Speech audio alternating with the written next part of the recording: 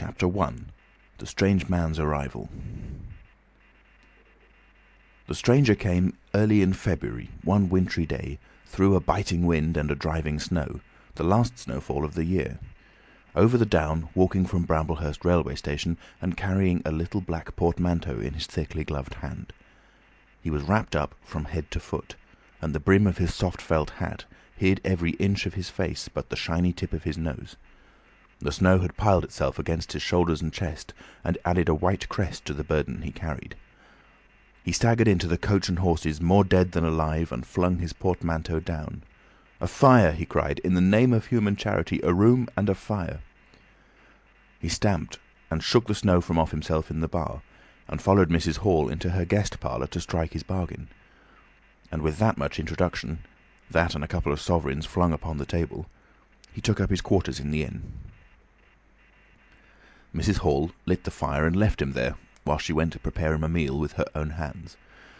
A guest to stop at Iping in the winter-time was an unheard-of piece of luck, let alone a guest who was no haggler, and she resolved to show herself worthy of her good fortune. As soon as the bacon was well under way, and Millie, her lymphatic aid, had been brisked up a bit by a few deftly chosen expressions of contempt, she carried the cloth, plates and glasses into the parlour, and began to lay them with the utmost éclat. Although the fire was burning up briskly, she was surprised to see that her visitor still wore his hat and coat, standing with his back to her, and staring out of the window at the falling snow in the yard. His gloved hands were clasped behind him, and he seemed to be lost in thought. She noticed that the melting snow that still sprinkled his shoulders dripped upon her carpet. "Can I take your hat and coat, sir?" she said, "and give them a good dry in the kitchen?" "No," he said without turning. She was not sure she had heard him, and was about to repeat her question. He turned his head and looked at her over his shoulder. "I prefer to keep them on," he said with emphasis, and she noticed that he wore big blue spectacles with sidelights, and had a bush side whisker over his coat collar that completely hid his cheeks and face. "Very well, sir," she said. "As you like. In a bit the room will be warmer."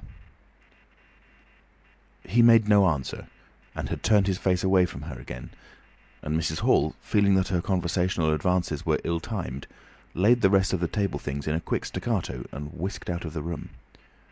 When she returned, he was still standing there, like a man of stone, his back hunched, his collar turned up, his dripping hat brim turned down, hiding his face and ears completely. She put down the eggs and bacon with considerable emphasis, and cold rather than said to him, "Your lunch is served, sir." "Thank you," he said at the same time, and did not stir until she was closing the door. Then he swung round and approached the table with a certain eager quickness. As she went behind the bar to the kitchen, she heard a sound repeated at regular intervals. Chirk, chirk, chirk, it went, the sound of a spoon being rapidly whisked around a basin. "That girl," she said. "There, I clean forgot it. It's her being so long." And while she herself finished mixing the mustard, she gave Millie a few verbal stabs for her excessive slowness. She had cooked the ham and eggs, laid the table, and done everything, while Millie, help indeed, had only succeeded in delaying the mustard, and him a new guest and wanting to stay. Then she filled the mustard pot, and, putting it with a certain stateliness upon a golden black tea tray, carried it into the parlour. She rapped and entered promptly. As she did so, her visitor moved quickly, so that she got but a glimpse of a white object disappearing behind the table. It would seem he was picking something from the floor. She rapped down the mustard pot on the table, then she noticed the overcoat and hat had been taken off and put over a chair in front of the fire, and a pair of wet boots threatened rust to her steel fender. She went to these things resolutely. "I suppose I may have them to dry now," she said in a voice that brooked no denial. "Leave the hat," said her visitor in a muffled voice, and turning, she saw he had raised his head and was sitting and looking at her. For a moment she stood gaping at him, too surprised to speak. He held a white cloth, it was a serviette he had brought with him, over the lower part of his face, so that his mouth and jaws were completely hidden, and that was the reason of his muffled voice. But it was not that which startled Mrs. Hall. It was the fact that all his forehead above his blue glasses was covered by a white bandage, and that another covered his ears, leaving not a scrap of his face exposed, excepting only his pink, peaked nose. It was bright pink and shiny, just as it had been at first. He wore a dark brown velvet jacket, with a high, black, linen-lined collar turned up about his neck. The thick black hair, escaping as it could below and between the cross bandages, projected in curious tails and horns, giving him the strangest appearance conceivable. This muffled and bandaged head was so unlike what she had anticipated that for a moment she was rigid. He did not remove the serviette, but remained holding it, as she saw now, with a brown gloved hand, and regarding her with his inscrutable blue glasses. "Leave the hat," he said, speaking very distinctly through the white cloth. Her nerves began to recover from the shock that they had received. She placed the hat on the chair again by the fire. I didn't know, sir," she began, "that—" and she stopped, embarrassed. "Thank you," he said dryly, glancing from her to the door, then at her again. "I'll have them nicely dried, sir, at once," she said, and carried his clothes out of the room. She glanced at his white swathed head and blue goggles again as she was going out of the door, but his napkin was still in front of his face. She shivered a little as she closed the door behind her, and her face was eloquent of her surprise and perplexity. "I never," she whispered. "There." She went quite softly to the kitchen, and was too preoccupied to ask Millie what she was messing about with now, when she got there. The visitor sat and listened to her retreating feet. He glanced inquiringly at the window before he removed his serviette and resumed his meal. He took a mouthful, glanced suspiciously at the window, took another mouthful, then rose, and, taking the serviette in his hand, walked across the room and pulled the blind down to the top of the white muslin that obscured the lower panes. This left the room in a twilight. This done, he returned with an easier air to the table and his meal. "The poor soul's had an accident or an operation or something," said Mrs. Hall. "What a turn them bandages did give me, to be sure." She put on some more coal, unfolded the clothes horse, and extended the traveller's coat upon this. "And they goggles! Why, he looked more like a diving helmet than a human man." She hung his muffler on a corner of the horse, and holding that handkerchief over his mouth all the time, talking through it. Perhaps his mouth was hurt too, maybe. She turned round, as one who suddenly remembers. "Bless my soul alive," she said, going off at a tangent. "Ain't you done them taters yet, Millie?"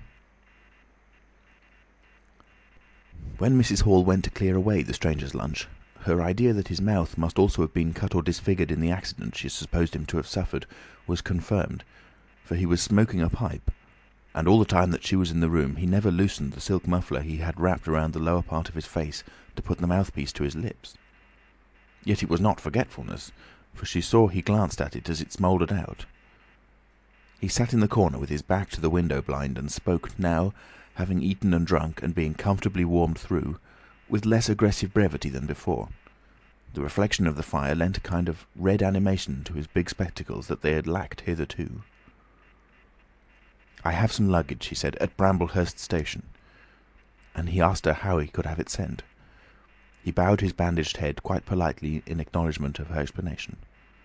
"Tomorrow," he said, "there is no speedier delivery?" And seemed quite disappointed when she answered no. Was she quite sure? No man with a trap could go over? Mrs. Hall, nothing loath, answered his questions and developed a conversation. "It's a steep road by the down, sir," she said in answer to the question about a trap, and then, snatching at an opening, said, "It was there a carriage was upsettled a year ago and more. A gentleman killed besides his coachman. Accidents, sir, happen in a moment, don't they?" But the visitor was not to be drawn so easily. "They do," he said through his muffler, eyeing her quietly through his impenetrable glasses. "But they take long enough to get well, don't they? There was my sister's son, Tom, just cut his arm with a scythe, and tumbled on it in the hayfield, and, bless me, he was 3 months tied up, sir. You hardly believe it. It's regular, given a dread of a scythe, sir." "I can quite understand that," said the visitor. "He was afraid one time that he'd have to have an operation. It was that bad, sir." The visitor laughed abruptly, a bark of a laugh that he seemed to bite and kill in his mouth. "Was he?" he said. "He was, sir, and no laughing matter to them as had for doing for him, as I had, my sister being took up with her little ones so much. There was bandages to do, sir, and bandages to undo. So that, if I might be so bold as to say, sir—" "Will you get me some matches?" said the visitor quite abruptly. "My pipe is out." Mrs. Hall was pulled up suddenly. It was certainly rude of him, after telling him all she had done. She gasped at him for a moment, and then remembered the 2 sovereigns, and she went for the matches. "Thanks," he said concisely as she put them down, and turned his shoulder upon her and stared out of the window again. It was altogether too discouraging. Evidently he was sensitive on the topic of operations and bandages. She did not make so bold as to say, however, after all. But his snubbing way had irritated her, and Millie had a hot time of it that afternoon. The visitor remained in the parlour until 4 o'clock, without giving the ghost of an excuse for an intrusion. For the most part he was quite still during that time. As it would seem, he sat in the growing darkness, smoking in the firelight, perhaps dozing. Once or twice a curious listener might have heard him at the coals, and for the space of 5 minutes he was audible pacing the room. He seemed to be talking to himself. Then the armchair creaked as he sat down again. Chapter 2. Mr. Teddy Henfrey's First Impressions. At 4 o'clock, when it was fairly dark and Mrs. Hall was screwing up her courage to go in and ask her visitor if he would take some tea, Teddy Henfrey, the clock jobber, came into the bar. "My sakes, Mrs. Hall," said he, "but this is terrible weather for thin boots." The snow outside was falling faster. Mrs. Hall agreed, and then noticed he had his bag with him. "Now you're here, Mr. Teddy," said she, "I'd be glad if you'd give the old clock in the parlour a bit of a look. 'Tis going, and it strikes well and hearty, but the hour hand won't do nothing but point at 6. And, leading the way, she went across to the parlour door and rapped and entered. Her visitor, she saw as she opened the door, was seated in the armchair before the fire, dozing, it would seem, with his bandaged head drooping on one side. The only light in the room was the red glow from the fire, which lit his eyes like adverse railway signals, but left his downcast face in darkness, and the scanty vestiges of the day that came in through the open door. Everything was ruddy, shadowy, and indistinct to her, the more so since she had just been lighting the bar lamp, and her eyes were dazzled.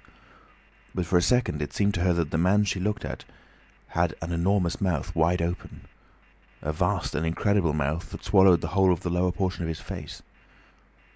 It was the sensation of a moment, the white bound head, the monstrous goggle eyes, and this huge yawn below it.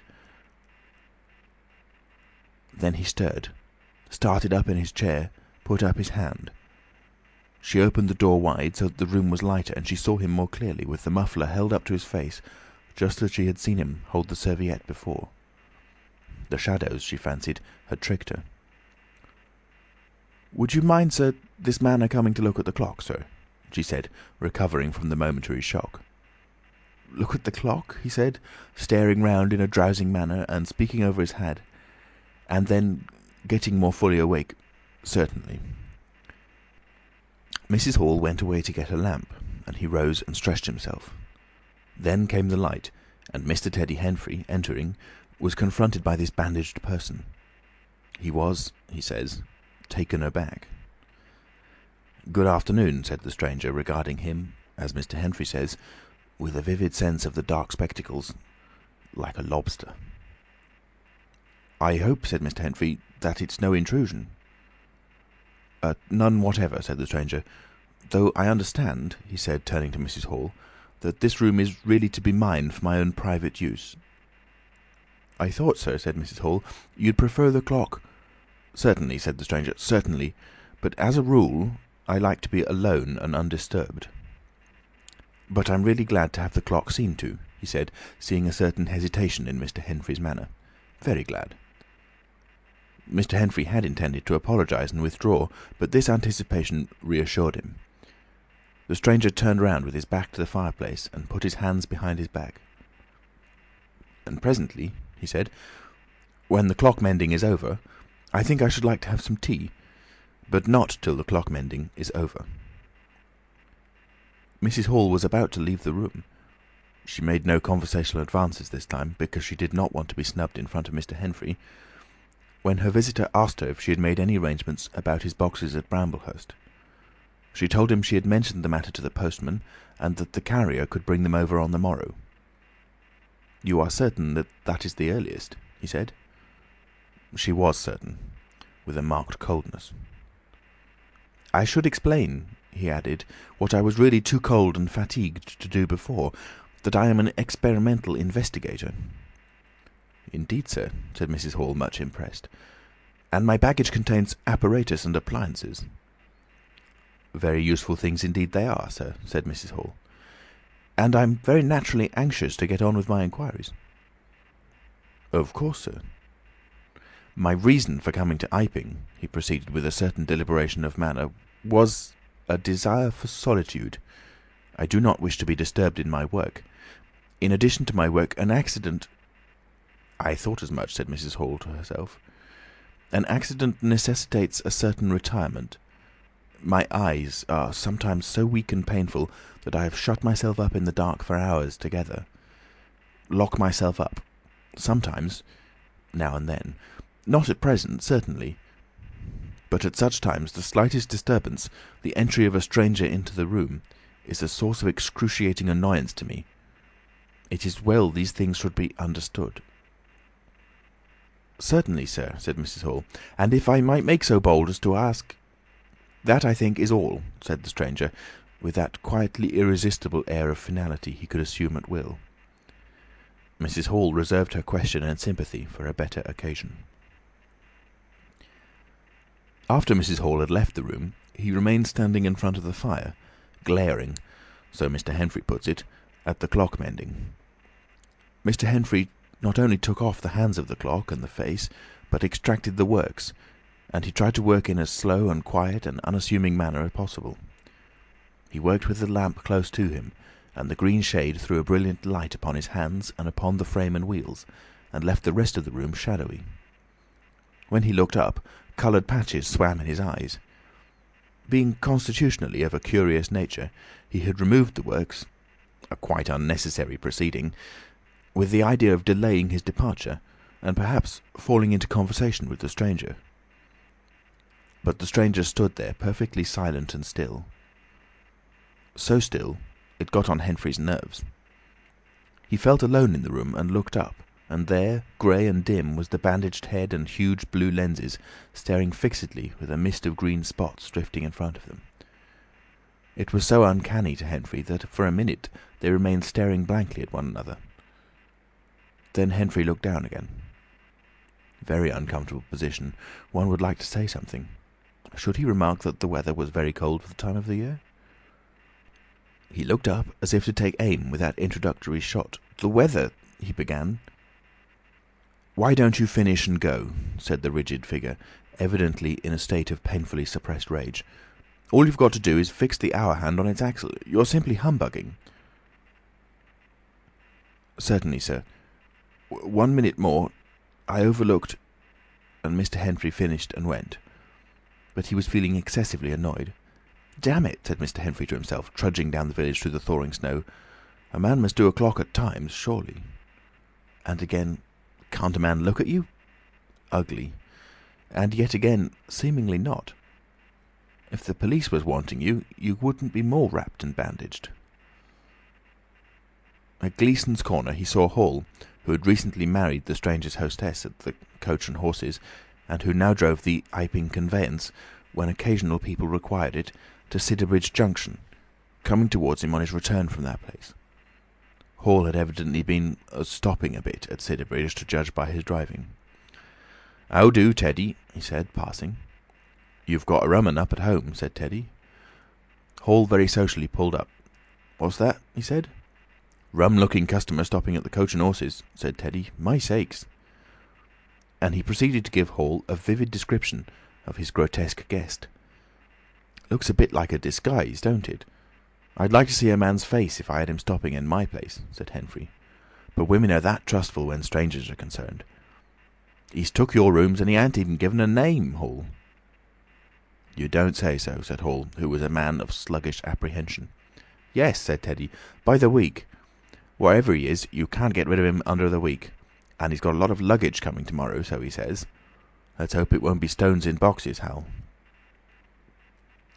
He told Hall how his aunt at Hastings had been swindled by a stranger with empty portmanteau. Altogether he left Hall vaguely suspicious. "Get up, old girl," said Hall. "I suppose I must see about this." Teddy trudged on his way with his mind considerably relieved.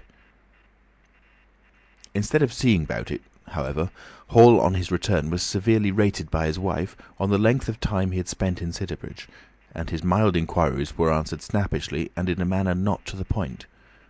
But the seed of suspicion Teddy had sown germinated in the mind of Mr. Hall, in spite of these discouragements.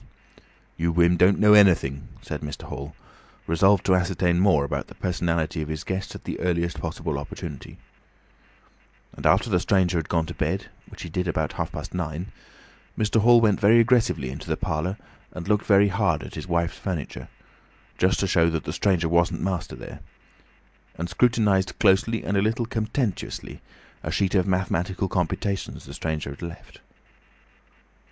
When retiring for the night, he instructed Mrs. Hall to look very closely at the stranger's luggage when it came the next day. "You mind your own business, Hall," said Mrs. Hall, "and I'll mind mine." She was all the more inclined to snap at Hall because the stranger was undoubtedly an unusually strange sort of stranger, and she was by no means assured about him in her own mind. In the middle of the night she woke up dreaming of huge white heads like turnips that came trailing after her at the end of interminable necks, and with vast black eyes. But, being a sensible woman, she subdued her terrors, and turned over and went to sleep again. Chapter 3. The 1001 Bottles. So it was that on the 29th day of February, at the beginning of the thaw, this singular person fell out of infinity into Iping village. Next day his luggage arrived through the slush, and very remarkable luggage it was.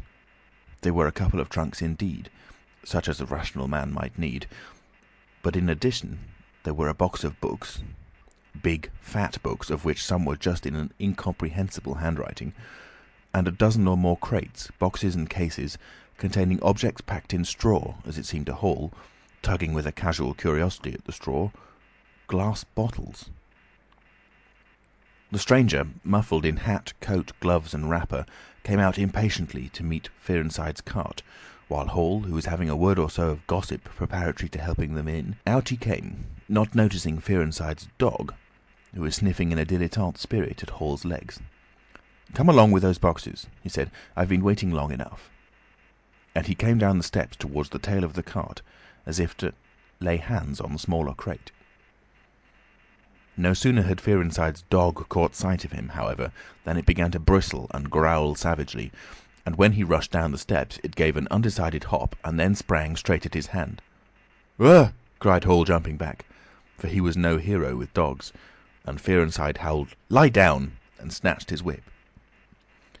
They saw the dog's teeth had slipped the hand, heard a kick, saw the dog execute a flanking jump and get home on the stranger's leg, and heard the rip of his trousering.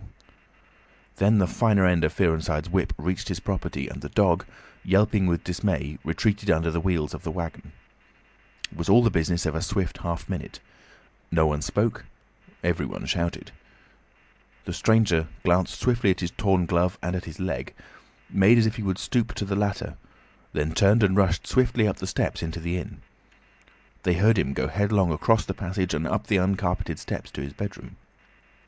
"You brute, you," said Fearenside, climbing off the wagon with his whip in his hand, while the dog watched him through the wheel. "Come here," said Fearenside. "You'd better—" Hall had stood gaping. "He was bit," said Hall. "I'd better go to see to him." And he trotted after the stranger. He met Mrs. Hall in the passage. "Carrier's dog," he said. "Bitten."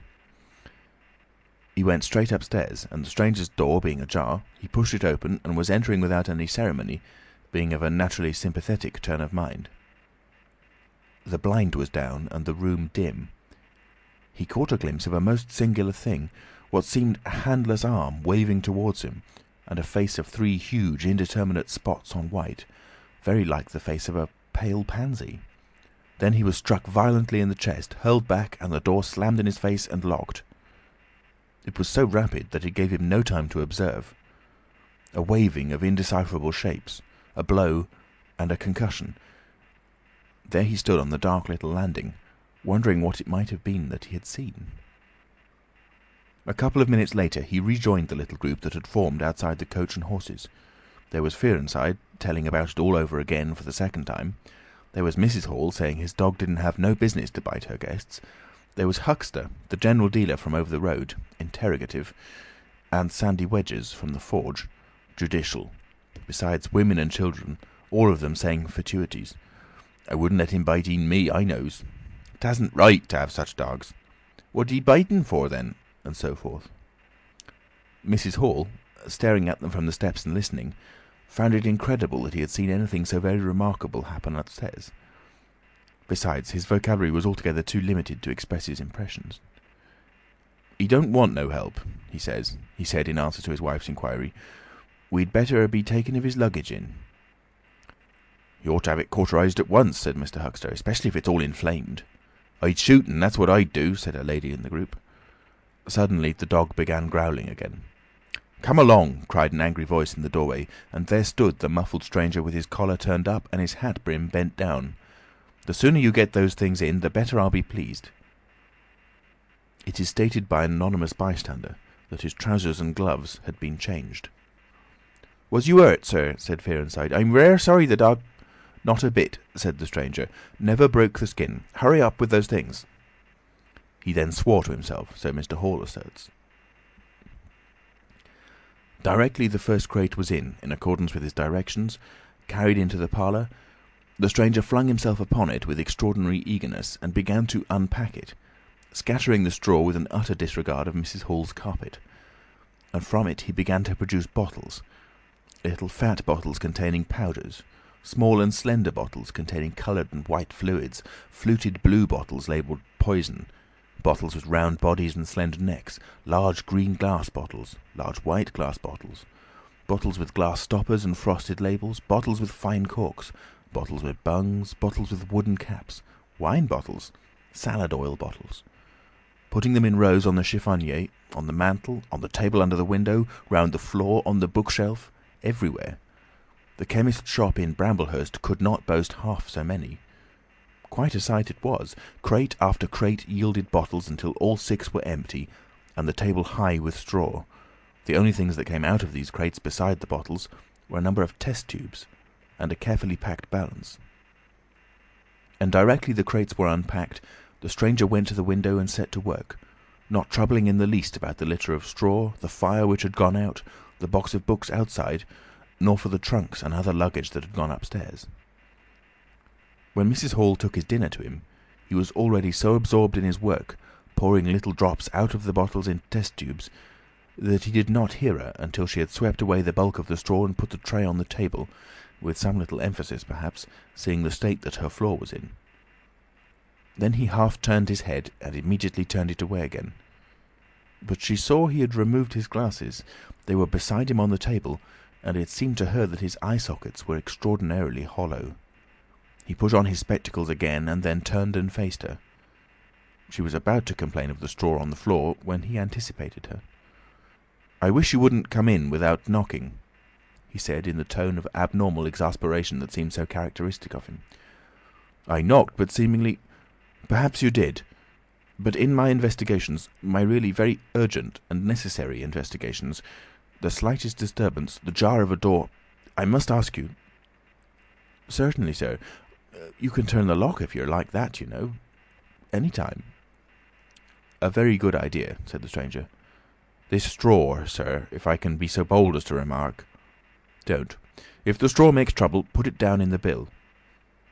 And he mumbled at her, words suspiciously like curses. He was so odd, standing there, so aggressive and explosive, bottle in one hand and test tube in the other, that Mrs. Hall was quite alarmed. But she was a resolute woman. "In which case, I should like to know, sir, what you consider—" "A shilling. Put down a shilling. Surely a shilling's enough." "So be it," said Mrs. Hall, taking up the tablecloth and beginning to spread it over the table. "If you're satisfied, of course." He turned and sat down, with his coat collar toward her. All the afternoon he worked with the door locked, and, as Mrs. Hall testifies, for the most part in silence. But once there was a concussion and a sound of bottles ringing together, as though the table had been hit, and the smash of a bottle flung violently down, and then a rapid pacing athwart the room. Fearing something was the matter, she went to the door and listened, not caring to knock. "I can't go on," he was raving. "I can't go on. 300,000, 400,000, the huge multitude cheated. All my life it may take me. Patience. Patience indeed. Fool! Fool!" There was a noise of hobnails on the bricks in the bar, and Mrs. Hall had very reluctantly to leave the rest of his soliloquy. When she returned, the room was silent again, save for the faint crepitation of his chair and the occasional clink of a bottle. It was all over. The stranger had resumed his work. When she took in his tea, she saw broken glass in the corner of the room under the concave mirror, and a golden stain that had been carelessly wiped. She called attention to it. "Put it down in the bill," snapped her visitor. "For God's sake, don't worry me. If there's damage done, put it down in the bill." And he went on ticking a list in the exercise book before him. "I'll tell you something," said Fearenside mysteriously. It was late in the afternoon, and they were in the little beer shop of Iping Hanger. "Well?" said Teddy Henfrey. "This chap you're speaking of, what my dog bit, well, he's black. Leastways his legs are. I seed through the tear of his trousers and the tear of his glove. You'd have expected a sort of pinky to show, wouldn't you? Well, there wasn't none. Just blackness. I tell you he's as black as my hat." "My sakes," said Henfrey, "it's a rummy case altogether. Why, his nose is as pink as paint."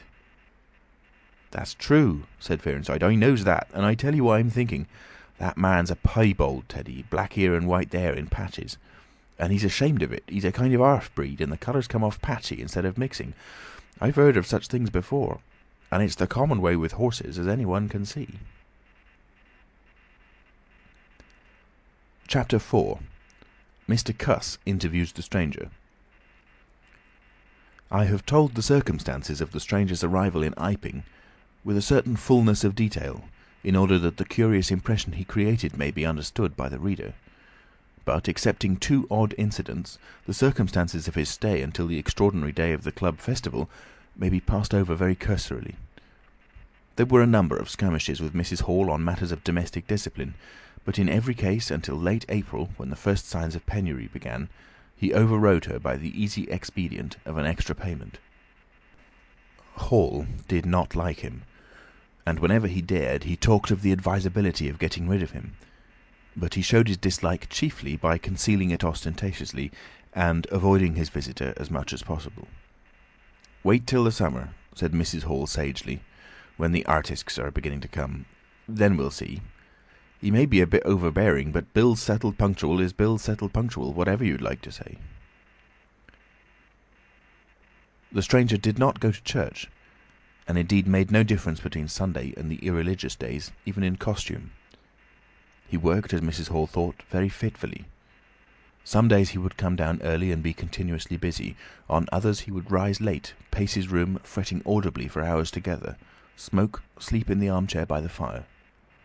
Communication with the world beyond the village he had none. His temper continued very uncertain. For the most part his manner was that of a man suffering under almost unendurable provocation, and once or twice things were snapped, torn, crushed, or broken in spasmodic gusts of violence. He seemed under a chronic irritation of the greatest intensity.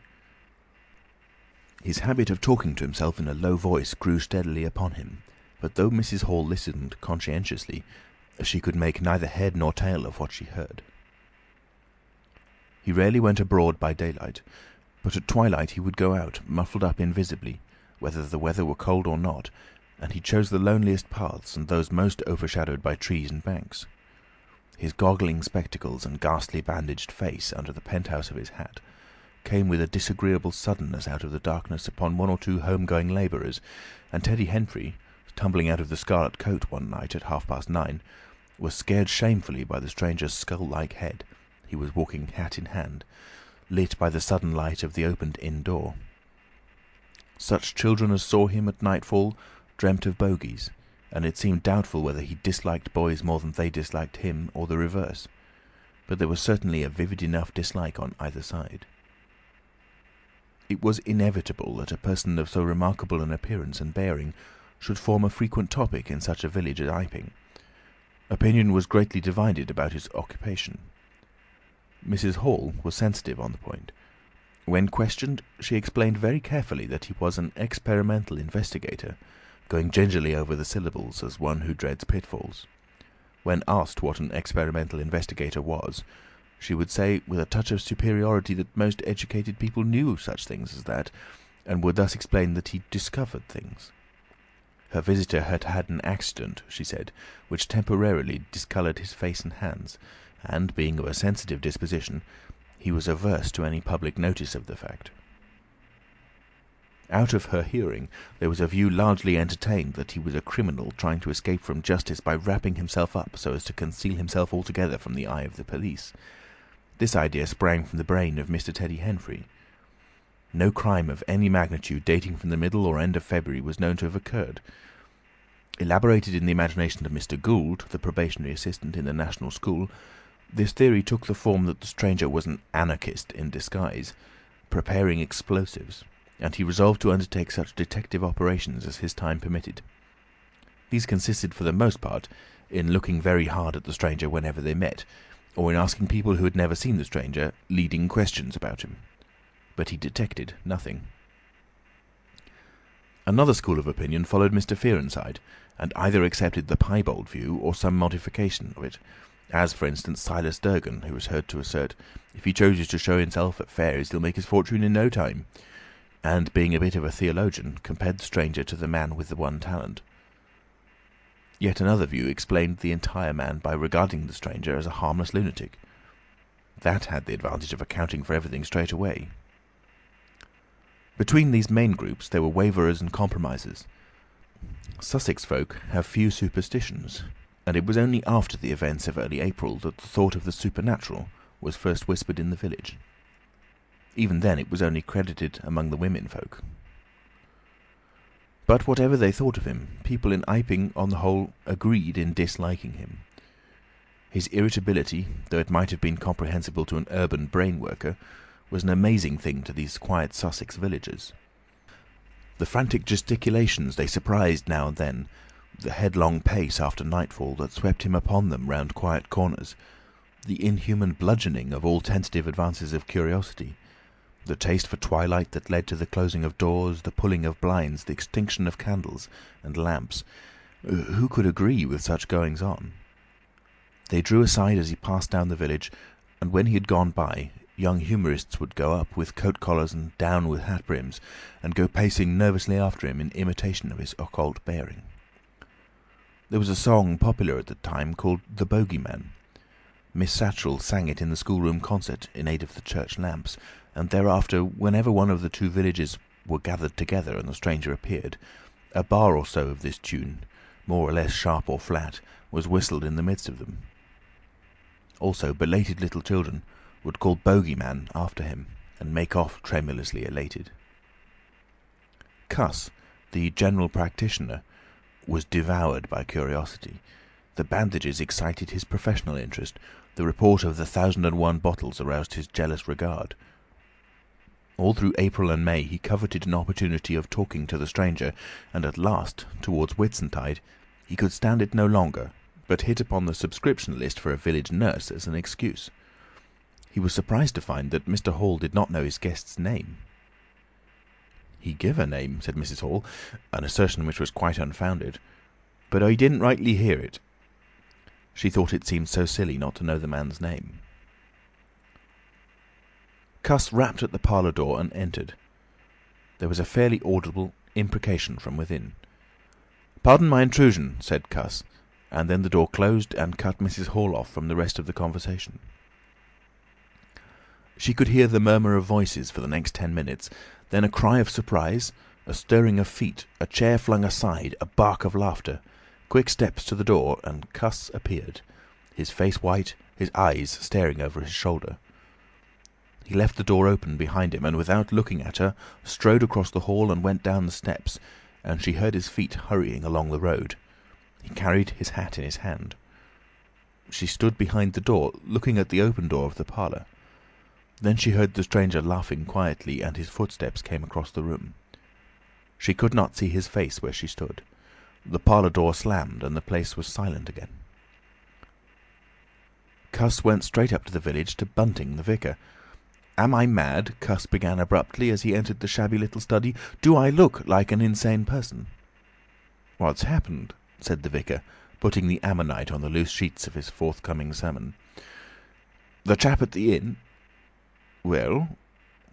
"Give me something to drink," said Cuss, and he sat down. When his nerves had been steadied by a glass of cheap sherry, the only drink the good vicar had available, he told him of the interview he had just had. "Went in," he gasped, "and began to demand a subscription for that nurse fund. He'd stuck his hands in his pockets as I came in, and he sat down lumpily in his chair. Sniffed. I told him I'd heard he took an interest in scientific things. He said yes. Sniffed again. Kept on sniffing all the time, evidently recently caught an infernal cold. No wonder, wrapped up like that. I developed the nurse idea, and all the while kept my eyes open. Bottles, chemicals, everywhere. Balance, test tubes in stands, and a smell of evening primrose. Would he subscribe? Said he'd considered him. Asked him, point blank, was he researching? Said he was. A long research? Got quite cross. A damnable long research, said he, blowing the cork out, so to speak. Oh, said I. And out came the grievance. The man was just on the boil, and my question boiled him over. He had been given a prescription, a most valuable prescription, although what for he wouldn't say. Was it medical? Damn you, what are you fishing after? I apologised. Dignified sniff and cough. He resumed. He'd read it. 5 ingredients.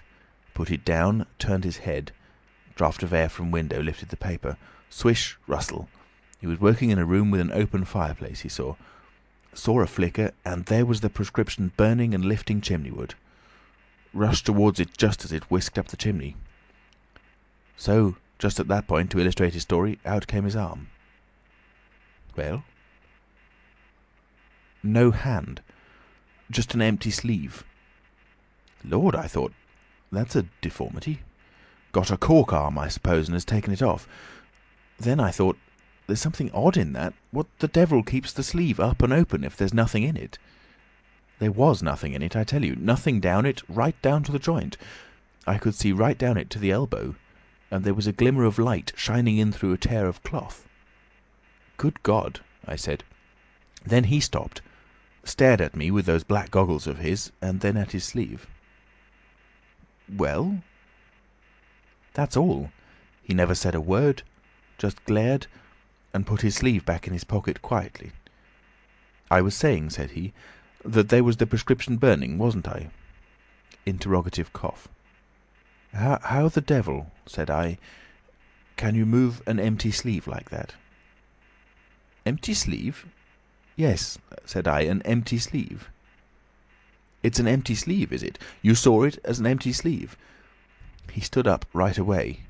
I stood up too. He came towards me in 3 very slow steps and stood quite close. Sniffed venomously. I didn't flinch, though I'm hanged if that bandaged knob of his and those blinkers aren't enough to unnerve anyone coming quietly up to you. You said it was an empty sleeve, he said. Certainly, I said. At staring and saying nothing, a barefaced man, unspectacled, starts scratch. Then very quietly he pulled his sleeve out of his pocket again and raised his arm towards me as though he would show it to me again. He did it very, very slowly. I looked at it. Seemed an age. Well, said I, clearing my throat, there's nothing in it. I had to say something. I was beginning to feel frightened. I could see right down it. He extended it straight towards me, slowly, slowly, just like that, until the cuff was 6 inches from my face. Queer thing to see an empty sleeve come at you like that. And then, well, something, exactly like a finger and thumb it felt, nipped my nose. Bunting began to laugh. "There wasn't anything there," said Cuss, his voice running up into a shriek at the "there." "It's all very well for you to laugh, but I tell you I was so startled I hit his cuff hard and turned around and cut out of the room. I left him." Cuss stopped. There was no mistaking the sincerity of his panic. He turned round in a helpless way and took a second glass of the excellent Vicar's very inferior sherry. "When I hit his cuff," said Cuss, "I tell you it felt exactly like hitting an arm. And there wasn't an arm. There wasn't the ghost of an arm." Mr. Bunting thought it over. He looked suspiciously at Cuss. "It's a most remarkable story," he said. He looked very wise and grave indeed. "It's really," said Mr. Bunting with judicial emphasis, "a most remarkable story." End of Chapter 4. Chapter 5. The Burglary at the Vicarage. The facts of the burglary at the vicarage came to us chiefly through the medium of the vicar and his wife. It occurred in the small hours of Whit Monday, the day devoted in Iping to the club festivities. Mrs. Bunting, it seems, woke up suddenly in the stillness that comes before the dawn, with the strong impression that the door of their bedroom had opened and closed. She did not arouse her husband at first, but sat up in bed, listening. She then distinctly heard the pad, pad, pad of bare feet coming out of the adjoining dressing-room and walking along the passage towards the staircase. As soon as she felt assured of this, she aroused the Reverend Mr. Bunting as quietly as possible. He did not strike a light, but putting on his spectacles, her dressing gown, and his bath slippers, he went out onto the landing to listen. He heard quite distinctly a fumbling going on at his study desk downstairs, and then a violent sneeze. At that he returned to his bedroom, armed himself with the most obvious weapon, the poker, and descended the staircase as noiselessly as possible. Mr. Bunting came out on the landing. The hour was about 4, and the ultimate darkness of the night was past. There was a faint shimmer of light in the hall, but the study doorway yawned impenetrably black. Everything was still except the faint creaking of the stairs under Mr. Bunting's tread and the slight movements in the study. Then something snapped, the drawer was open, and there was a rustle of papers. Then came an imprecation, and a match was struck, and the study was flooded with yellow light. Mr. Bunting was now in the hall, and through the crack in the door he could see the desk and the open drawer and a candle burning on the desk, but the robber he could not see. He stood there in the hall, undecided what to do, and Mrs. Bunting, her face white and intent, crept slowly downstairs after him. One thing kept Mr. Bunting's courage, the persuasion that this burglar was a resident in the village.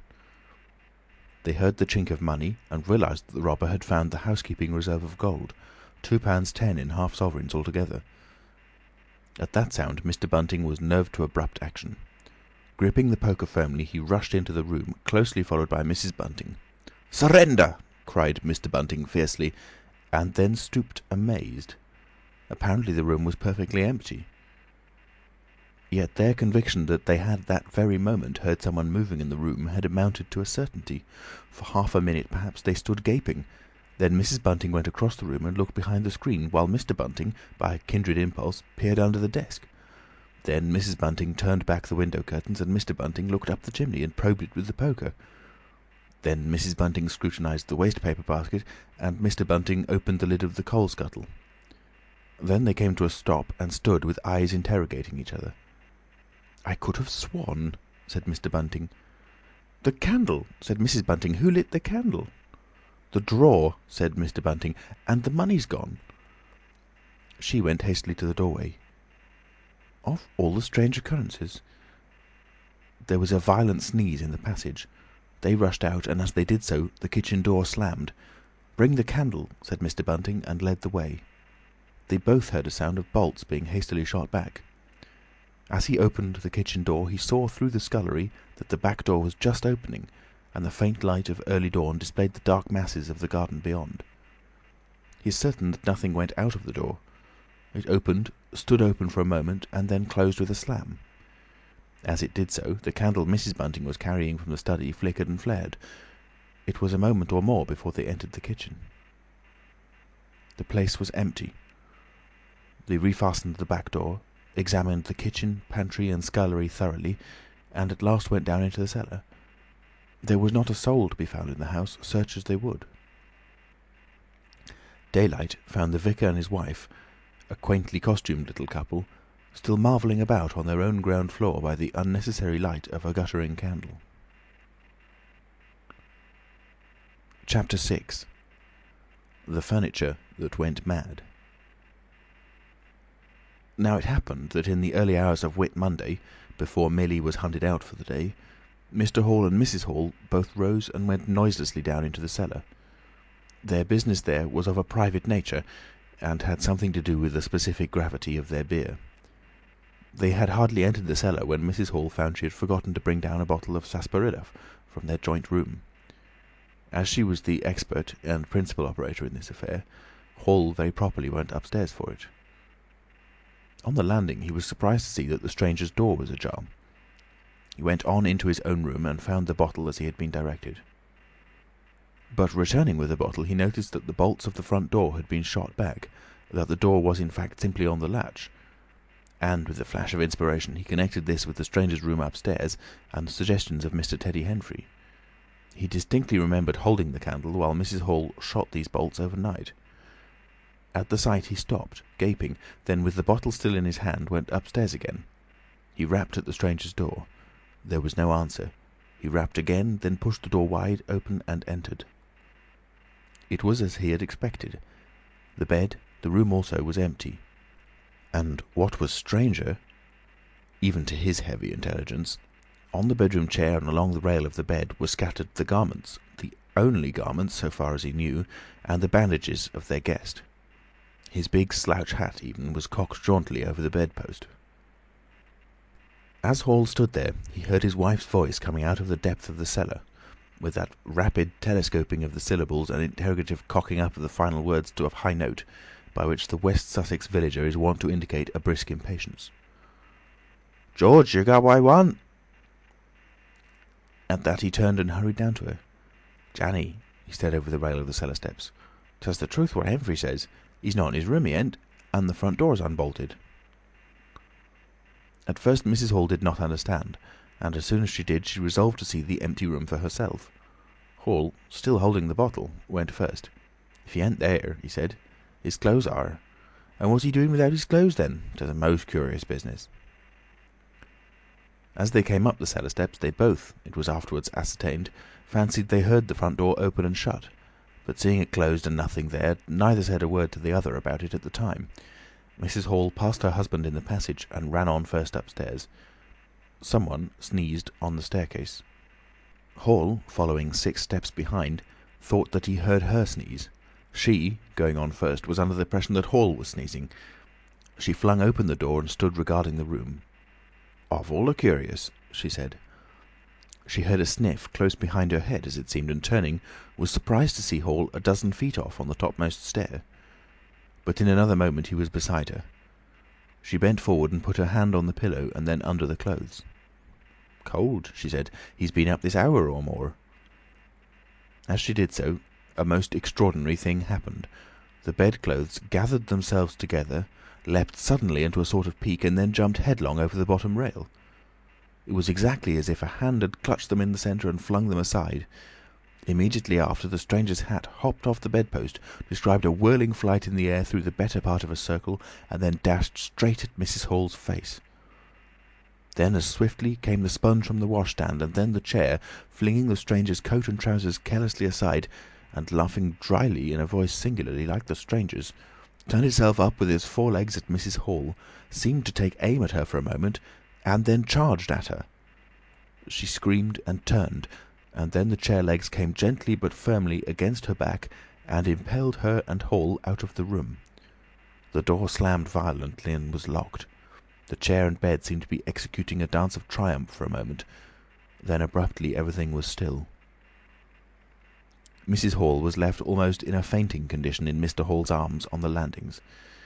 It was with the greatest difficulty that Mr. Hall and Millie, who had been roused by her scream of alarm, succeeded in getting her downstairs and applying the restoratives customary in such cases.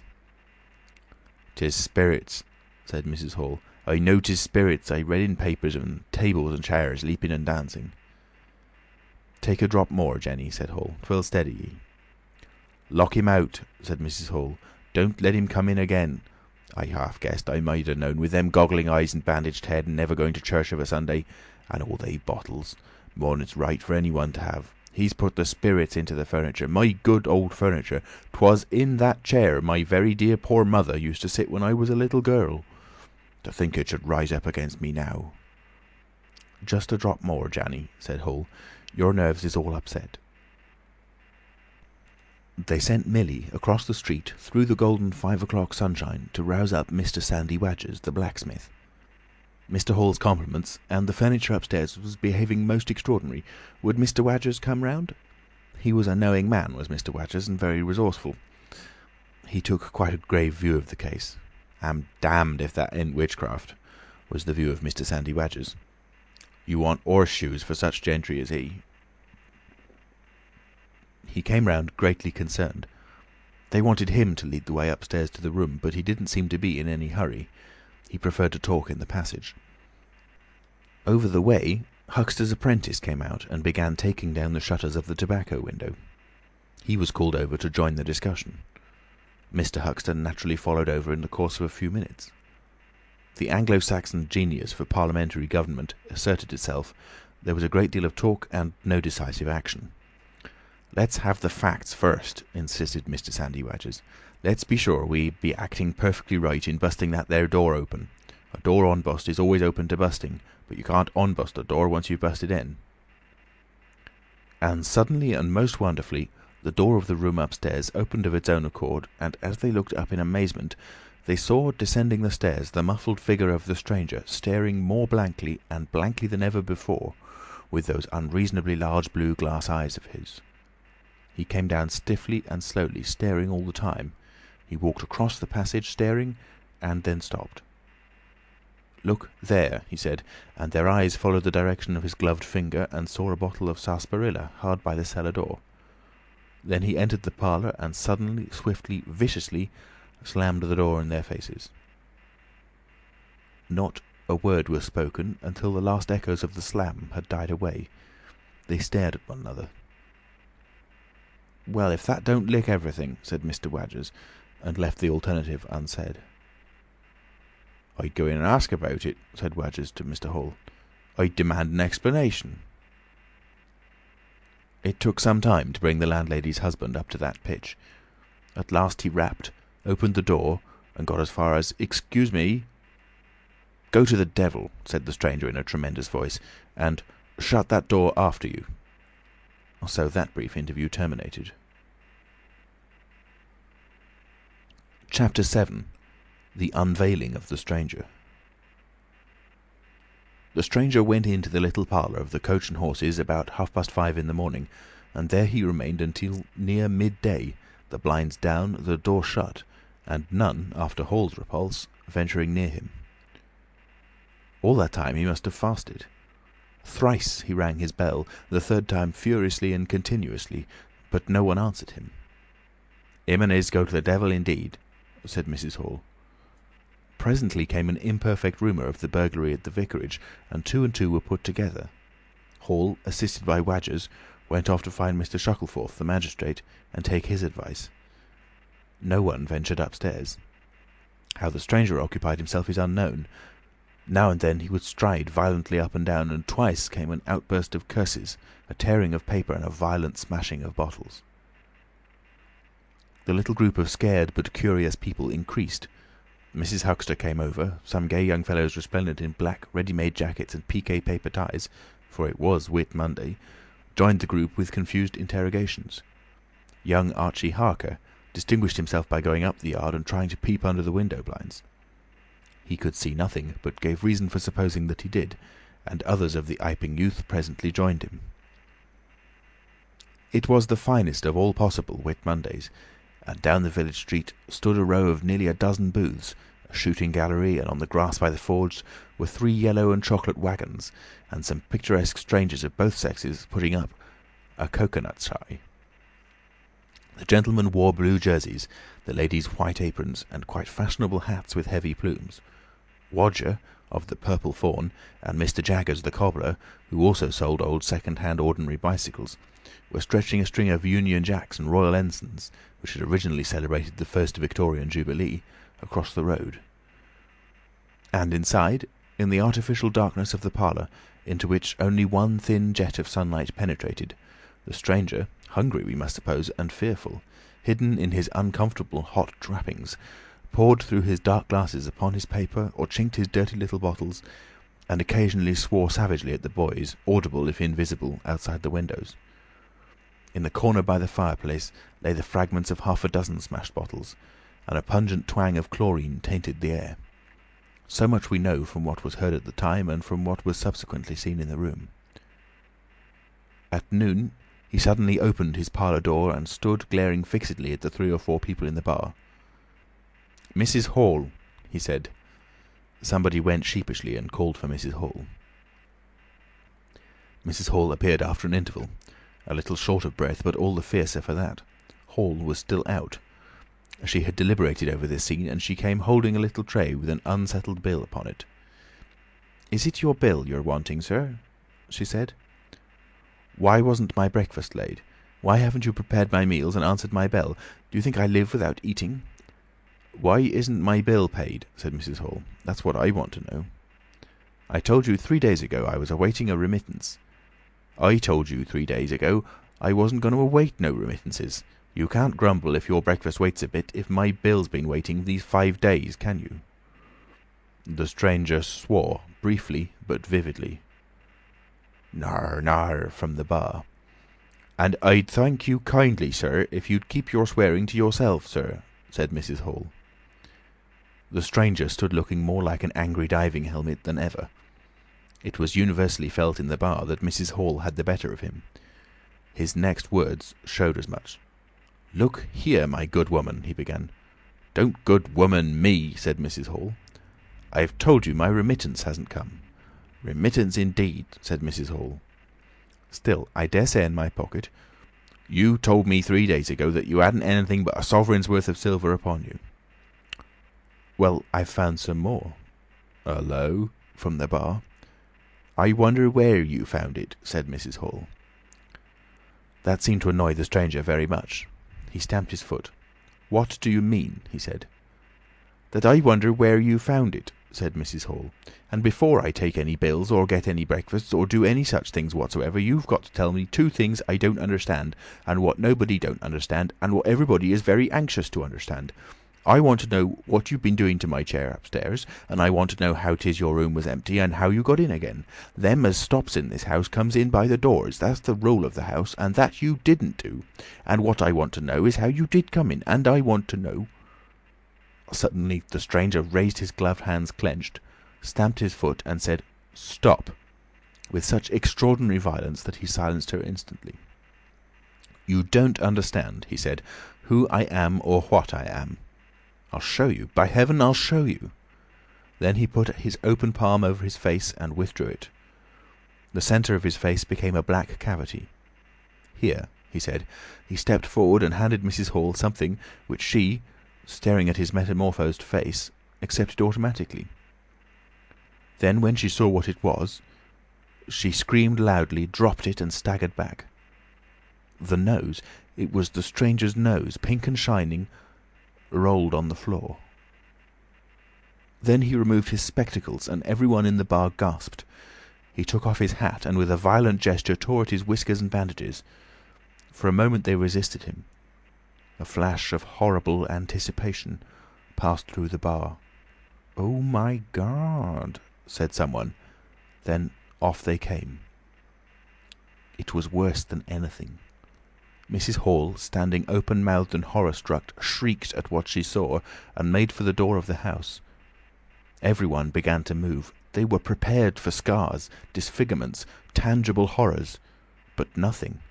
The bandages and false hair flew across the passage into the bar, making a hobbledehoy jump to avoid them. Everyone tumbled on everyone else down the steps, for the man who stood there shouting some incoherent explanation was a solid, gesticulating figure up to the coat collar of him, and then nothingness, no visible thing at all. People down the village heard shouts and shrieks, and looking up the street saw the coach and horses violently firing out its humanity.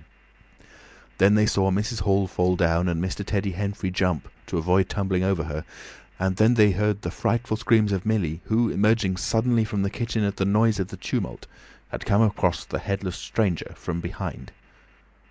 These increased suddenly. Forthwith, everyone, all down the street, the sweet-stuff seller, coconut-shy proprietor and his assistant, the swing-man, little boys and girls, rustic dandies, smart wenches, smocked elders and aproned gypsies, began running towards the inn, and in a miraculously short space of time a crowd of perhaps 40 people, and rapidly increasing, swayed and hooted and inquired and exclaimed and suggested in front of Mrs. Hall's establishment. Everyone seemed eager to talk at once, and the result was Babel. A small group supported Mrs. Hall, who was picked up in a state of collapse. There was a conference, and the incredible evidence of a vociferous eyewitness. "Oh, bogey! What's he been doing then? Ain't hurt the girl, has he? Run at 'en with a knife, I believe. No head, I tell ye. It didn't mean no manner of speaking. I meant man without a head. Nonsense! 'Tis some conjuring trick. Fetched off his wrapping, he did." In its struggles to see in through the open door, the crowd formed itself into a straggling wedge, with the more adventurous apex nearest the inn. "He stood for a moment. I heard the girl scream, and he turned. I saw her skirts whisk, and he went after her. Didn't take 10 seconds. Back he comes with a knife in his hand and a loaf. Stood just as if he was staring. Not a moment ago. Went in that there door. I tell ye, he ain't got no head at all. You just missed un." There was a disturbance behind, and the speaker stopped to step aside for a little procession that was marching very resolutely towards the house. First Mr. Hall, very red and determined, then Mr. Bobby Jaffers, the village constable, then the wary Mr. Wadgers. They had come now, armed with a warrant. People shouted conflicting information of the recent circumstances. "Ed or no Ed," said Jaffers, "I got arrestin', and restin' I will." Mr. Hall marched up the steps, marched straight to the door of the parlour and flung it open. "Constable," he said, "do your duty." Jaffers marched in. Hall next, Wadgers last. They saw in the dim light the headless figure facing them, with a gnawed crust of bread in one gloved hand and a chunk of cheese in the other. "That's him," said Hall. "What the devil's this?" came in a tone of angry expostulation from above the collar of the figure. "You're a damned rum customer, mister," said Mr. Jaffers. "But Ed or no Ed, the warrant says body, and duty's duty." "Keep off," said the figure, starting back. Abruptly he whipped down the bread and cheese, and Mr. Hall just grasped the knife on the table in time to save it. Off came the stranger's left glove, and was slapped in Jaffers' face. In another moment, Jaffers, cutting short some statement concerning a warrant, had gripped him by the handless wrist and caught his invisible throat. He got a sounding kick on the shin that made him shout, but kept his grip. Hall sent the knife sliding along the table to Wadgers, who acted as goalkeeper for the offensive, so to speak, and then stepped forward as Jaffers and the stranger swayed and staggered towards him, clutching and hitting in. A chair stood in the way and went aside with a crash as they came down together. "Get the feet," said Jaffers between his teeth. Mr. Hall, endeavouring to act on instructions, received a sounding kick in the ribs that disposed of him for a moment, and Mr. Wadgers, seeing the decapitated stranger had rolled over and got the upper side of Jaffers, retreated towards the door, knife in hand, and so collided with Mr. Huxter and the Sidderbridge carter coming to the rescue of law and order. At the same moment, down came 3 or 4 bottles from the chiffonnier, and shot a web of pungency into the air of the room. "I'll surrender," cried the stranger, though he had Jaffers down, and in another moment he stood up panting, a strange figure, headless and handless, for he had pulled off his right glove now as well as his left. "It's no good," he said, as if sobbing for breath. It was the strangest thing in the world to hear that voice coming as if out of empty space. But the Sussex peasants are perhaps the most matter-of-fact people under the sun. Jaffers got up also and produced a pair of handcuffs. Then he stared. "I say," said Jaffers, brought up short by a dim realisation of the incongruity of the whole business. "Darn it, can't use 'em as I can see." The stranger ran his arm down his waistcoat, and as if by a miracle the buttons to which his empty sleeve pointed became undone. Then he said something about his shin and stooped down. He seemed to be fumbling with his shoes and socks. "Why," said Huxter suddenly, "that's not a man at all. It's just empty clothes. Look, you can see down his collar and the linings of his clothes. I could put my arm—" He extended his hand. It seemed to meet something in mid-air, and he drew it back with a sharp exclamation. "I wish you'd keep your fingers out of my eye," said the aerial voice in a tone of savage expostulation. "The fact is, I am all here, head, hands, legs, and all the rest, but it happens I'm invisible. It's a confounded nuisance, but I am. There's no reason why I should be poked to pieces by every stupid bumpkin in Iping, is it?" The suit of clothes, now all unbuttoned and hanging loosely upon its unseen supports, stood up, arms akimbo. Several other of the menfolks had now entered the room, so that it was closely crowded. "Invisible, eh?" said Huxter, ignoring the stranger's abuse. "Who ever heard the likes of that?" "It's strange, perhaps, but it's not a crime. Why am I assaulted by a policeman in this fashion?" "Ah, that's a different matter," said Jaffers. "No doubt you're a bit difficult to see in this light, but I got a warrant and it's all correct. What I'm after ain't no invisibility, it's burglary. There's a house been broke into and money took." "Well, and circumstances certainly point—" "Stuff and nonsense," said the Invisible Man. "I hope so, sir, but I've got my instructions." "Well," said the stranger, I'll come, but no handcuffs." "It's the regular thing," said Jaffers. "No handcuffs," stipulated the stranger. "Pardon me," said Jaffers. Abruptly the figure sat down, and before anyone could realise what was being done, the slippers, socks, and trousers had been kicked off under the table. Then he sprang up again and flung off his coat. "Here, stop that," said Jaffers, suddenly realising what was happening. He gripped at the waistcoat. It struggled, and the shirt slipped out of it and left it limply and empty in his hand. "Hold him," said Jaffers loudly. "Once he gets the things off—" "Hold him," cried everyone, and there was a rush at the fluttering white shirt, which was now all that was visible of the stranger. The shirt sleeve planted a shrewd blow in Hall's face that stopped his open-armed advance and sent him backward into old Toothsome the sexton, and in another moment the garment was lifted up, became convulsed and vacantly flapping about the arms, even as a shirt that is being thrust over a man's head. Jaffers clutched at it and only helped to pull it off. He was struck in the mouth out of the air and incontinently threw his truncheon and smote Teddy Henfrey savagely upon the crown of his head. "Look out!" said everybody, fencing at random and hitting at nothing. "Hold him! Shut the door! Don't let him loose! I got something! Here he is!" A perfect babel of noises they made. Everybody, it seemed, was being hit all at once, and Sandy Wadgers, knowing as ever, and his wits sharpened by a frightful blow in the nose, reopened the door and led the rout. The others, following incontinently, were jammed for a moment in the corner by the doorway. The hitting continued. Phipps, the Unitarian, had a front tooth broken, and Henfrey was injured in the cartilage of his ear. Jaffers was struck under the jaw, and turning, caught at something that intervened between him and Huxter in the melee and prevented their coming together. He felt a muscular chest, and in another moment the whole mass of struggling, excited men shot out into the crowded hall. "I got him!" shouted Jaffers, choking and reeling through them all, and wrestling with purple face and swelling veins against his unseen enemy. Men staggered right and left as the extraordinary conflict swayed swiftly towards the house door and went spinning down the half-dozen steps of the inn. Jaffers cried in a strangled voice, holding tight nevertheless and making play with his knee, spun around and fell heavily undermost with his head on the gravel. Only then did his fingers relax. There were excited cries of "Hold him!" "Invisible!" and so forth, and a young fellow, a stranger in the place whose name did not come to light, rushed in at once, caught something, missed his hold, and fell over the constable's prostrate body. Halfway across the road a woman screamed as something pushed by her. A dog, kicked apparently, yelped and ran howling into Huxter's yard, and with that the transit of the Invisible Man was accomplished. For a space people stood amazed and gesticulating, and then came panic and scattered them abroad through the village as a gust scatters dead leaves. But Jaffers lay quite still, face upward and knees bent, at the foot of the steps of the inn. Chapter 8. In Transit.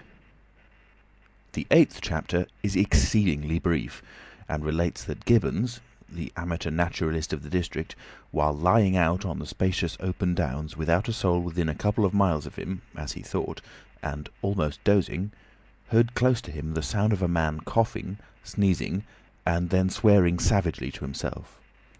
And looking, beheld nothing. Yet the voice was indisputable. It continued to swear with that breadth and variety that distinguishes the swearing of a cultivated man. It grew to a climax, diminished again, and died away in the distance, going, as it seemed to him, in the direction of Adderdean. It lifted to a spasmodic sneeze and ended. Gibbons had heard nothing of the morning's occurrences, but the phenomenon was so striking and disturbing that his philosophical tranquillity vanished. He got up hastily and hurried down the steepness of the hill towards the village as fast as he could go. Chapter 9. Mr. Thomas Marvel. You must picture Mr. Thomas Marvel as a person of copious, flexible visage, a nose of cylindrical protrusion, a liquorish, ample, fluctuating mouth, and a beard of bristling eccentricity. His figure inclined to embonpoint, his short limbs accentuated this inclination. He wore a furry silk hat, and the frequent substitution of twine and shoelaces for buttons, apparent at critical points of his costume, marked a man essentially bachelor. Mr. Thomas Marvel was sitting with his feet in a ditch by the roadside over the down towards Adderdean, about a mile and a half out of Iping. His feet, save for socks of irregular open work, were bare. His big toes were broad, and pricked like the ears of a watchful dog. In a leisurely manner, he did everything in a leisurely manner, he was contemplating trying on a pair of boots. They were the soundest boots he had come across for a long time, but too large for him, whereas the ones he had were, in dry weather, a very comfortable fit, but too thin-soled for damp. Mr. Thomas Marvel hated roomy shoes, but then he hated damp. He had never properly thought out which he hated most, and it was a pleasant day, and there was nothing better to do. So he put the 4 shoes in a graceful group on the turf and looked at them. And seeing them there among the grass and springing agrimony, it suddenly occurred to him that both pairs were exceedingly ugly to see. He was not at all startled by a voice behind him. "They're boots, anyhow," said the voice. "They are charity boots," said Mr. Thomas Marvel, with his head on one side, regarding them distastefully. "And which is the ugliest pair in this whole blessed universe, I'm darned if I know." Said the voice. "I've worn worse. In fact, I've worn none. But none so audacious ugly, if you'll allow the expression. I've been cadging boots, in particular, for days, because I was sick of them. They're sound enough, of course, but a gentleman on tramp sees such a thundering lot of his boots. And if you'll believe me, I've raised in nothing in the whole blessed country as I try as I would but them. Look at them, and a good country for boots too in a general way, but it's just my promiscuous luck. I get my boots in this country 10 years or more, and they treat you like this." "It's a beast of a country," said the voice, "and pigs for people." "Ain't it?" said Mr. Thomas Marvel. "Lord, but them boots, it beats it." He turned his head over to his shoulder at the right, to look at the boots of his interlocutor with a view to comparisons, and lo, where the boots of his interlocutor should have been were neither legs nor boots. He was irradiated by the dawn of a great amazement. "Where are you?" said Mr. Thomas Marvel, over his shoulder and coming on all fours. He saw a stretch of empty downs with the wind swaying and remote green-pointed furze bushes. "Am I drunk?" said Mr. Marvel.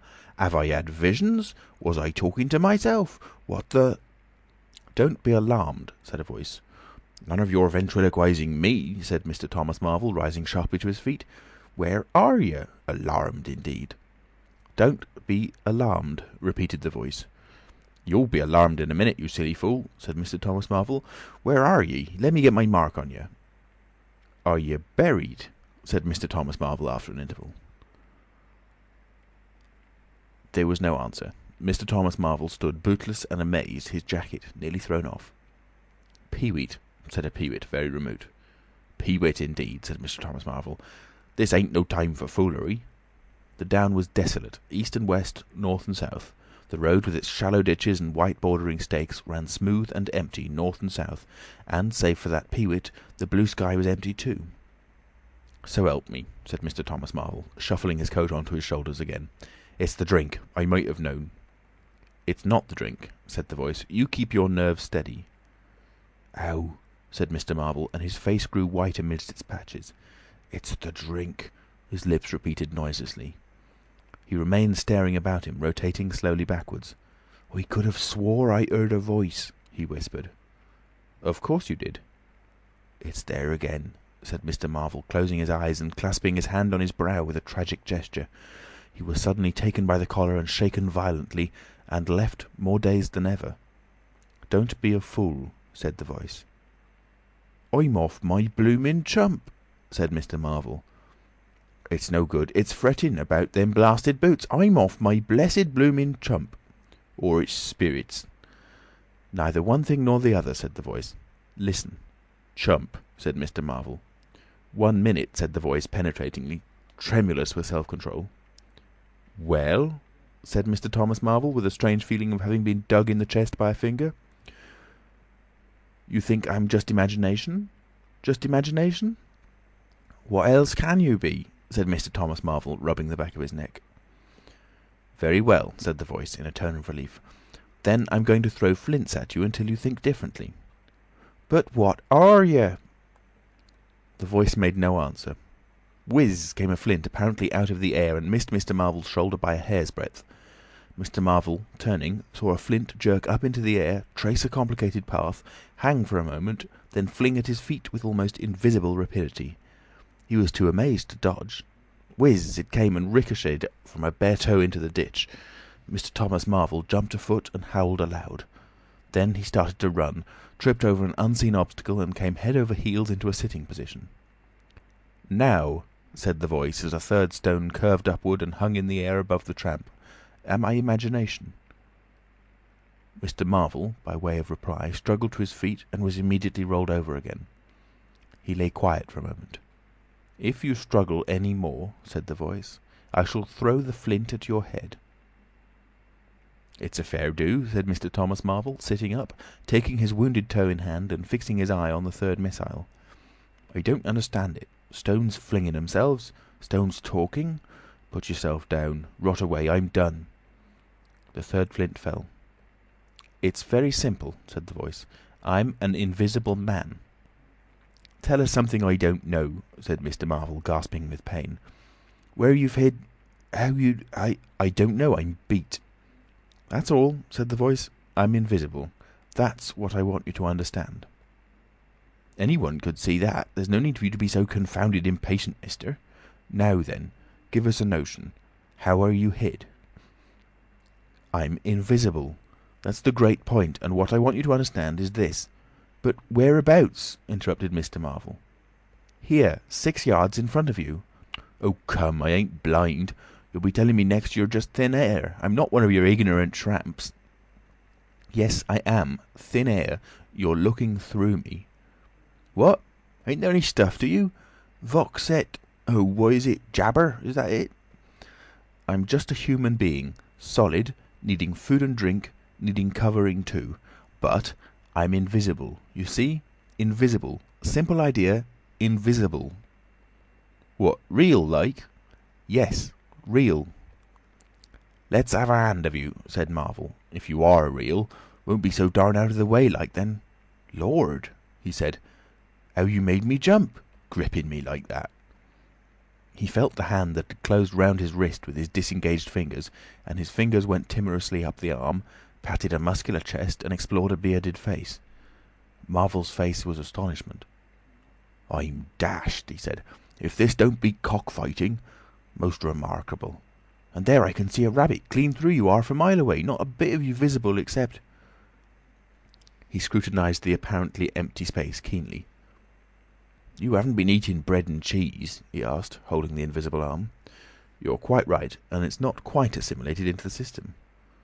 "Ah," said Mr. Marvel. "Sort of ghostly, though." "Of course. All this isn't half wonderful, as you think." "It's quite wonderful enough for my modest wants," said Mr. Thomas Marvel. "How'd you manage it? How the deuce is it done?" "It's too long a story, and besides—" "I tell you, the whole business fairly beats me," said Mr. Marvel. "What I want to say at present is this.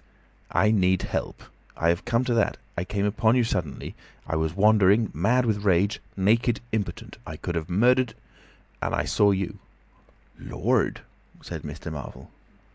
"I came up behind you, hesitated, went on." Mr. Marvel's expression was eloquent.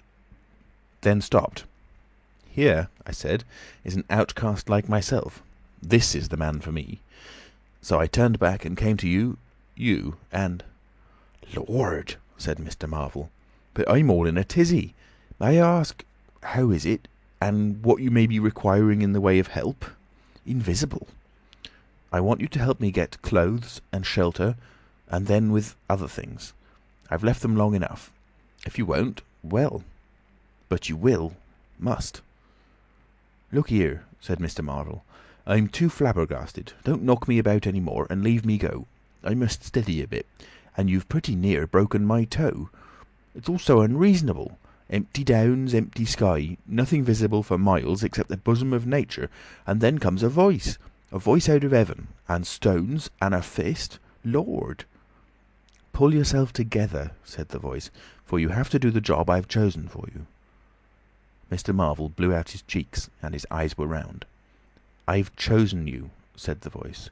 "You are the only man, except some of those fools down there, who knows there is such a thing as an invisible man. You have to be my helper. Help me, and I will do great things for you. An invisible man is a man of power." He stopped for a moment to sneeze violently.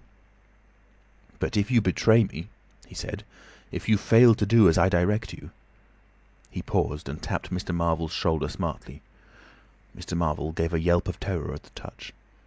"I don't want to betray you," said Mr. Marvel, edging away from the direction of the fingers. "Don't you go a-thinking that, whatever you do. All I want to do is help you. Just tell me what I got to do. Lord!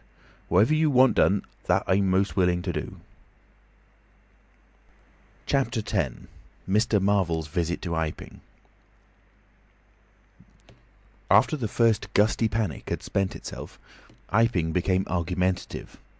Scepticism suddenly reared its head.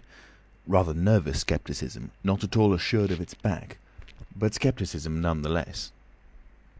It is so much easier not to believe in an invisible man, and those who had actually seen him dissolve into air, or felt the strength of his arm, could be counted on the fingers of two hands. And of those witnesses, Mr. Wadgers was presently missing, having retired impregnably behind the bolts and bars of his own house, and Jaffers was lying stunned in the parlour of the Coach and Horses. Great and strange ideas transcending experience often have less effect upon men and women than smaller, more tangible considerations. Iping was gay with bunting, and everybody was in gala dress. Whit Monday had been looked forward to for a month or more. By the afternoon, even those who believed in the unseen were beginning to resume their little amusements in a tentative fashion, and on the supposition that he had gone quite away, and with the sceptics he was already a jest.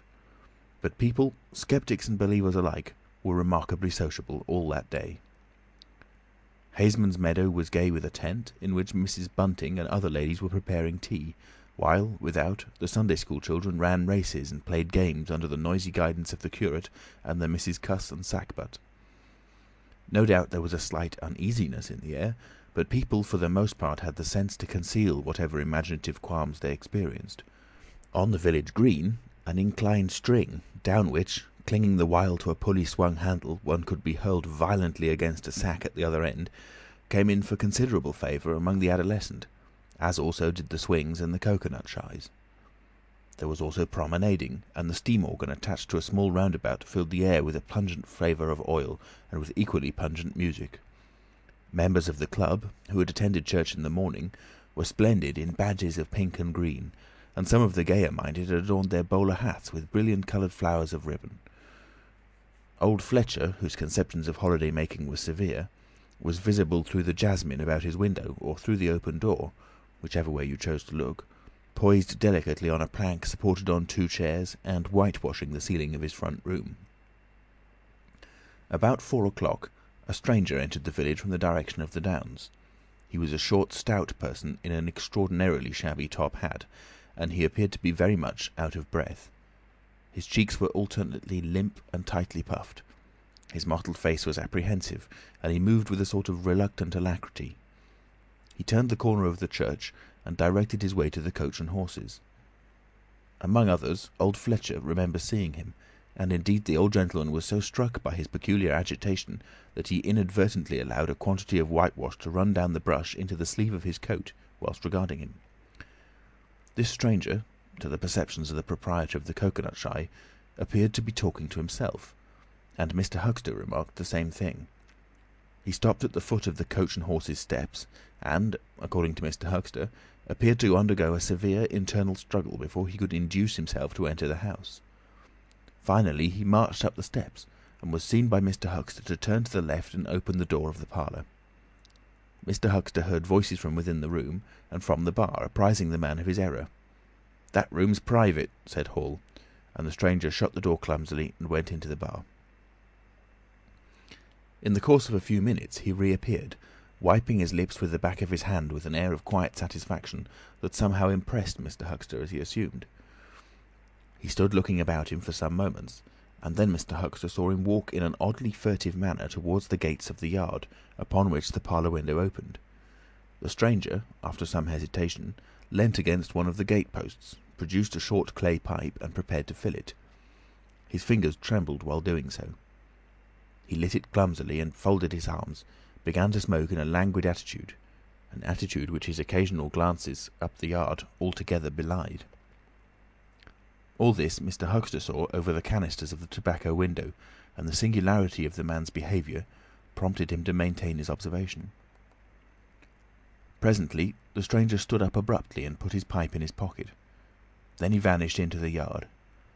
Forthwith Mr. Huxter, conceiving he was witness of some petty larceny, leapt around his counter and ran out into the road to intercept the thief. As he did so, Mr. Marvel reappeared, his hat askew, a big bundle in a blue tablecloth in one hand, and 3 books tied together, as it proved afterwards, with the vicar's braces, in the other. Directly he saw Huxter he gave a sort of gasp, and turning sharply to the left, began to run. "Stop, thief!" cried Huxter, and set off after him. Mr. Huxter's sensations were vivid but brief. He saw the man just before him, and spurting briskly for the church corner and the hill road. He saw the village flags and festivities beyond, and a face or so turned towards him. He bawled "Stop!" again. He had hardly gone 10 strides before his shin was caught in some mysterious fashion, and he was no longer running, but flying with inconceivable rapidity through the air. He saw the ground suddenly close to his face. The world seemed to splash into a million whirling specks of light, and subsequent proceedings interested him no more. Chapter 11. In the Coach and Horses. Now, in order to clearly understand what had happened in the inn, it is necessary to go back to the moment when Mr. Marvel first came into view of Mr. Huxter's window. At that precise moment, Mr. Cuss and Mr. Bunting were in the parlour. They were seriously investigating the strange occurrences of the morning, and were, with Mr. Hall's permission, making a thorough examination of the Invisible Man's belongings. Jaffers had partially recovered from his fall, and had gone home in charge of his sympathetic friends. The stranger's scattered garments had been removed by Mrs. Hall, and the room tidied up. And on the table, under the window where the stranger had been wont to work, Cuss had hit almost at once on 3 big books in manuscript, labelled "Diary." "Diary," said Cuss, putting the 3 books on the table. "Now, at any rate, we shall learn something." The vicar stood with his hands on the table. "Diary," repeated Cuss, sitting down, putting 2 volumes to support the 3rd, and opening it. No name on the flyleaf. Bother, cipher, and figures. The vicar came round to look over his shoulder. Cuss turned the pages over with a face suddenly disappointed. Oh, dear me, it's all cipher, Bunting." "There are no diagrams?" asked Mr. Bunting. "No illustrations throwing light?" "See for yourself," said Mr. Cuss. "Some of it's mathematical, and some of it's Russian, or some such language, to judge by the letters, and some of it's Greek. Now, the Greek I thought you—" "Of course," said Mr. Bunting, taking out and wiping his spectacles, and feeling suddenly very uncomfortable, for he had no Greek left in his mind worth talking about. "Yes, the Greek, of course, may furnish a clue." "I'll find you a place. I'd rather glance through the volumes first," said Mr. Bunting, still wiping. "A general impression first, Cuss, and then, you know, we can go looking for clues." He coughed, put on his glasses, arranged them fastidiously, coughed again, and wished something would happen to avert the seemingly inevitable exposure. Then he took the volume Cuss handed him in a leisurely manner, and then something did happen. The door opened suddenly. Both gentlemen started violently, looked around, and were relieved to see a sporadically rosy face beneath a furry silk hat. "Tap?" asked the face, and stood staring. "No," said both gentlemen at once. "Over the other side, my man," said Mr. Bunting. "And please shut that door," said Mr. Cuss, irritably. "All right," said the intruder, as it seemed in a low voice curiously different from the huskiness of its first inquiry. "Right you are," said the intruder in the former voice. "Stand clear." And he vanished and closed the door. "A sailor, I should judge," said Mr. Bunting. "Amusing fellows they are. Stand clear, indeed. A nautical term referring to his getting back out of the room, I suppose." "I dare say so," said Cuss. "My nerves are all loose today. It made me quite jump, the door opening like that." Mr. Bunting smiled as if he had not jumped. "And now," he said with a sigh, "these books." Someone sniffed as he did so. "One thing is indisputable," said Bunting, drawing a chair up next to that of Mr. Cuss. "There certainly have been very strange things happening at Iping during the last few days. Very strange. I cannot, of course, believe in this absurd invisibility story." "It's incredible," said Cuss, "incredible, but the fact remains that I certainly saw right down his sleeve." "But did you... Are you sure? Suppose a mirror, for instance. Hallucinations are so easily produced. I don't know if you've ever seen a really good conjurer." "I won't argue again," said Cuss. "We've thrashed that out, Bunting. And just now there's these books. Ah, here's some of what I take to be Greek. Greek letters, certainly." He pointed to the middle of the page. Mr. Bunting flushed slightly and brought his face nearer, apparently finding some difficulty with his glasses. Suddenly he became aware of a strange feeling at the nape of his neck. He tried to raise his head and encountered an immovable resistance. The feeling was a curious pressure, the grip of a heavy, firm hand, and it bore his chin irresistibly to the table. "Don't move, little men," whispered a voice, "or I'll brain you both." Mr. Bunting looked into the face of Cuss, close to his own, and each saw a horrified reflection of his own sickly astonishment. "I'm sorry to handle you so roughly," said the voice, "but it's unavoidable.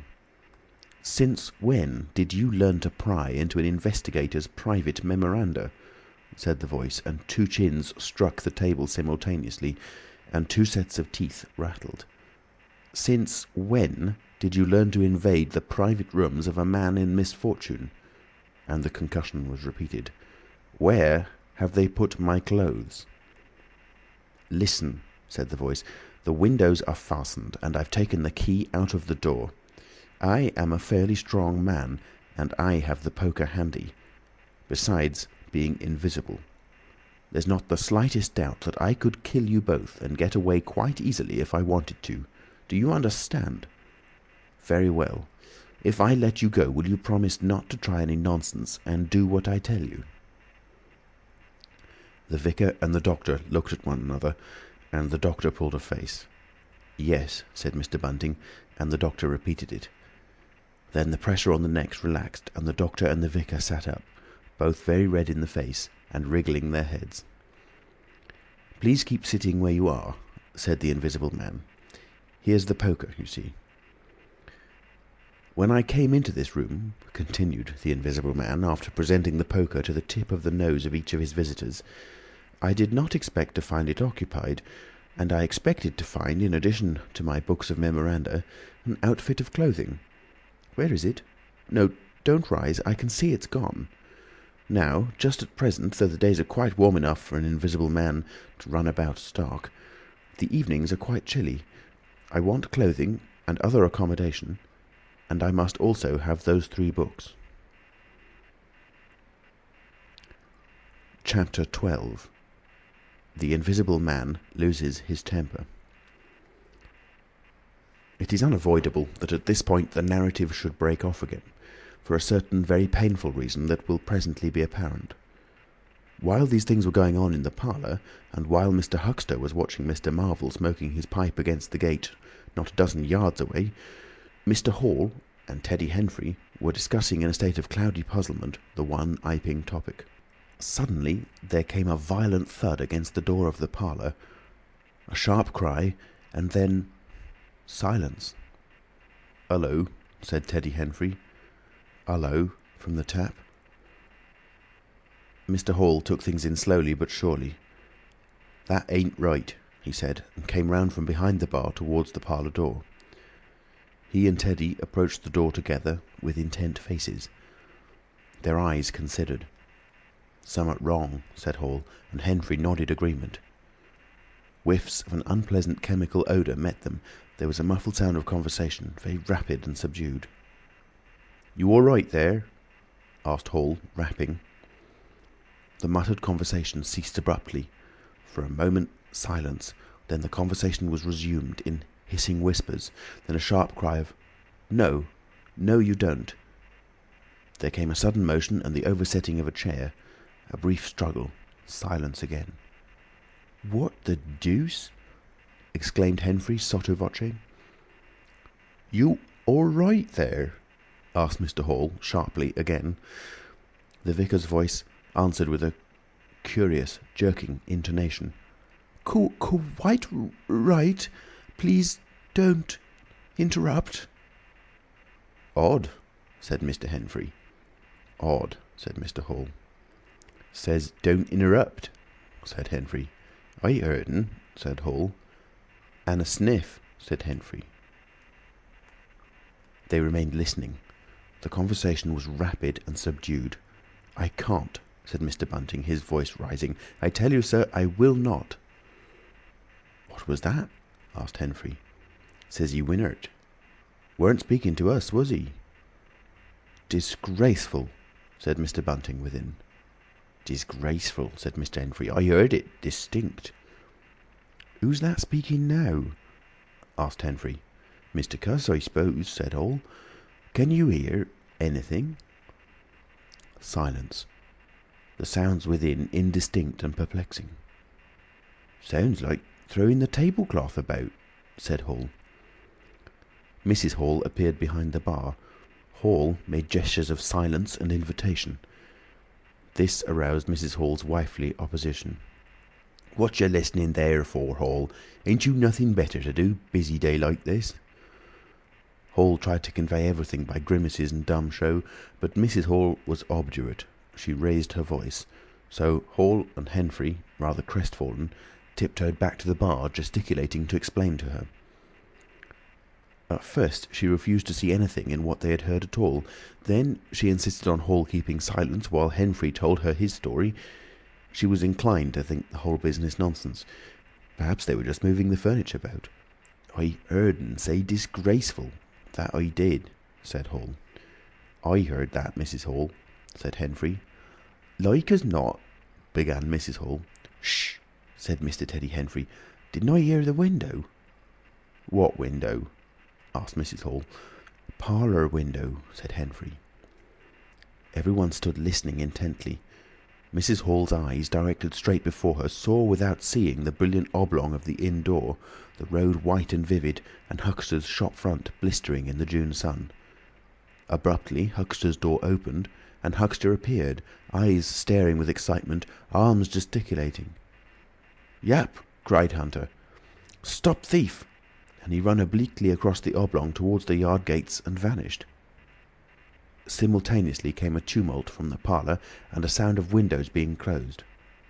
Hall, Henfrey, and the human contents of the tap rushed out at once pell-mell into the street. They saw someone whisk around the corner towards the road, and Mr. Huxter executing a complicated leap in the air that ended on his face and shoulder. Down the street, people were standing astonished or running towards them. Mr. Huxter was stunned. Henfrey stopped to discover this, but Hall and the two labourers from the tap rushed at once to the corner, shouting incoherent things, and saw Mr. Marvel vanishing by the corner of the church wall. They appeared to have jumped to the impossible conclusion that this was the invisible man suddenly become visible, and set off at once along the lane in pursuit. But Hall had hardly run a dozen yards before he gave a loud shout of astonishment and went flying headlong sideways, clutching one of the labourers and bringing him to the ground. He had been charged just as one charges a man at football. The second labourer came round in a circle, stared, and conceiving that Hall had tumbled over of his own accord, turned to resume the pursuit, only to be tripped by the ankle just as Huxter had been. Then, as the first labourer struggled to his feet, he was kicked sideways by a blow that might have felled an ox. As he went down, the rush from the direction of the village green came round the corner. The first to appear was the proprietor of the coconut shy, a burly man in blue jersey. He was astonished to see the lane empty, save for 3 men sprawling absurdly on the ground. And then something happened to his rearmost foot, and he went headlong and rolled sideways just in time to graze the feet of his brother and partner, following headlong. The two were then kicked, knelt on, fallen over, and cursed by quite a number of over-hasty people. Now, when Hall and Henfrey and the labourers ran out of the house, Mrs. Hall, who had been disciplined by years of experience, remained in the bar next to the till. And suddenly the parlour door was opened and Mr. Cuss appeared, and without glancing at her, rushed at once down the steps round the corner. "Hold him!" he cried. "Don't let him drop that parcel." He knew nothing of the existence of Marvel, for the Invisible Man had handed over the books and bundle in the yard. The face of Mr. Cuss was angry and resolute, but his costume was defective, a sort of limp white kilt that could only have passed muster in Greece. "Hold him!" he bawled. "He's got my trousers, and every stitch of the vicar's clothes." "Tend to him in a minute," he cried to Henfrey as he passed the prostrate huckster, and, coming round the corner to join the tumult, was promptly knocked off his feet into an indecorous sprawl. Somebody in full flight trod heavily on his finger. He yelled, struggled to regain his feet, was knocked against and thrown on all fours again, and became aware that he was involved not in a capture, but a rout. Everyone was running back to the village. He rose again and was hit severely behind the ear. He staggered and set off back to the coach and horses forthwith, leaping over the deserted huckster who was now sitting up on his way. Behind him, as he was halfway up the inn steps, he heard a sudden yell of rage, rising sharply out of the confusion of cries, and a sounding smack in someone's face. He recognised the voice as that of the Invisible Man, and the note was that of a man suddenly infuriated by a painful blow.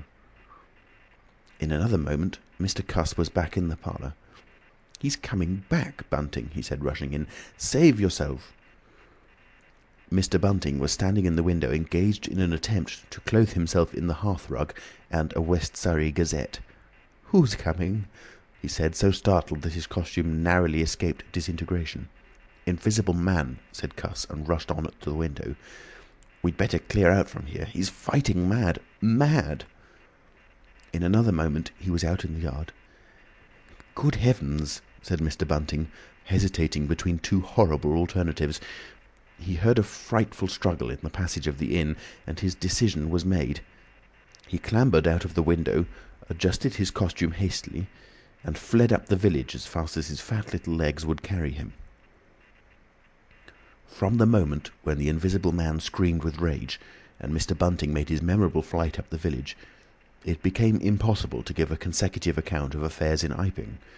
Possibly the Invisible Man's original intention was simply to cover Marvel's retreat with the clothes and books, but his temper, at no time very good, seems to have gone completely at some chance blow, and forthwith he set to smiting and overthrowing for the mere satisfaction of hurting. You must figure the street full of running figures, of doors slamming and fights for hiding places. You must figure the tumult suddenly striking on the unstable equilibrium of old Fletcher's planks and 2 chairs with cataclysmic results. You must figure an appalled couple caught dismally in a swing. And then the whole tumultuous rush has passed, and the Iping street with its gourds and flags is deserted, save for the still raging unseen, and littered with coconuts, overthrown canvas screens, and the scattered stock in trade of a sweetstuff stall. Everywhere there is a sound of closing shutters and shoving bolts, and the only visible humanity is an occasional flitting eye under a raised eyebrow in the corner of a window pane. The Invisible Man amused himself for a little while by breaking all the windows in the Coach and Horses, and then he thrust a street lamp through the parlour window of Mrs. Gribble. He, it must have been, who cut the telegraph wire to Adderdean just beyond Higgins's cottage on the Adderdean road, and, after that, as his peculiar qualities allowed, he passed out of human perceptions altogether, and he was neither heard, seen, nor felt in Iping any more. He vanished absolutely. But it was the best part of 2 hours before any human being ventured out again into the desolation of an Iping street. Chapter 13. Mr. Marvel discusses his resignation. When the dusk was gathering and Iping was just beginning to peep timorously forth again upon the shattered wreckage of its bank holiday, a short, thick-set man in a shabby silk hat was marching painfully through the twilight behind the beech woods on the road to Bramblehurst. He carried 3 books, bound together by some sort of ornamental elastic ligature, and a bundle wrapped in a blue tablecloth. His rubicund face expressed consternation and fatigue. He appeared to be in some sort of spasmodic hurry. He was accompanied by a voice other than his own, and ever and again he winced under the touch of unseen hands. "If you give me the slip again," said the voice, "if you attempt to give me the slip again—" "Lord," said Mr. Marvel, "that shoulder's a mass of bruises as it is." "On my honour," said the voice, "I will kill you." "I didn't try to give you the slip," said Marvel, in a voice that was not far remote from tears. "I swear I didn't. I didn't know the blessed turning, that was all. How the devil was I to know the blessed turning? As it is, I've been knocked about—" "You'll get knocked about a great deal more if you don't mind," said the voice, and Mr. Marvel abruptly became silent. He blew out his cheeks, and his eyes were eloquent of despair. "It's bad enough to let those floundering yokels explode my little secret without your cutting off with my books. It's lucky for some of them they cut and ran when they did. Here am I. No one knew I was invisible. And now what am I to do?" "What am I to do?" asked Marvel sotto voce. "It's all about. It will be in the papers. Everybody will be looking for me, everyone on their guard." The voice broke off into vivid curses and ceased. The despair of Mr. Marvel's face deepened and his pace slackened. "Go on," said the voice. Mr. Marvel's face assumed a greyish tint between the ruddier patches.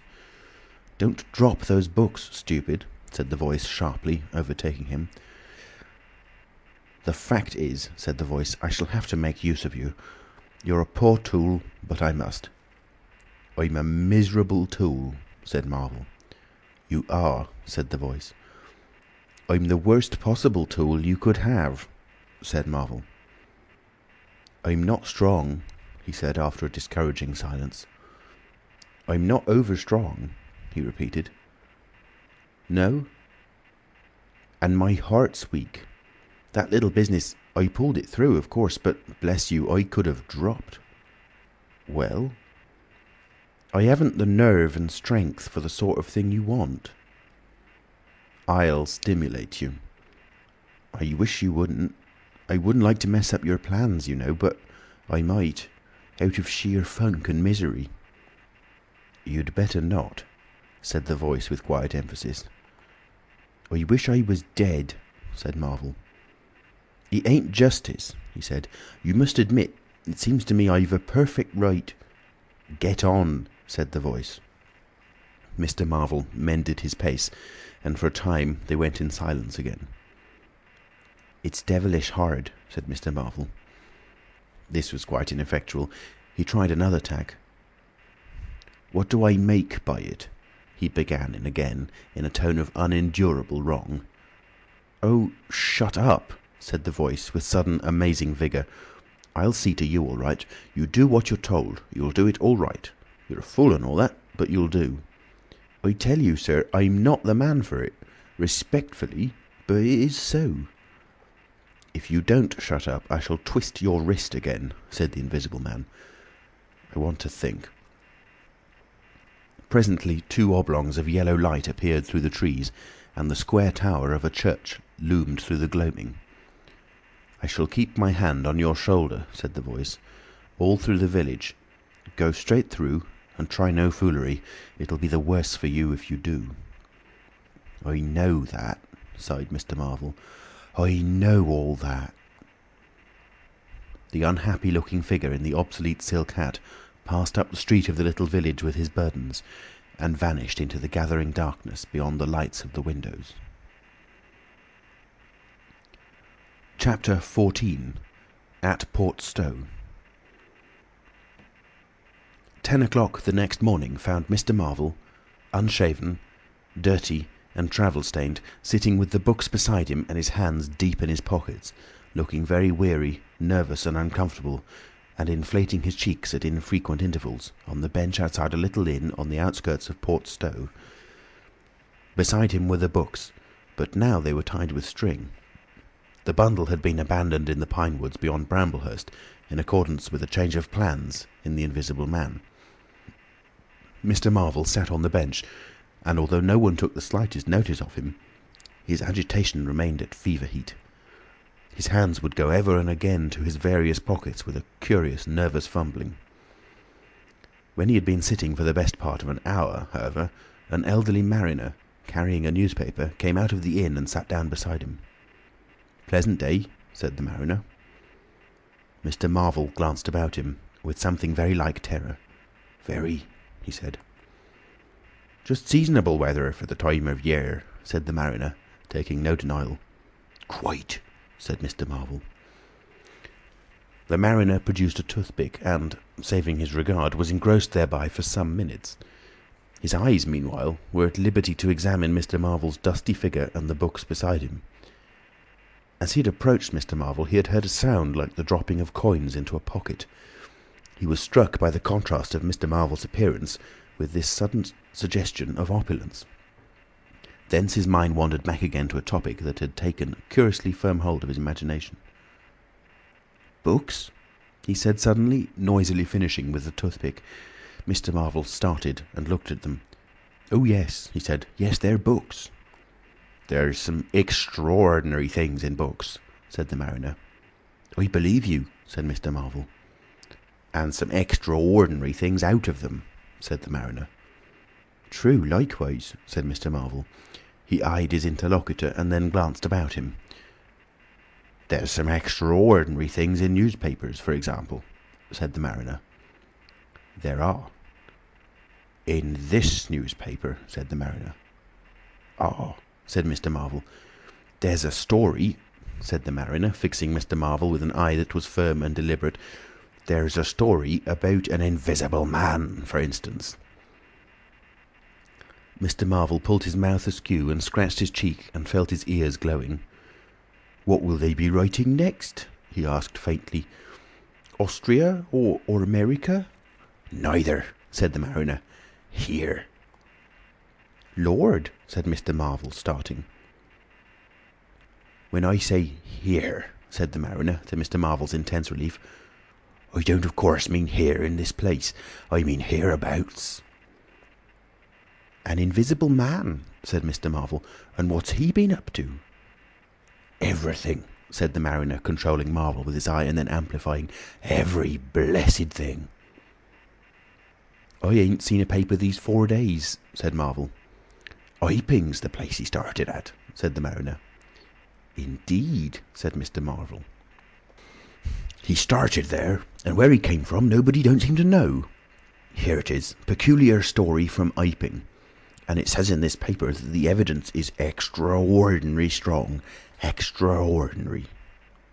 "Lord," said Mr. Marvel. "But then it's an extraordinary story. There's a clergyman and a medical gent witnesses. Saw him all right and proper. At leastways didn't see him.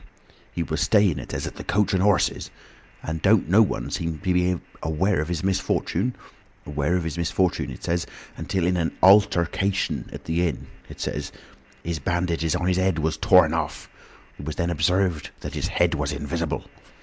Attempts were at once made to secure him, but casting off his garments, it says, he succeeded in escaping, but not until after a desperate struggle in which he had inflicted serious injuries, it says, on our worthy and able constable, Mr. J. A. Jaffers. Pretty straight story, eh? Names and everything. Lord, said Mr. Marvel, looking nervously about him, trying to count the money in his pockets by his unaided sense of touch, and full of a strange and novel idea. It sounds most astonishing. Don't it? Extraordinary, I call it. Never heard tell of invisible men before, I haven't, but nowadays one hears such a lot of extraordinary things that... That all he did? Asked Marvel, trying to seem at his ease. It's enough, ain't it? Said the mariner. Didn't go back by any chance? Asked Marvel. Just escaped and that's all, eh? All? Said the mariner. Why, ain't it enough? Quite enough, said Marvel. I should think it was enough, said the mariner. I should think it was enough. He didn't have any pals? It don't say he had any pals, does it? Asked Mr. Marvel, anxious. Ain't one of a sort enough for you? Asked the mariner. No, thank heaven, as one say. He didn't. He nodded his head slowly. It makes me regular uncomfortable, the bare thought of that chap running about the country. He is at present at large, and from certain evidence it is supposed that he has took, I suppose they mean, the road to Port Stowe. You see, we're right in it. None of your American wonders this time, and just think of the things he might do. Where'd you be if he took a drop over and above and had a fancy to go for you? Supposing he wants to rob, who can prevent him? He can trespass, he can burgle, he could walk through the cordon of a policeman as easy as me, or you could give the slip to a blind man. Easier, for these here blind chaps hear uncommon sharp, I'm told. And wherever there was liquor, he fancied. He's got a tremendous advantage, certainly, said Mr. Marvel. And, well, you're right, said the mariner. He has. All of this time, Mr. Marvel had been glancing about him intently, listening for faint footfalls, trying to detect imperceptible movements. He seemed on the point of some great resolution. He coughed behind his hand. He looked about him again, listened, bent towards the mariner, and lowered his voice. The fact of it is, I happen to know just a thing or two about this invisible man from private sources. Oh, said the mariner, interested. You? Yes, said Mr. Marvel. Me. Indeed, said the mariner. And may I ask... You will be astonished, said Mr. Marvel behind his hand. It's tremendous. Indeed, said the mariner. The fact is, began Mr. Marvel eagerly in a confidential undertone. Suddenly his expression changed marvellously. Ow! He said. He rose stiffly in his seat. His face was eloquent of physical suffering. Wow! He said. What's up? Said the mariner, concerned. Toothache, said Mr. Marvel, and put his hand to his ear. He caught hold of his books. I must be getting on, I think. He edged in a curious way along the seat away from his interlocutor. But you was just a-going to tell me about this here invisible man, protested the mariner. Mr. Marvel seemed to consult with himself. Hoax, said a voice. It's a hoax, said Mr. Marvel. But it's in the paper, said the mariner. Hoax all the same, said Marvel. I know the chap that started the lie. There ain't no invisible man whatsoever. Blimey. But how about this paper? Do you mean to say... Not a word of it, said Marvel stoutly. The mariner stared, paper in hand. Mr. Marvel jerkily faced about. Wait a bit, said the mariner, rising and speaking slowly. Do you mean to say... I do, said Mr. Marvel. Then why'd you let me go on and tell you all this blasted stuff then? What do you mean by letting a man make a fool of himself like that for, eh? Mr. Marvel blew out his cheeks. The mariner was suddenly very red indeed. He clenched his hands. I've been talking here this 10 minutes, he said, and you little pot-bellied, leathery-faced son of an old boot, couldn't have the elementary manners. Don't you come bandying words with me, said Mr. Marvel. Bandying words, I've a jolly good mind. "Come up," said a voice, and Mr. Marvel was suddenly whirled about and started marching off in a curious spasmodic manner. "You'd better move on," said the mariner. "Who's moving on?" said Mr. Marvel. He was receding obliquely with a curious hurrying gait, with occasional violent jerks forward. Some way along the road he began a muttered monologue, protests and recriminations. "Silly devil," said the mariner, legs wide apart, elbows akimbo, watching the receding figure. "I'll show you, you silly ass. Hoaxing me. It's here, on the paper." Mr. Marvel retorted incoherently, and, receding, was hidden by a bend in the road, but the mariner still stood magnificent in the midst of the way until the approach of a butcher's cart dislodged him. Then he turned himself towards Portstowe. "Full of extraordinary asses," he said softly to himself. "Just take me down a bit. That was his silly game. It's on the paper." And there was another extraordinary thing he was presently to hear that had happened quite close to him, and that was a vision of a fistful of money, no less, travelling without visible agency along by the wall at the corner of St. Michael's Lane. A brother mariner had seen this wonderful sight that very morning. He had snatched at the money forthwith and had been knocked headlong, and when he got to his feet the butterfly money had vanished. Our mariner was in the mood to believe anything, he declared, but that was a bit too stiff. Afterwards, however, he began to think things over. The story of the flying money was true, and all about that neighbourhood, even from the august London and Country Banking Company, from the tills of shops and inns, doors standing that sunny weather entirely open, money had been quietly and dexterously making off that day in handfuls and rouleaux, floating quietly along by walls and shady places, dodging quickly from the approaching eyes of men. And it had, though no man had traced it, invariably ended its mysterious flight in the pocket of that agitated gentleman in the obsolete silk hat, sitting outside the little inn on the outskirts of Portstowe. It was 10 days after, and indeed only when the Burdock story was already old, that the mariner collated these facts and began to understand how near he had been to the wonderful invisible man. Chapter 15. The Man Who Was Running. In the early evening time, Dr. Kemp was sitting in his study in the Belvedere on the hill overlooking Burdock.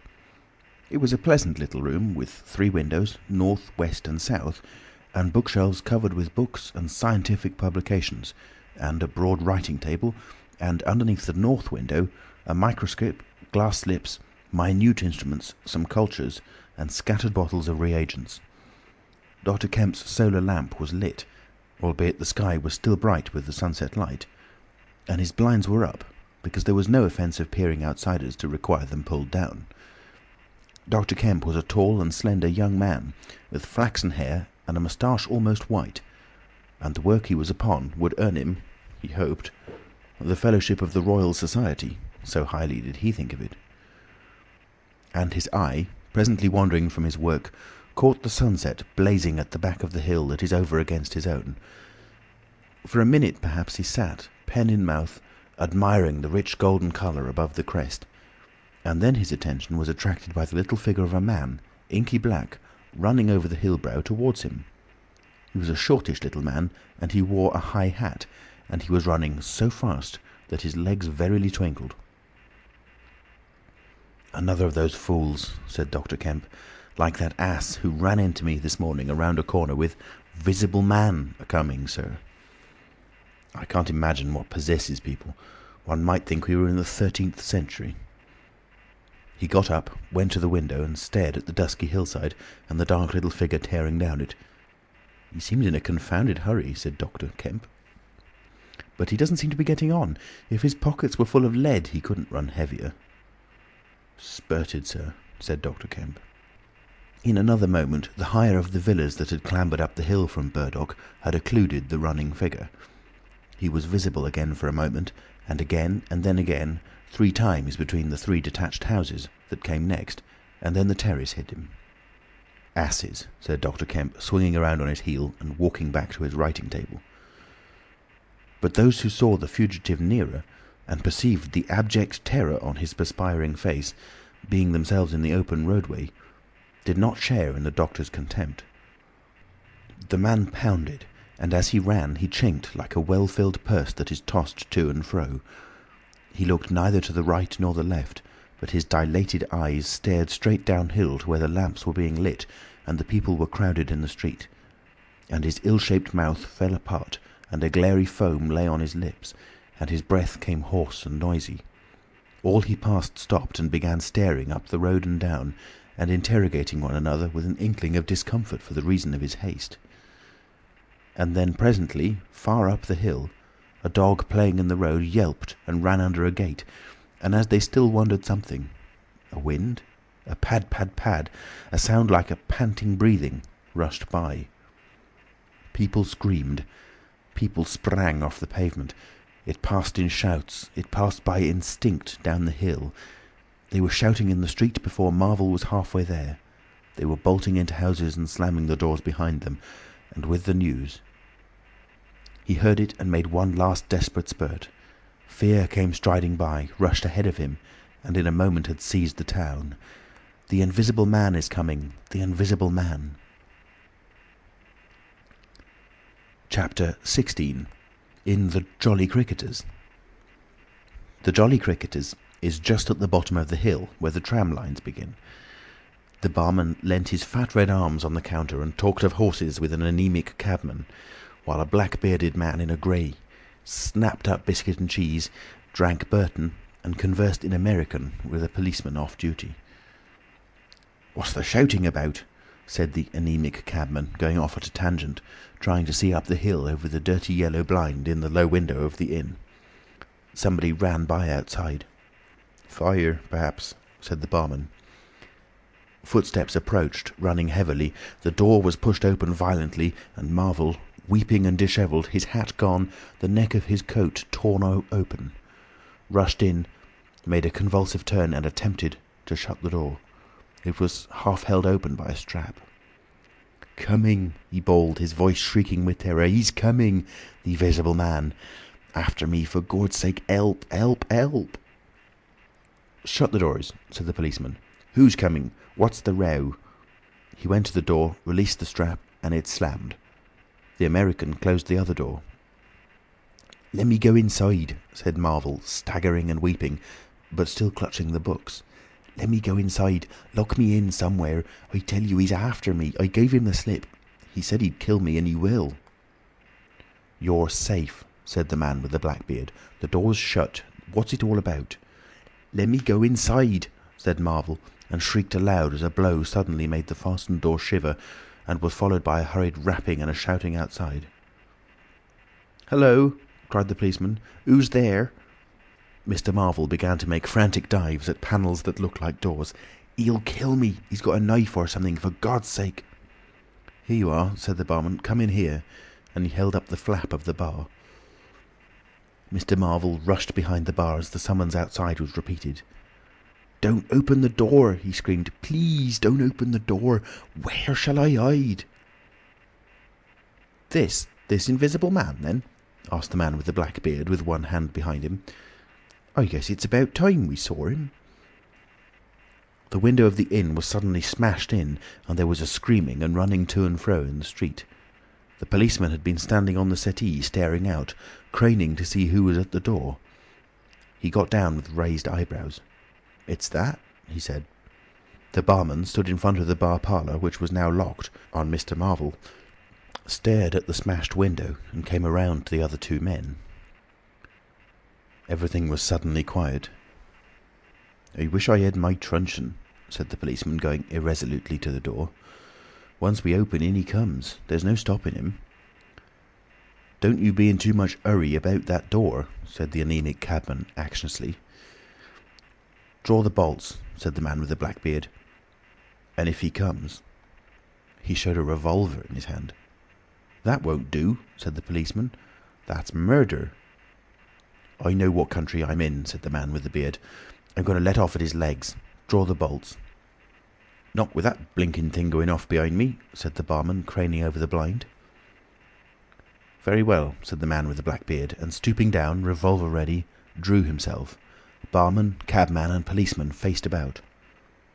"Come in," said the bearded man in an undertone, standing back and facing the unbolted doors with his pistol behind him. No one came in. The door remained closed.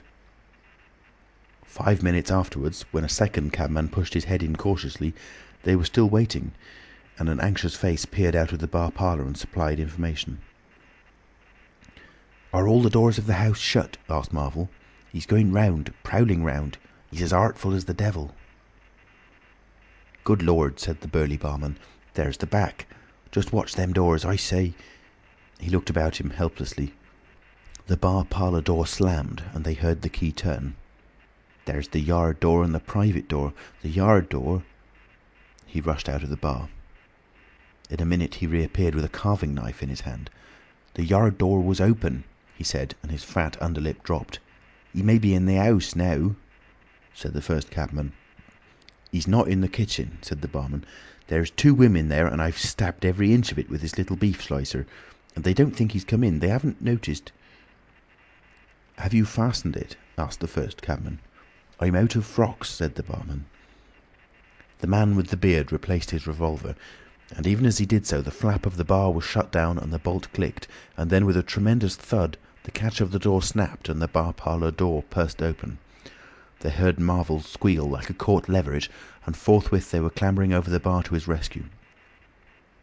The bearded man's revolver cracked, and the looking-glass at the back of the parlour starred and came smashing and tinkling down. As the barman entered the room, he saw Marvel, curiously crumpled up and struggling against the door that led to the yard and kitchen. The door flew open while the barman hesitated, and Marvel was dragged into the kitchen. There was a scream and a clatter of pans. Marvel, head down and lugging back obstinately, was forced to the kitchen door, and the bolts were drawn. Then the policeman, who had been trying to pass the barman, rushed in, followed by one of the cabmen, grabbed the wrist of the invisible hand that collared Marvel, was hit in the face and went reeling back. The door opened, and Marvel made a frantic effort to obtain a lodgment behind it. Then the cabman collared something. "I got him," said the cabman. The barman's red hands came clawing at the unseen. "Here he is," said the barman. Mr. Marvel, released, suddenly dropped to the ground and made an attempt to crawl behind the legs of the fighting men. The struggle blundered around the edge of the door. The voice of the invisible man was heard for the first time, yelling out sharply as the policeman trod on his foot. Then he cried out passionately, and his fists flew round like flails. The cabman suddenly whooped and doubled up, kicked under the diaphragm. The door into the bar parlour from the kitchen slammed, and covered Mr. Marvel's retreat. The men in the kitchen found themselves clutching at and struggling with empty air. "Where's he gone?" cried the man with the beard. "Out?" "This way," said the policeman, stepping into the yard and stopping. A piece of tile whizzed by his head and smashed among the crockery on the kitchen table. "I'll show him," shouted the man with the black beard, and suddenly a steel barrel shone over the policeman's shoulder, and 5 bullets had followed one another into the twilight whence the missile had come. As he fired, the man with the beard moved his hand in a horizontal curve, so that his shots radiated out into the narrow yard like spokes from a wheel. A silence followed. 5 cartridges, said the man with the black beard. "That's the best of all. 4 aces and a joker. Get a lantern, someone, and come and feel about for his body." Chapter 17. Dr. Kemp's Visitor. Dr. Kemp had continued writing in his study until the shots aroused him. Crack, crack, crack, they came, one after another. "Hello," said Dr. Kemp, putting his pen into his mouth again and listening. "Who's letting revolvers off in Burdock? What are the asses at now?" He went to the south window, threw it up, and leaning out stared down on the network of windows, beaded gas lamps and shops, with its black interstices of roof and yard that made up the town at night. "Looks like a crowd down the hill," he said. "By the cricketers," and remained watching. Thence his eyes wandered over the town to far away where the ship's lights shone and the pier glowed, a little illuminated faceted pavilion like a gem of yellow light. The moon in his first quarter hung over the westward hill, and the stars were clear and almost tropically bright. After 5 minutes, during which his mind had travelled into a remote speculation of social conditions of the future, and lost itself at last over the time dimension, Dr. Kemp roused himself with a sigh, pulled down the window again and returned to his writing desk. It must have been about an hour after this that the front doorbell rang. He had been writing slackly and with intervals of abstraction since the shots. He sat listening. He heard the servant answer the door and waited for her feet on the staircase, but she did not come. "Wonder what that was," said Dr. Kemp. He tried to resume his work, failed, got up, went downstairs from his study to the landing, rang, and called over the balustrade to the housemaid as she appeared in the hall below. "Was that a letter?" he asked. "Only a runaway ring, sir," she answered. "I'm restless tonight," he said to himself. He went back to his study and this time attacked his work resolutely. In a little while he was hard at work again, and the only sounds in the room were the ticking of the clock and the subdued shrillness of his quill, hurrying in the very centre of the circle of light his lampshade threw on his table. It was 2 o'clock before Dr. Kemp had finished his work for the night. He rose, yawned, and went downstairs to bed. He had already removed his coat and vest when he noticed that he was thirsty. He took a candle and went down to the dining room in search of a siphon and whisky. Dr. Kemp's scientific pursuits have made him a very observant man, and as he recrossed the hall, he noticed a dark spot on the linoleum near the mat at the foot of the stairs. He went on upstairs, and then it suddenly occurred to him to ask himself what the spot on the linoleum might be. Apparently some subconscious element was at work. At any rate, he turned with his burden, went back to the hall, put down the siphon and whisky, and, bending down, touched the spot. Without any great surprise, he found it had the stickiness and colour of drying blood. He took up his burden again and returned upstairs, looking about him and trying to account for the blood spot. On the landing he saw something and stopped astonished. The door handle of his own room was blood-stained. He looked at his own hand. It was quite clean, and then he remembered the door of his room had been open when he came down from his study, and that consequently he had not touched the handle at all. He went straight into his room, his face quite calm, perhaps a trifle more resolute than usual. His glance, wandering inquisitively, fell on the bed. On the counterpane was a mess of blood, and the sheet had been torn. He had not noticed this before because he had walked straight to the dressing table. On the further side, the bedclothes were depressed, as if someone had recently been sitting there. Then he had an odd impression that he heard a low voice say, "Good heavens, Kemp!" But Dr. Kemp was no believer in voices. He stood staring at the tumbled sheets. Was that really a voice? He looked about again, but noticed nothing further than the disordered and blood-stained bed. Then he distinctly heard a movement across the room, near the wash-hand stand. All men, however highly educated, retain some superstitious inklings. The feeling that is called eerie came upon him. He closed the door of the room, came forward to the dressing table and put down his burdens.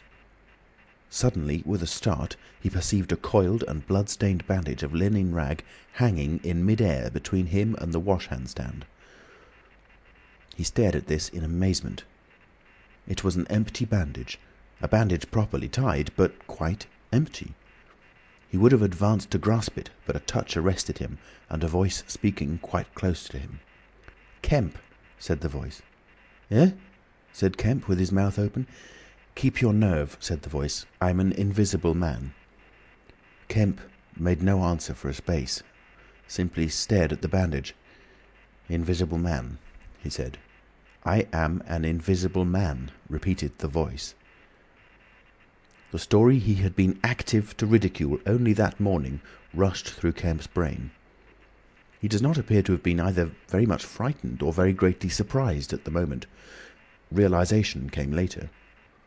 "I thought it was all a lie," he said. The thought uppermost in his mind was the reiterated arguments of the morning. "Have you a bandage on?" he asked. "Yes," said the invisible man. "Oh," said Kemp, and then roused himself. "I say," he said, "but this is nonsense. It's some trick."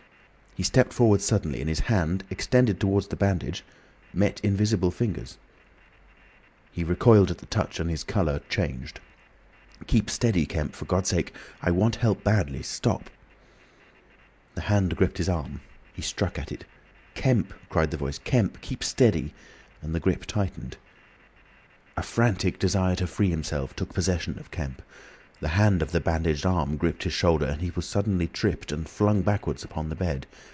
He opened his mouth to shout, and the corner of the sheet was thrust between his teeth. The Invisible Man had him down grimly, but his arms were free, and he struck and tried to kick savagely. "Listen to reason, will you?" said the Invisible Man, sticking to him in spite of a pounding in the ribs. "By heaven, you'll madden me in a minute." "Lie still, you fool!" bawled the Invisible Man in Kemp's ear. Kemp struggled for another moment and then lay still. "If you shout, I'll smash your face," said the Invisible Man, relieving his mouth. "I'm an Invisible Man. It's no foolish and no magic. I really am an Invisible Man, and I want your help. I don't want to hurt you, but if you behave like a frantic rustic, I must. Don't you remember me, Kemp? Griffin of University College?" "Let me get up," said Kemp. "I'll stop where I am, and let me sit quiet for a minute." He sat up and felt his neck. "I am Griffin of University College, and I have made myself invisible. I am just an ordinary man, a man you have known, made invisible." "Griffin?" said Kemp. "Griffin," answered the voice. "A younger student than you were, almost an albino, 6 feet high and broad, with a pink and white face and red eyes, who won the medal for chemistry." "I'm confused," said Kemp. "My brain is rioting. What has this to do with Griffin?" "I am Griffin." Kemp thought. "It's horrible," he said. "But what devilry must happen to make a man invisible?" "It's no devilry. It's a process, sane and intelligible enough." "It's horrible," said Kemp. "How on earth—" "It's horrible enough, but I am wounded and in pain and tired. Great God, Kemp, you're a man. Take it steady. Give me some food and drink, and let me sit down here." Kemp stared at the bandage as it moved across the room, then saw a basket chair dragged across the floor and come to rest near the bed. It creaked, and the seat was depressed by the quarter of an inch or so. He rubbed his eyes and felt his neck again. "This beats ghosts," he said, and laughed stupidly. "That's better. Thank heaven, you're getting sensible." "Or silly," said Kemp, and knuckled his eyes. "Give me some whiskey. I'm near dead." "It didn't feel so." "Where are you? If I get up, shall I run into you?" "There. All right. Whiskey. Here. Where shall I give it to you?" The chair creaked, and Kemp felt the glass drawn away from him. He let go by an effort. His instinct was all against it. It came to rest, poised 20 inches above the front edge of the seat of the chair. He stared at it in infinite perplexity. This must be hypnotism. You have suggested you are invisible." "Nonsense," said the voice. "It's frantic. Listen to me. I demonstrated conclusively this morning," began Kemp, "that invisibility—" "Never mind what you've demonstrated. I'm starving," said the voice, "and the night is chilly to a man without clothes." "Food?" said Kemp. The tumbler of whiskey tilted itself. "Yes," said the Invisible Man, rapping it down. "Have you a dressing gown?" Kemp made some exclamation in an undertone. He walked to a wardrobe and produced a robe of dingy scarlet. "This do?" he asked. It was taken from him. It hung limp for a moment in mid-air, fluttered weirdly, stood full and decorously buttoning itself, and sat down in his chair. "Drawers, socks, slippers would be a comfort," said the Unseen curtly. "And food." "Anything. But this is the insanest thing I was ever in my life." He turned out his drawers for the articles, and then went downstairs to ransack his larder. He came back with some cold cutlets and bread, pulled up a light table and placed them before his guest. "Never mind knives," said his visitor, and a cutlet hung in mid-air with a sound of gnawing. "Invisible," said Kemp, and sat down on a bedroom chair. "I always like to get something about me before I eat," said the Invisible Man, with a full mouth, eating greedily. "Queer fancy." "I suppose that wrist is all right," said Kemp. "Trust me," said the Invisible Man. "Of all the strange and wonderful—" "Exactly. But it's odd I should blunder into your house to get my bandaging. My first stroke of luck. Anyhow, I meant to sleep in this house tonight. You must stand that. It's a filthy nuisance, my blood showing, isn't it? Quite a clot over there. Gets visible as it coagulates, you see. It's the only living tissue I've changed, and only for as long as I'm alive. I've been in the house 3 hours." "But how's it done?" began Kemp in a tone of exasperation. "Confound it, the whole business. It's unreasonable from beginning to end." "Quite reasonable," said the Invisible Man. "Perfectly reasonable." He reached over and secured the whisky bottle. Kemp stared at the devouring dressing-gown. A ray of candlelight penetrating a torn patch in the right shoulder made a triangle of light under the left ribs. "Where are the shots?" he asked. "How did the shooting begin?" "There was a real fool of a man, a sort of confederate of mine, curse him, who tried to steal my money. Has done so." "Is he invisible too?" "No." "Well, can't I have some more to eat before I tell you all that? I'm hungry, in pain, and you want me to tell stories." Kemp got up. "You didn't do any shooting?" he asked. "Not me," said his visitor. "Some fool I'd never seen fired at random. A lot of them got scared. They all got scared at me. Curse them. I say, I want more to eat than this, Kemp." "I'll see what there is to eat downstairs," said Kemp. "Not much, I'm afraid." After he had done eating, and he had made a heavy meal, the Invisible Man demanded a cigar. He bit the end savagely before Kemp could find a knife, and cursed when the outer leaf loosened. It was strange to see him smoking. His mouth and throat, pharynx and nares, became visible as a sort of whirling smoke cast. "This blessed gift of smoking," he said, and puffed vigorously. "I am lucky to have fallen upon you, Kemp. You must help me. Fancy tumbling on you just now. I'm in a devilish scrape. I've been mad, I think, the things I've been through. But we will do things yet. Let me tell you—" He helped himself to more whisky and soda. Kemp got up, looked about him, and fetched a glass from his spare room. "It's wild, but I suppose I may drink."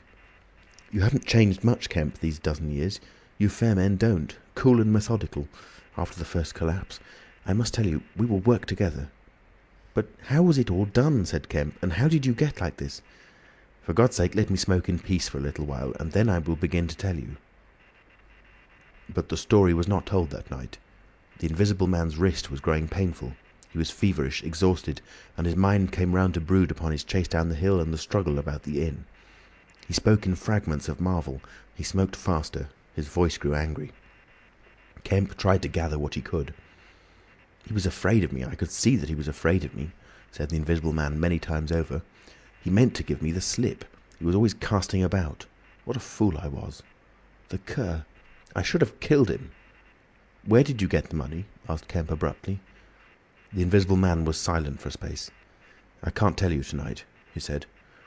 He groaned suddenly and leant forward, supporting his invisible head on invisible hands.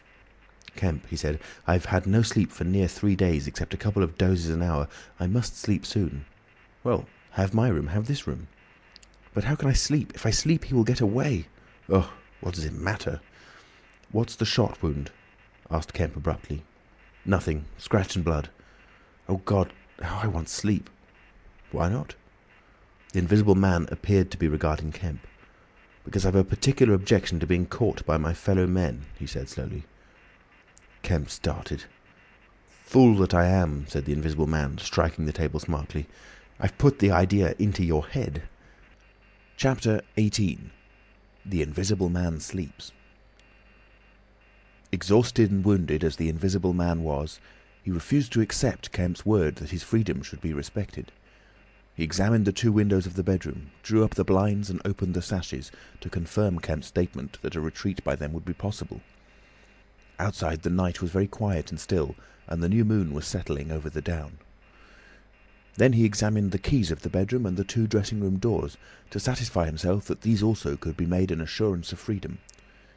Finally he expressed himself satisfied. He stood on the hearthrug, and Kemp heard the sound of a yawn. "I'm sorry," said the Invisible Man, "if I cannot tell you all that I have done tonight, but I am worn out. It's grotesque, no doubt. It's horrible. But believe me, Kemp, in spite of your arguments of this morning, it is quite a possible thing. I have made a discovery. I meant to keep it to myself. I can't. I must have a partner. And you, we can do such things. But tomorrow. Now, Kemp, I feel as though I must sleep or perish." Kemp stood in the middle of the room, staring at the headless garment. "I suppose I must leave you," he said. "It's incredible."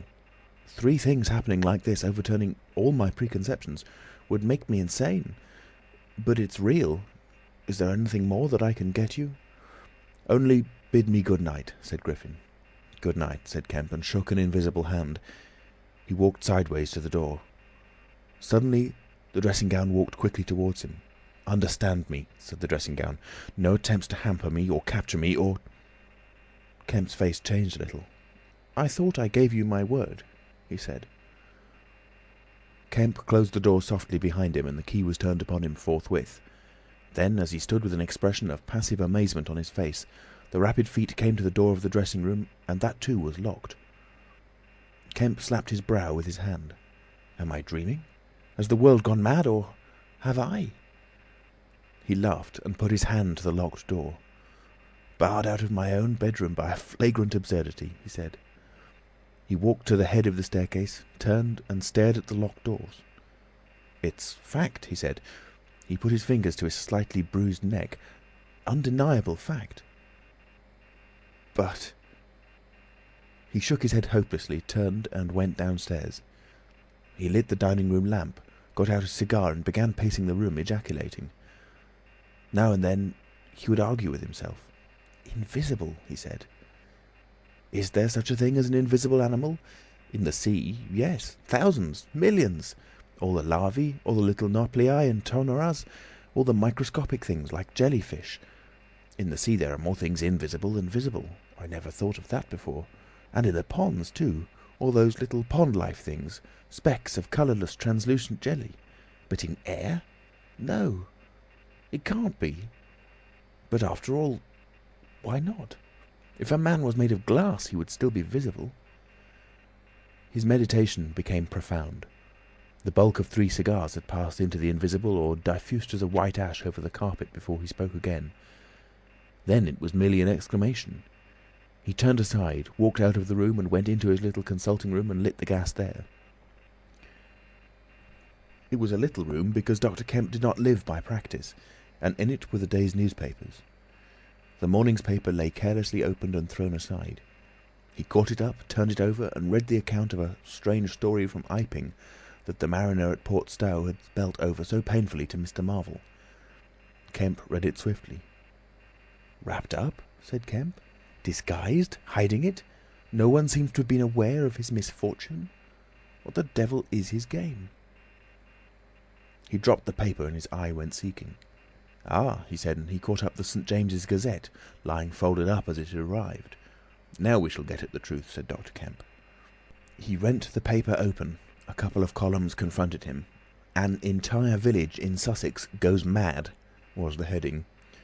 "Good heavens," said Kemp, reading eagerly an incredulous account of the events in Iping of the previous afternoon that have already been described. Over the leaf the report in the morning paper had been reprinted. He reread it. Ran through the streets, striking left and right. Jaffers insensible, Mr. Huxter in great pain, still unable to describe what he saw. Painful humiliation, vicar. Woman ill with terror, windows smashed. This extraordinary story probably a fabrication. Too good not to print, cum grano."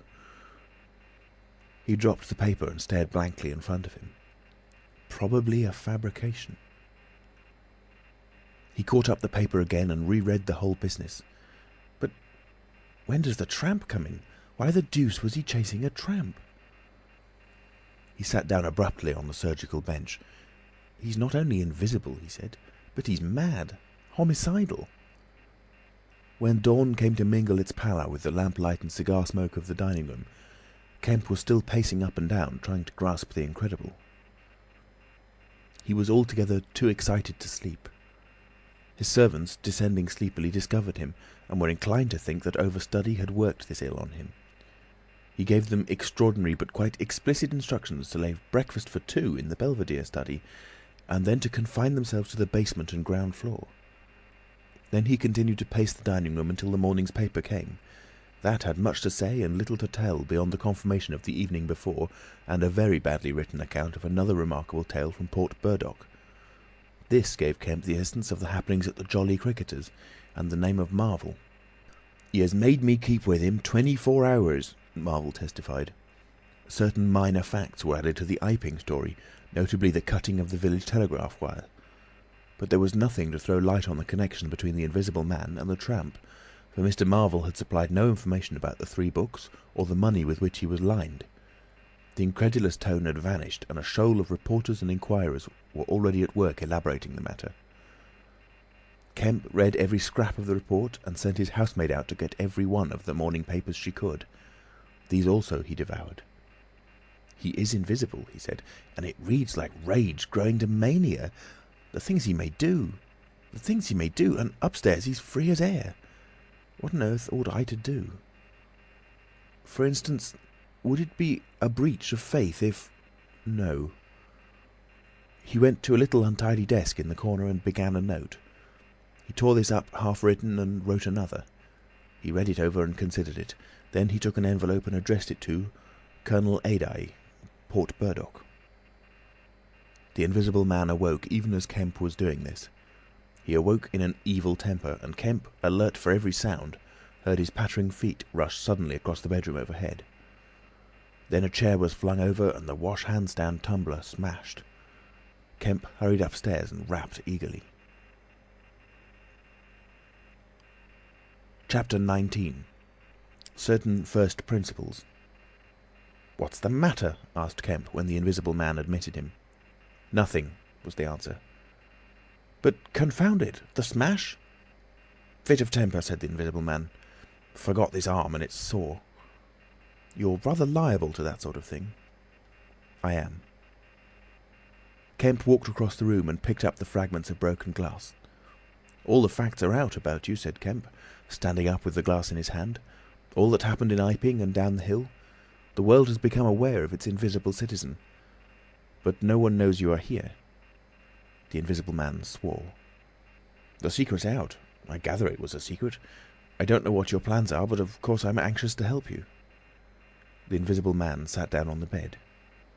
"There's breakfast upstairs," said Kemp, speaking as easily as possible, and he was delighted to find his strange guest rose willingly.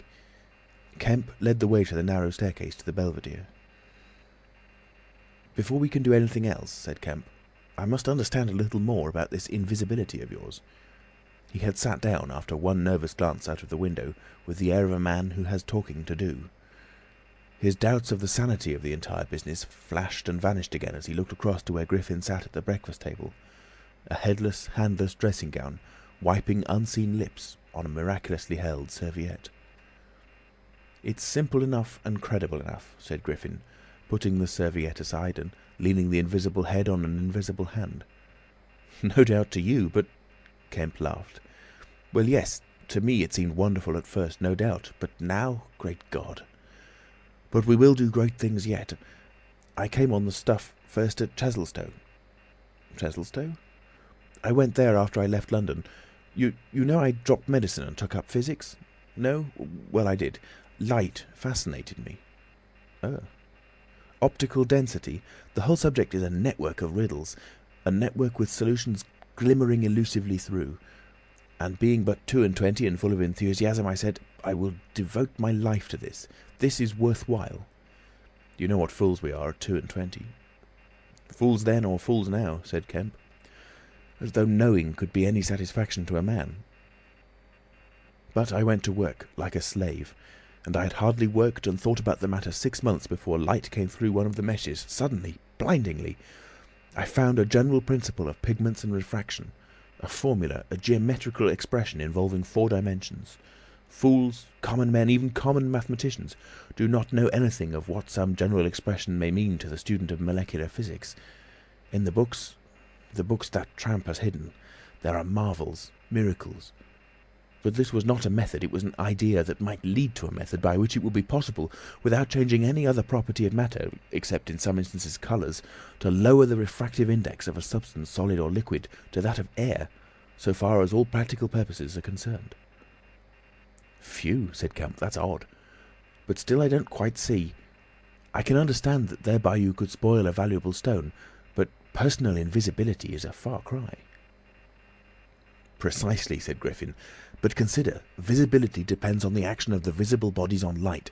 Either a body absorbs light, or it reflects or refracts it, or it does all these things.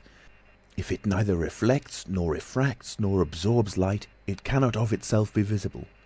You see an opaque red box, for instance, because the colour absorbs some of the light and reflects the rest, all the red part of the light, to you.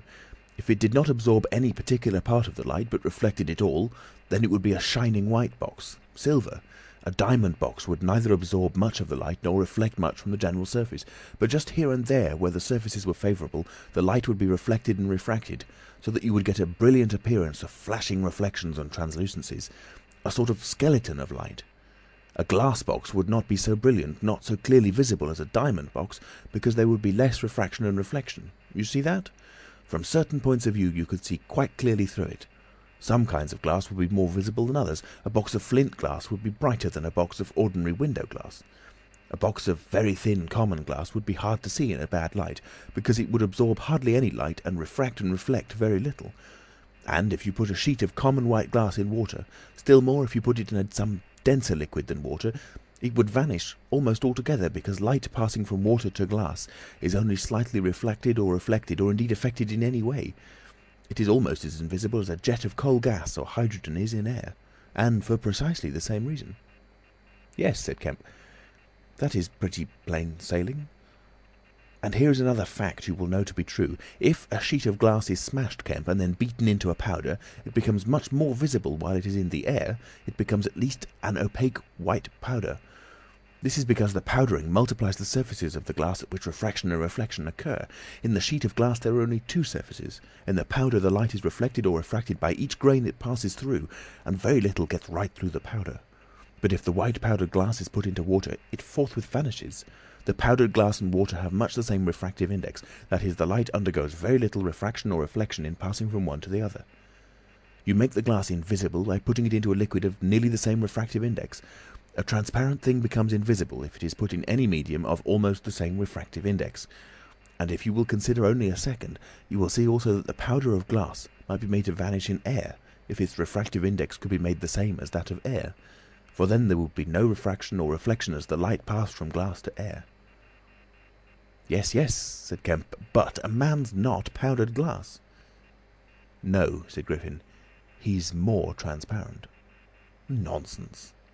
That from a doctor? How one forgets. Have you already forgotten your physics in 10 years? Just think of all the things that are transparent and seem not to be so.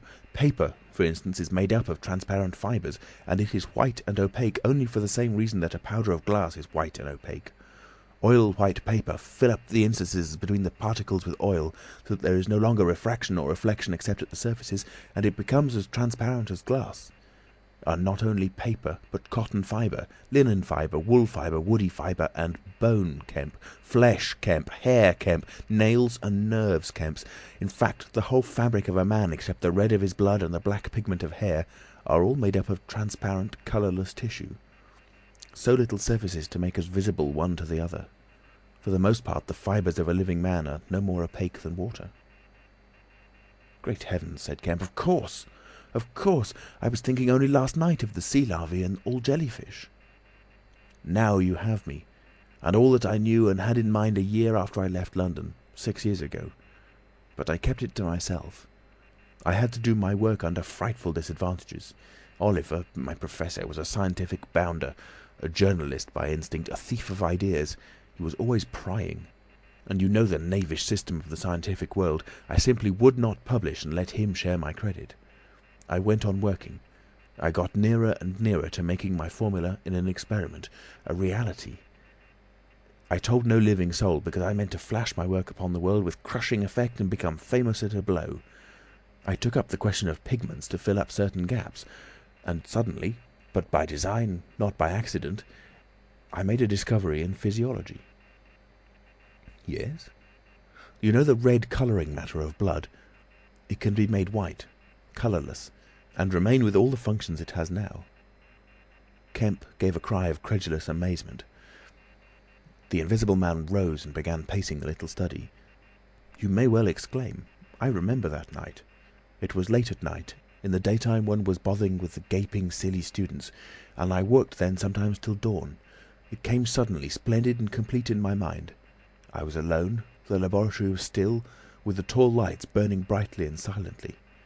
In all my great moments I have been alone. One could make an animal, a tissue, transparent. One could make it invisible, all except the pigments. I could be invisible, I said, suddenly realizing what it meant to be an albino with such knowledge. It was overwhelming.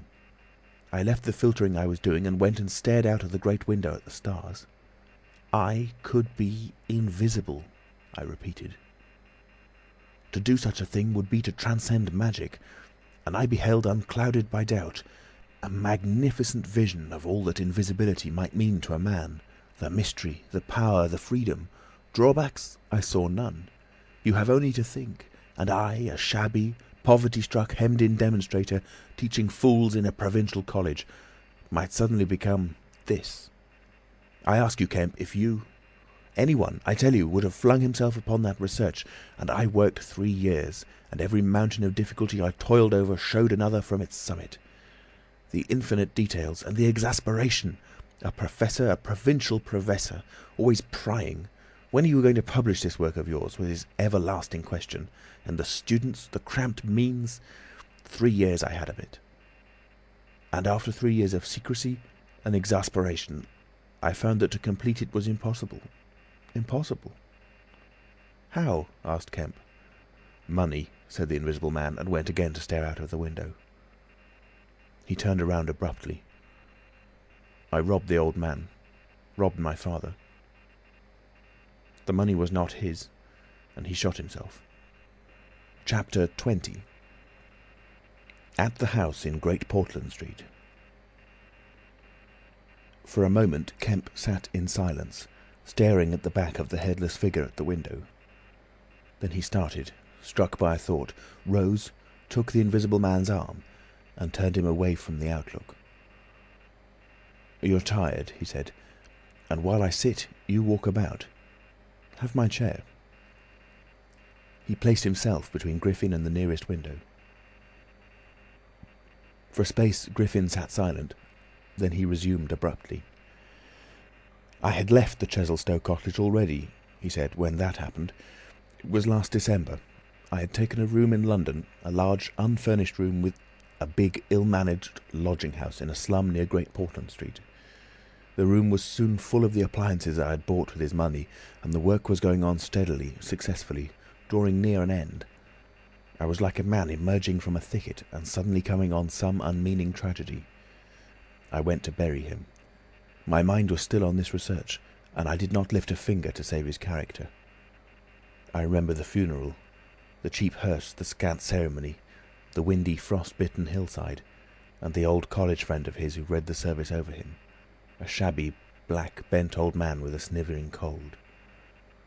I remember walking back to the empty house, through the place that had once been a village and was now patched and tinkered by the jerry-builders into the ugly likeness of a town.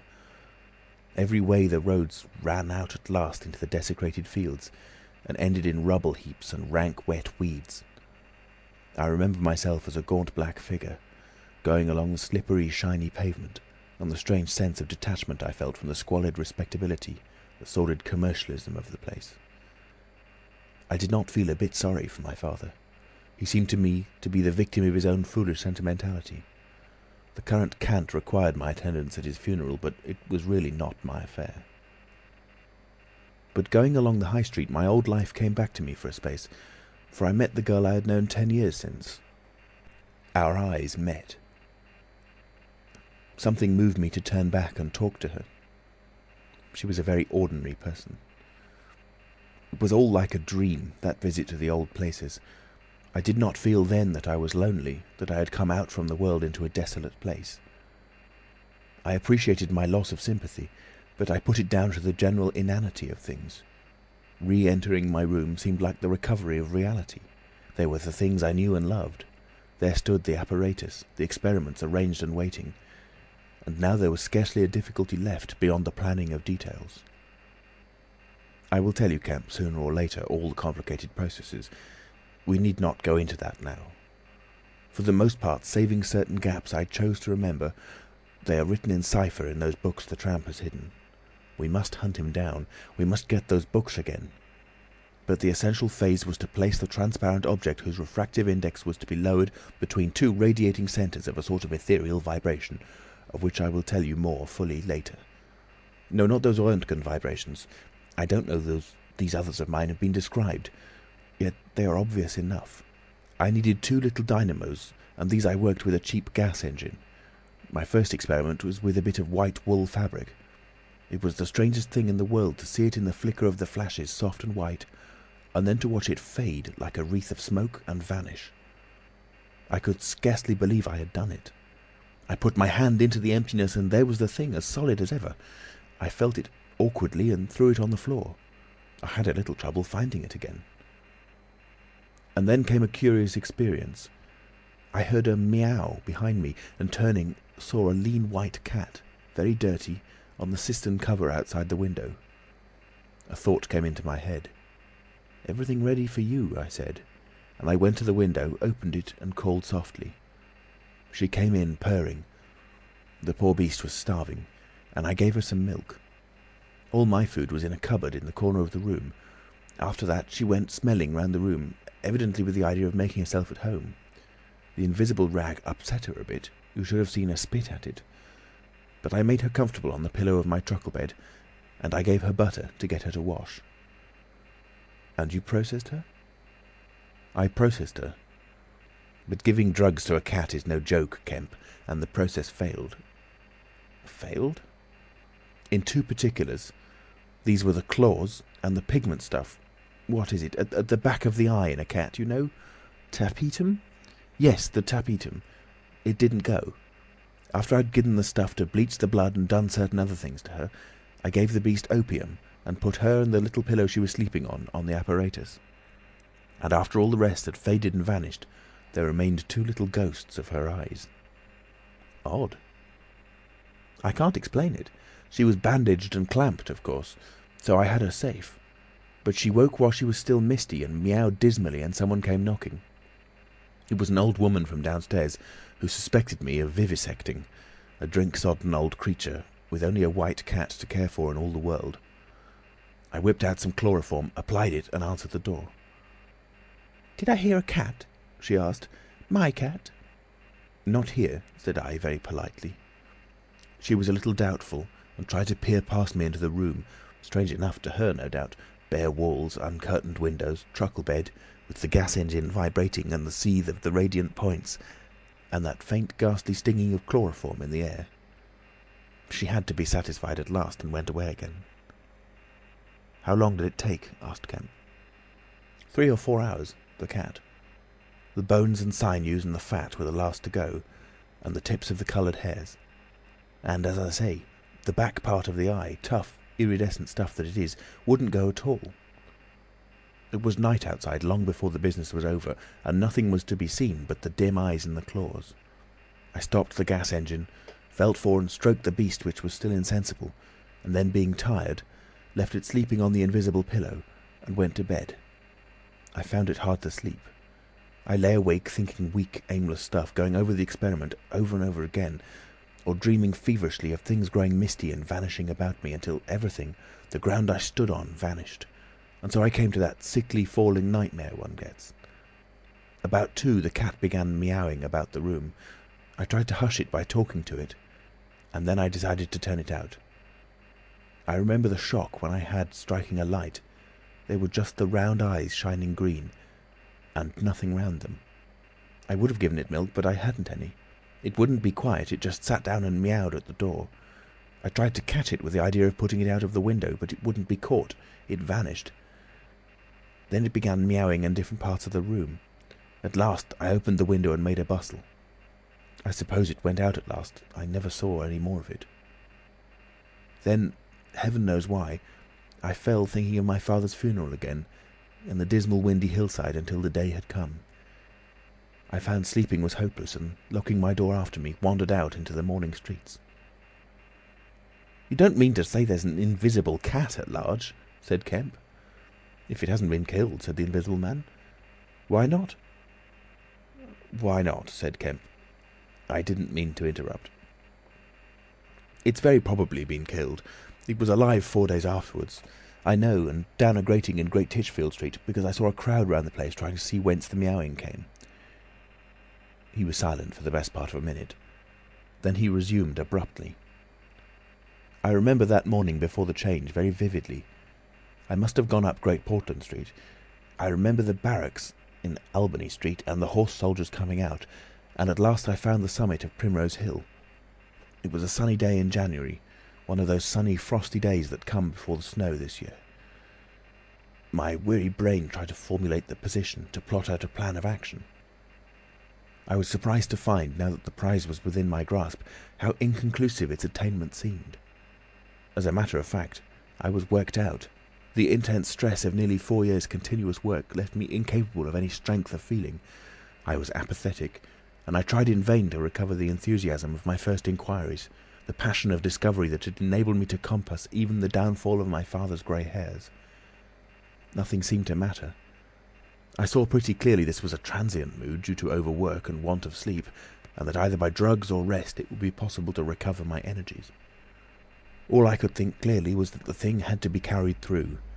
The fixed idea still ruled me, and soon, for the money I had was almost exhausted. I looked about me at the hillside with children playing and girls watching them, and tried to think of all the fantastic advantages an invisible man would have in the world. After a time I crawled home, took some food and a strong dose of strychnine, and went to sleep in my clothes on my unmade bed. Strychnine is a grand tonic, Kemp, to take the flabbiness out of a man. "It's the devil," said Kemp. "It's the Paleolithic in a bottle." I awoke vastly invigorated and rather irritable. "You know?" "I know the stuff." And there was someone rapping at the door. It was my landlord, with threats and inquiries, an old Polish Jew in a long grey coat and greasy slippers.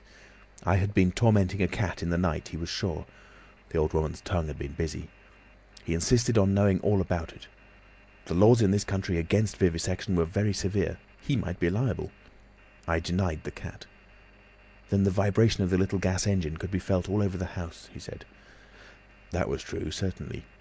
He edged around me into the room, peering about over his German silver spectacles, and a sudden dread came into my mind that he might carry away something of my secret. I tried to keep between him and the concentrating apparatus I had arranged, and that only made him more curious. What was I doing? Why was I always alone and secretive? Was it legal? Was it dangerous? I paid nothing but the usual rent. His had always been a most respectable house in a disreputable neighbourhood. Suddenly my temper gave way. I told him to get out. He began to protest, to jabber of his right of entry. In a moment I had him by the collar, something ripped, and he went spinning out into his own passage. I slammed and locked the door and sat down quivering. He made a fuss outside, which I disregarded, and after a time he went away.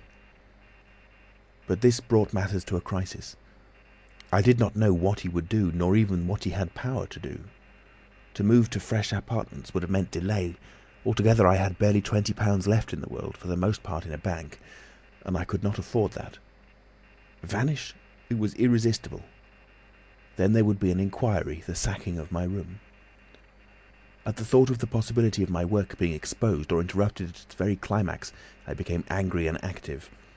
I hurried out with my 3 books of notes, my cheque-book, the tramp has them now, and directed them from the nearest post office to a house of call for letters and parcels in Great Portland Street. I tried to go out noiselessly. Coming in, I found my landlord going quietly upstairs. He had heard the door close, I suppose. You would have laughed to see him jump aside on the landing as I came tearing up after him. He glared at me as I went by him, and I made the house quiver with my slamming of the door. I heard him come shuffling up to my floor, hesitate, and go down. I set to work upon my preparations forthwith. It was all done that evening and night. While I was still sitting under the sickly, drowsy influence of the drugs that decolorize blood, there came a repeated knocking at the door. It ceased. Footsteps went away and returned, and the knocking was resumed. There was an attempt to push something under the door, a blue paper. Then, in a fit of irritation, I arose and went and flung the door wide open. "Now then?" I said. It was my landlord, with a notice of ejectment or something. He held it out to me, saw something odd about my hands, I expected, and lifted his eyes to my face. For a moment he gaped. Then he gave a sort of inarticulate cry, dropped candle and writ together, and went blundering down the dark passage to the stairs. I shut the door, locked it, and went to the looking-glass. Then I understood his terror. My face was white, like white stone. But it was all horrible. I had not expected the suffering. A night of racking anguish, sickness and fainting. I set my teeth, though my skin was presently afire, all my body afire, but I lay there like grim death. I understood now how it was that the cat had howled until I chloroformed it. Lucky it was I lived alone and untended in my room. There were times when I sobbed and groaned and talked, but I stuck to it. I became insensible and woke languid in the darkness. The pain had passed. I thought I was killing myself, and I did not care. I shall never forget that dawn, and the strange horror of seeing that my hands had become as clouded glass, and watching them grow clearer and thinner as the day went by, until at last I could see the sickly disorder of my room through them, though I closed my transparent eyelids. My limbs became glassy, the bones and arteries faded, vanished, and the little white nerves went last. I gritted my teeth and stayed there to the end. At last only the dead tips of the fingernails remained, pallid and white, and the brown stain of some acid upon my fingers. I struggled up. At first I was as incapable as a swathed infant, stepping with limbs I could not see. I was weak and very hungry. I went and stared at nothing in my shaving glass, at nothing save where an attenuated pigment still remained behind the retina of my eyes, fainter than mist. I had to hang onto the table and press my forehead against the glass. It was only by frantic effort of will that I dragged myself back to the apparatus and completed the process. I slept during the forenoon, pulling the sheet over my eyes to shut out the light, and about midday I was awakened again by a knocking. My strength had returned. I sat up and listened and heard a whispering. I sprang to my feet and, as noiselessly as possible, began to detach the connections of my apparatus and to distribute it about the room so as to destroy the suggestions of its arrangement. Presently the knocking was renewed and voices called, first my landlord's and then two others. To gain time I answered them. The invisible rag and pillow came to hand, and I opened the window and pitched them out onto the cistern cover. As the window opened, a heavy crash came at the door. Someone had charged it with the idea of smashing the lock, but the stout bolts I had screwed up some days before stopped him. That startled me, made me angry. I began to tremble and do things hurriedly. I tossed together some loose paper, straw, packing paper and so forth in the middle of the room and turned on the gas. Heavy blows began to rain upon the door. I could not find the matches. I beat my hands on the wall with rage. I turned the gas again, stepped out of the window on the cistern cover, very softly lowered the sash and sat down, secure and invisible but quivering with anger to watch events. They split a panel I saw, and in another moment they had broken away the staples of the bolts and stood in the open doorway. It was the landlord and his two stepsons, sturdy young men of 3 or 4 and 20. Behind them fluttered the old hag of a woman from downstairs. You may imagine their astonishment to find the room empty. One of the younger men rushed to the window at once, flung it up and stared out. His staring eyes and thick-lipped, bearded face came a foot from my face. I was half-minded to hit his silly countenance, but I arrested my doubled fist. He stared right through me. So did the others as they joined him. The old man went and peered under the bed, and they all made a rush for the cupboard. They had to argue about it in length in Yiddish and Cockney English. They concluded I had not answered them, that their imagination had deceived them. A feeling of extraordinary elation took the place of my anger as I sat outside the window and watched these 4 people, for the old lady came in, glancing suspiciously about like a cat, trying to understand the riddle of my behaviour. The old man, so far as I could understand his patois, agreed with the old lady that I was a vivisectionist. The sons protested in garbled English that I was an electrician and appealed to the dynamos and radiators. They were all nervous about my arrival, although I found subsequently that they had bolted the front door. The old lady peered into the cupboard and under the bed, and one of the young men pushed up the register and stared up the chimney. One of my fellow lodgers, a costermonger who shared the opposite room with a butcher, appeared on the landing, and he was called in and told incoherent things. It occurred to me that the radiators, if they fell into the hands of some acute, well-educated person, would give me away too much, and watching my opportunity I came into the room and tilted one of the little dynamos off its fellow on which it was standing, and smashed both apparatus. Then, while they were trying to explain the smash, I dodged out of the room and went softly downstairs. I went into one of the sitting rooms and waited until they came down, still speculating and argumentative, all a little disappointed at finding no horrors, and all a little puzzled how they stood legally towards me. Then I slipped up again with a box of matches, fired my heap of paper and rubbish, put the chairs and bedding thereby, led the gas to the affair by the means of an india-rubber tube, and waving a farewell to the room, left it for the last time. "You fired the house?" exclaimed Kemp. "Fired the house. It was the only way to cover my trail, and no doubt it was insured. I slipped the bolts of the front door quietly and went out into the street. I was invisible, and I was only just beginning to realise the extraordinary advantage my invisibility gave me. My head was already teeming with plans of all the wild and wonderful things I now had impunity to do. Chapter 21. In Oxford Street. In going downstairs the first time, I found an unexpected difficulty because I could not see my feet. Indeed, I stumbled twice, and there was an unaccustomed clumsiness in gripping the bolt. By not looking down, however, I managed to walk on the level passably well. My mood, I say, was one of exaltation. I felt as a seeing man might do with padded feet and noiseless clothes in a city of the blind. I experienced a wild impulse to jest, to startle people, to clap men on the back, fling people's hats astray, and generally revel in my extraordinary advantage. But hardly had I emerged upon Great Portland Street, however, my lodging was close to the big draper's shop there, when I heard a clashing concussion and was hit violently behind, and turning, saw a man carrying a basket of soda-water siphons, and looking in amazement at his burden. Although the blow had really hurt me, I found something so irresistible in his astonishment that I laughed aloud. "The devil's in the basket," I said, and suddenly twisted it out of his hand. He let go incontinently, and I swung the whole weight into the air. But a fool of a cabman, standing outside a public house, made a sudden rush for this, and his extending fingers took me with excruciating violence under the ear. I let the whole down with a smash on the cabman, and then with shouts and the clatter of feet about me, people coming out of shops, vehicles pulling up, I realised what I had done for myself, and cursing my folly, backed against a shop window and prepared to dodge out of the confusion. In a moment I should be wedged into a crowd and inevitably discovered. I pushed by a butcher boy, who luckily did not turn to see the nothingness that shoved him aside, and dodged behind the cabman's four-wheeler.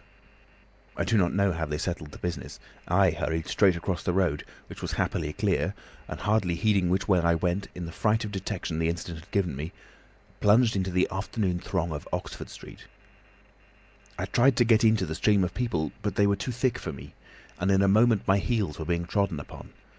I took to the gutter, the roughness of which I found painful to my feet, and forthwith the shaft of a crawling hansom dug me forcibly under the shoulder-blade, reminding me that I was already bruised severely. I staggered out of the way of the cab, avoided a perambulator by a convulsive movement, and found myself behind the hansom. A happy thought saved me, and as this drove slowly along, I followed in its immediate wake, trembling and astonished at the turn of my adventure. And not only trembling, but shivering. It was a bright day in January, and I was stark naked, and the thin slime of mud that covered the road was freezing. Foolish as it seems to me now, I had not reckoned that, transparent or not, I was still amenable to the weather and all its consequences. Then suddenly a bright idea came into my head. I ran round and got into the cab. And so, shivering, scared, and sniffing with the first intimations of a cold, and with the bruises in the small of my back growing upon my attention, I drove slowly along Oxford Street and past Tottenham Court Road. My mood was as different from that in which I had sallied forth 10 minutes ago as it is possible to imagine. This invisibility indeed. The one thought that possessed me was, how was I to get out of the scrape I was in? We crawled past Moody's, and there a tall woman with 5 or 6 yellow-labelled books hailed my cab, and I sprang out just in time to escape her, shaving a railway van narrowly in my flight. I made off up the roadway to Bloomsbury Square, intending to strike north past the museum and so get into the quiet district. I was now cruelly chilled, and the strangeness of my situation so unnerved me that I whimpered as I ran. At the northward corner of the square a little white dog ran out of the Pharmaceutical Society's offices and incontinently made for me, nose down. I had never realised it before, but the nose is to the mind of a dog what the eye is to the mind of a seeing man. Dogs perceive the scent of a man moving as men perceive his vision. This brute began barking and leaping, showing, as it seemed to me, only too plainly that he was aware of me. I crossed Great Russell Street, glancing over my shoulder as I did so, and went some way along Montague Street before I realised what I was running towards. Then I became aware of a blare of music, and looking along the street saw a number of people advancing out of Russell Square, red shirts and the banner of the Salvation Army to the fore. Such a crowd, chanting in the roadway and scoffing on the pavement, I could not hope to penetrate, and dreading to go back and further from home again, and deciding on the spur of the moment, I ran up the white steps of a house facing the museum railings, and stood there until the crowd should have passed. Happily the dog stopped at the noise of the band too, hesitated and turned tail, running back to Bloomsbury Square again. On came the band, bawling with unconscious irony some hymn about "When shall we see his face?" and it seemed an interminable time to me before the tide of the crowd washed along the pavement by me. Thud, thud, thud came the drum with a vibrating resonance, and for the moment I did not notice two urchins stopping at the railings by me. "See 'em?" said one. "See what?" said the other. "Why, them footmarks, bare, like what you makes in mud." I looked down and saw the youngsters had stopped and were gaping at the muddy footmarks I had left behind me up the newly whitened steps. The passing people elbowed and jostled them, but their confounded intelligence was arrested. Thud, thud, thud, when thud shall we see thud his face, thud, thud. "There's a barefoot man gone up them steps, or I don't know nothing," said one. "And he ain't never come down again, and his foot was a-bleeding." The thick of the crowd had already passed. "Look'ee here, Ted," quoth one of the younger of the detectives, with the sharpness of surprise in his voice, and pointed straight to my feet. I looked down and saw at once the dim suggestion of their outline sketched in splashes of mud. For a moment I was paralysed. "Why, that's rum," said the elder. "Dashed rum, it's like the ghost of a foot, ain't it?" He hesitated and advanced with outstretched hand. A man pulled up short to see what he was catching, and then a girl. In another moment he would have touched me. Then I saw what to do.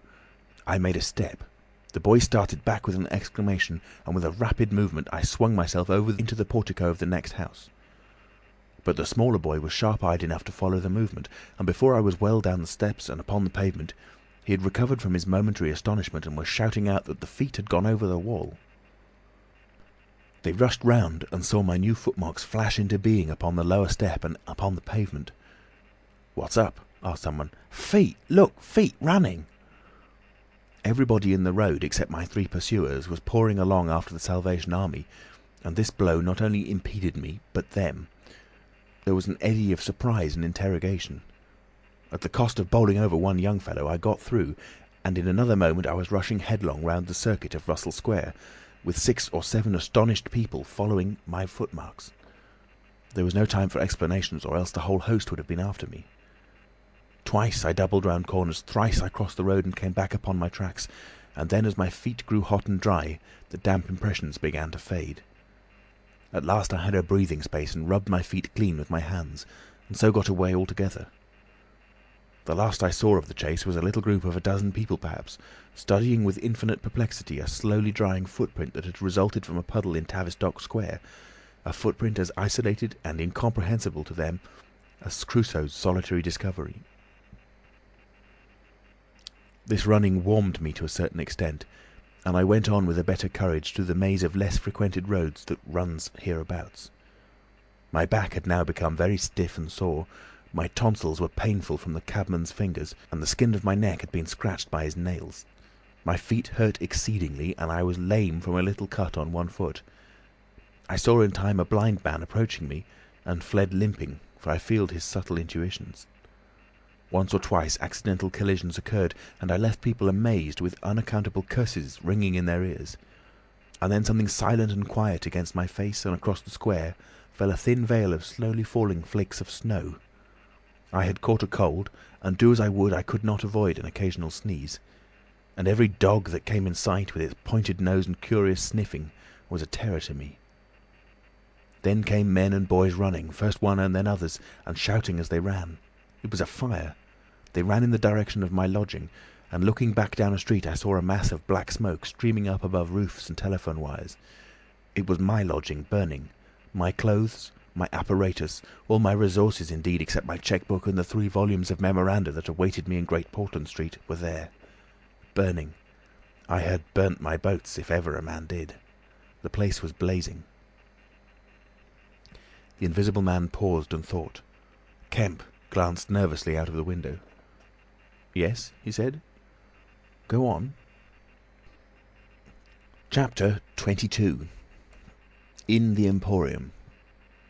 So, last January, with the beginning of a snowstorm in the air about me, and if it settled on me it would betray me, weary, cold, painful, inexpressibly wretched, and still but half convinced of my invisible quality, I began this new life to which I am committed.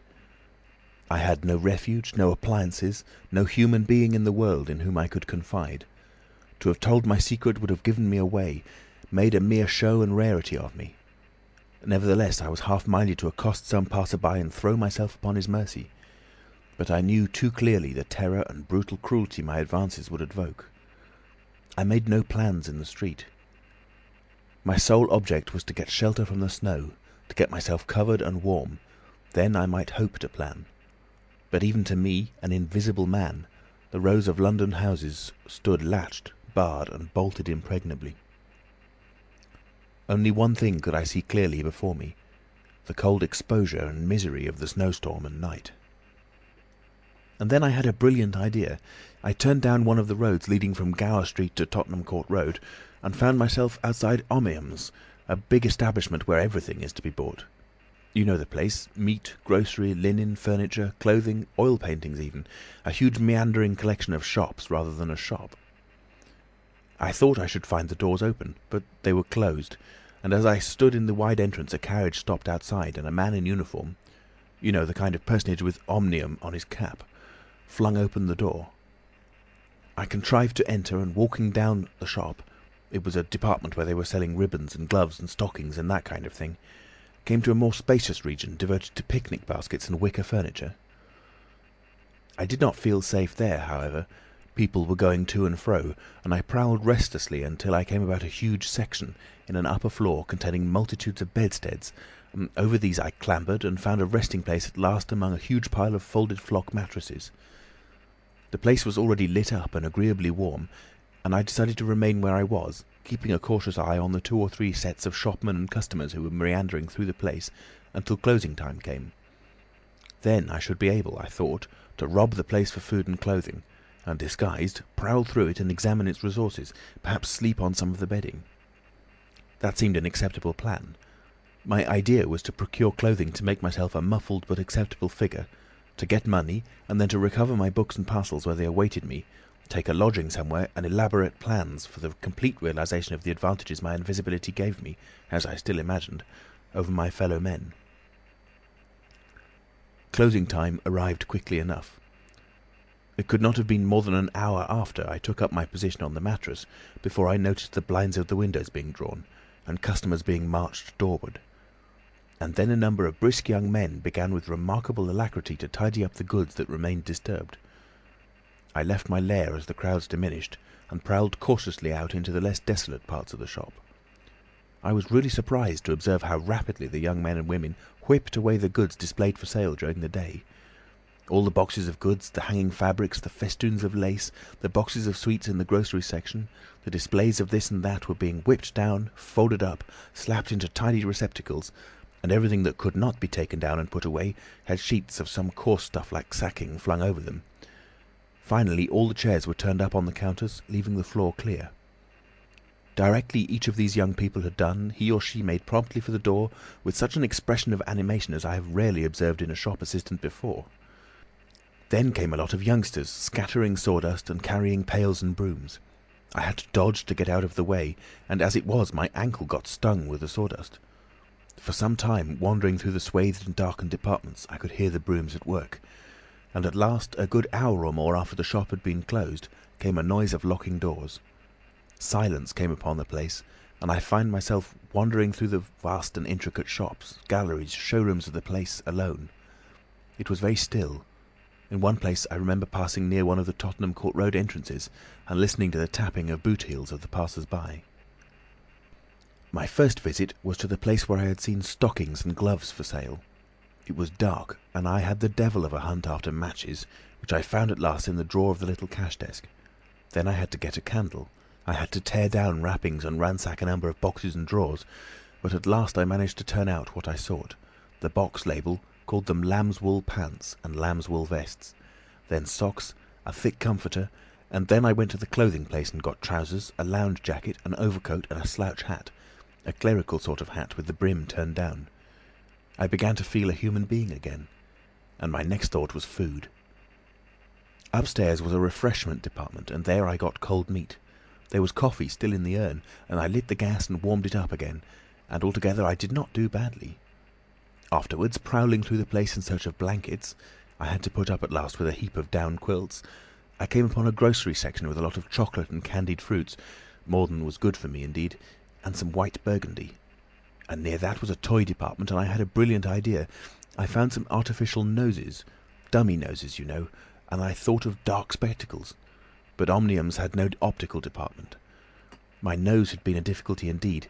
I had thought of paint, but the discovery set my mind running on wigs and masks and the like. Finally I went to sleep in a heap of down quilts, very warm and comfortable. My last thoughts before sleeping were the most agreeable I had had since the change. I was in a state of physical serenity, and that was reflected in my mind. I thought that I should be able to slip out unobserved in the morning with my clothes upon me, muffling my face with a white wrapper I had taken, purchased with the money I had taken, spectacles and so forth, and so complete my disguise. I lapsed into disorderly dreams of all the fantastic things that had happened during the last few days. I saw the ugly little Jew of a landlord vociferating in his rooms. I saw his two sons marvelling, and the wrinkled old woman's gnarled face as she asked for her cat. I experienced again the strange sensation of seeing the cloth disappear, and so I came round to the windy hillside and the sniffing old clergyman mumbling earth to earth, ashes to ashes, dust to dust at my father's open grave. "You also," said a voice, and suddenly I was being forced towards the grave. I struggled, shouted, appealed to the mourners, but they continued stonily following the service, the old clergyman too, never faltering, droning and sniffling through the ritual.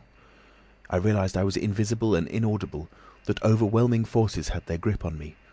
I struggled in vain. I was forced over the brink. The coffin rang hollow as I fell upon it, and the gravel came flying after me in spadefuls. Nobody heeded me. Nobody is aware of me. I made convulsive struggles and awoke.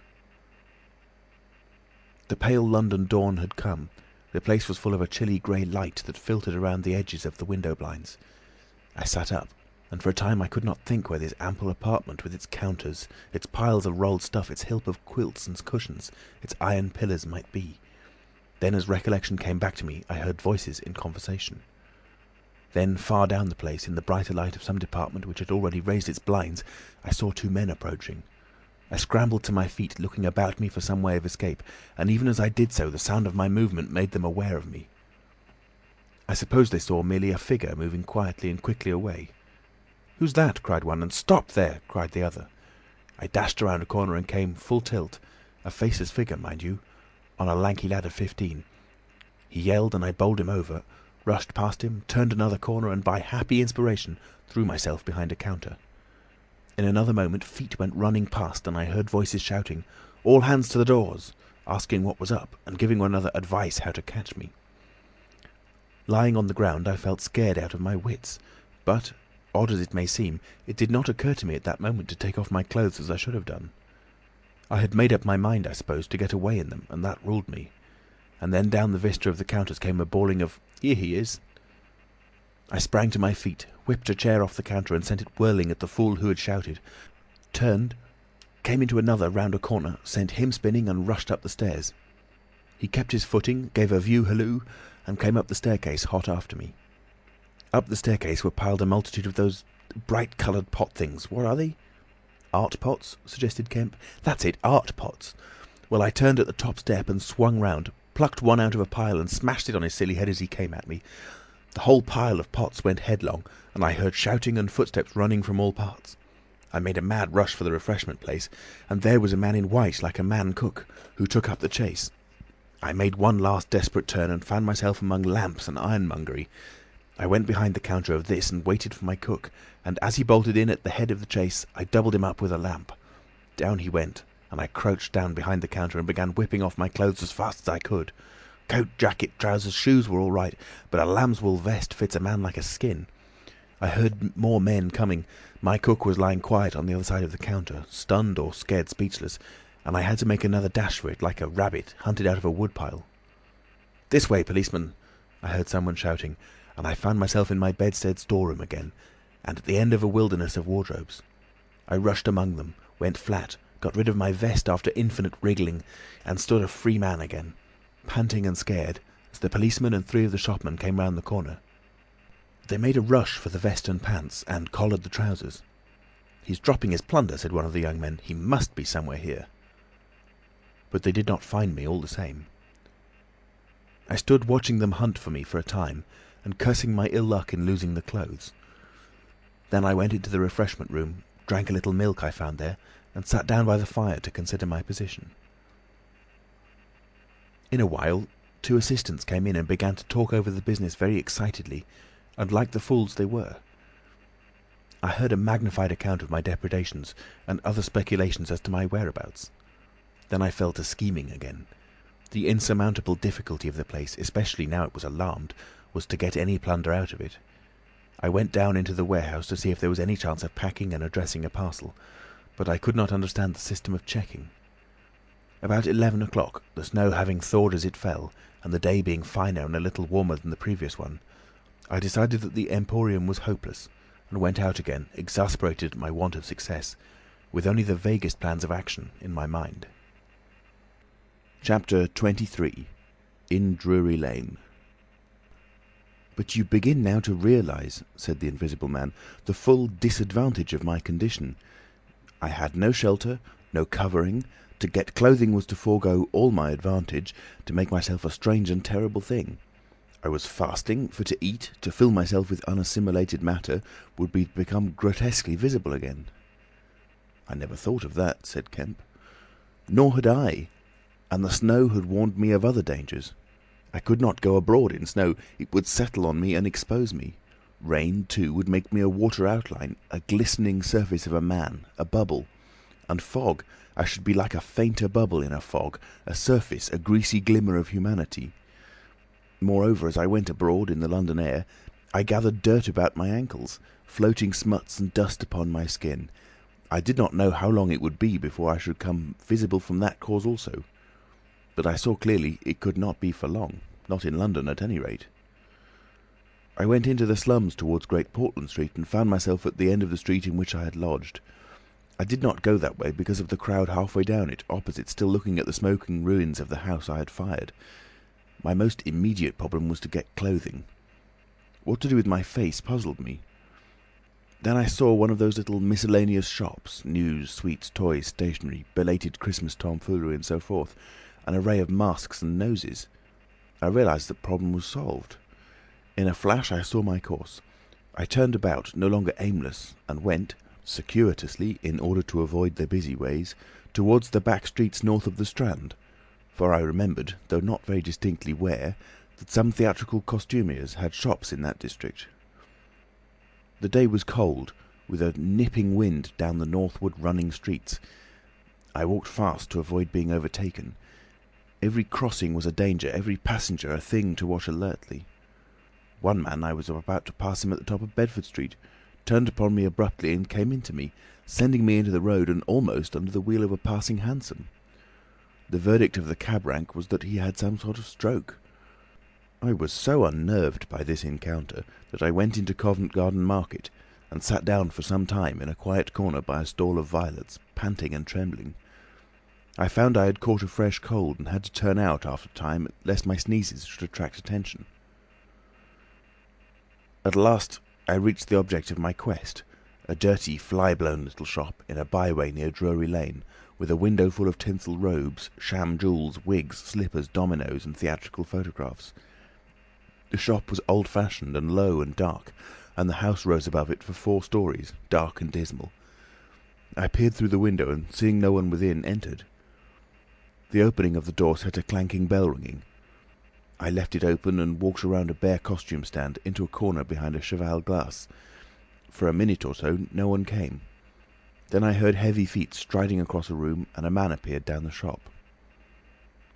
My plans were now perfectly definite. I proposed to make my way into the house, secrete myself upstairs, watch my opportunity, and when everything was quiet, rummage out a wig, mask, spectacles and costume, and go into the world, perhaps a grotesque, but still a credible figure. And incidentally, of course, I could rob the house of any available money. The man who had just entered the shop was a short, slight, hunched, beetle-browed man with long arms and very short bandy legs. Apparently, I had interrupted a meal. He stared about the shop with an expression of expectation. This gave way to surprise, and then to anger as he saw the shop empty. "Damn the boys," he said. He went a stare up and down the street. He came in again in a minute, kicked the door to with his foot spitefully, and went muttering back to the house door. I came forward to follow him, and at the noise of my movement he stopped dead. I did so too, startled by his quickness of ear.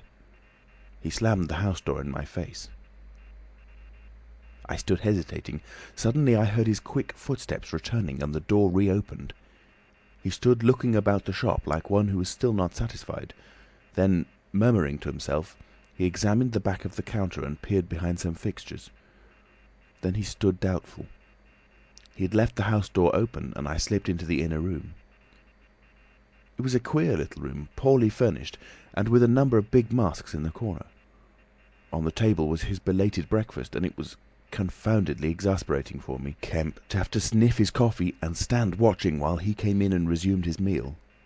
And his table manners were irritating.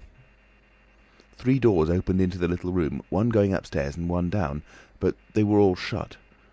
I could not get out of the room while he was there. I could scarcely move because of his alertness, and there was a draught down my back. Twice I strangled a sneeze just in time. The spectacular quality of my sensations was curious and novel, but for all that I was heartily tired and angry long before he had done his eating.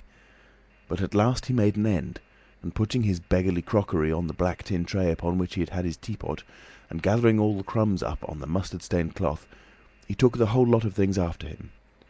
His burden prevented his shutting the door behind him, as he would have done. I had never seen such a man for shutting doors, and I followed him into a very dirty underground kitchen and scullery. I had the pleasure of seeing him begin to wash up, and then, finding no good in keeping down there, and the brick floor being cold on my feet, I returned upstairs and sat in his chair by the fire. It was burning low, and scarcely thinking I put on a little coal. The noise of this brought him up at once, and he stood aglare. He peered about the room and was within an ace of touching me. Even after that examination, he scarcely seemed satisfied. He stopped in the doorway and took a final inspection before he went down. I waited in the little parlour for an age, and at last he came up and opened the upstairs door.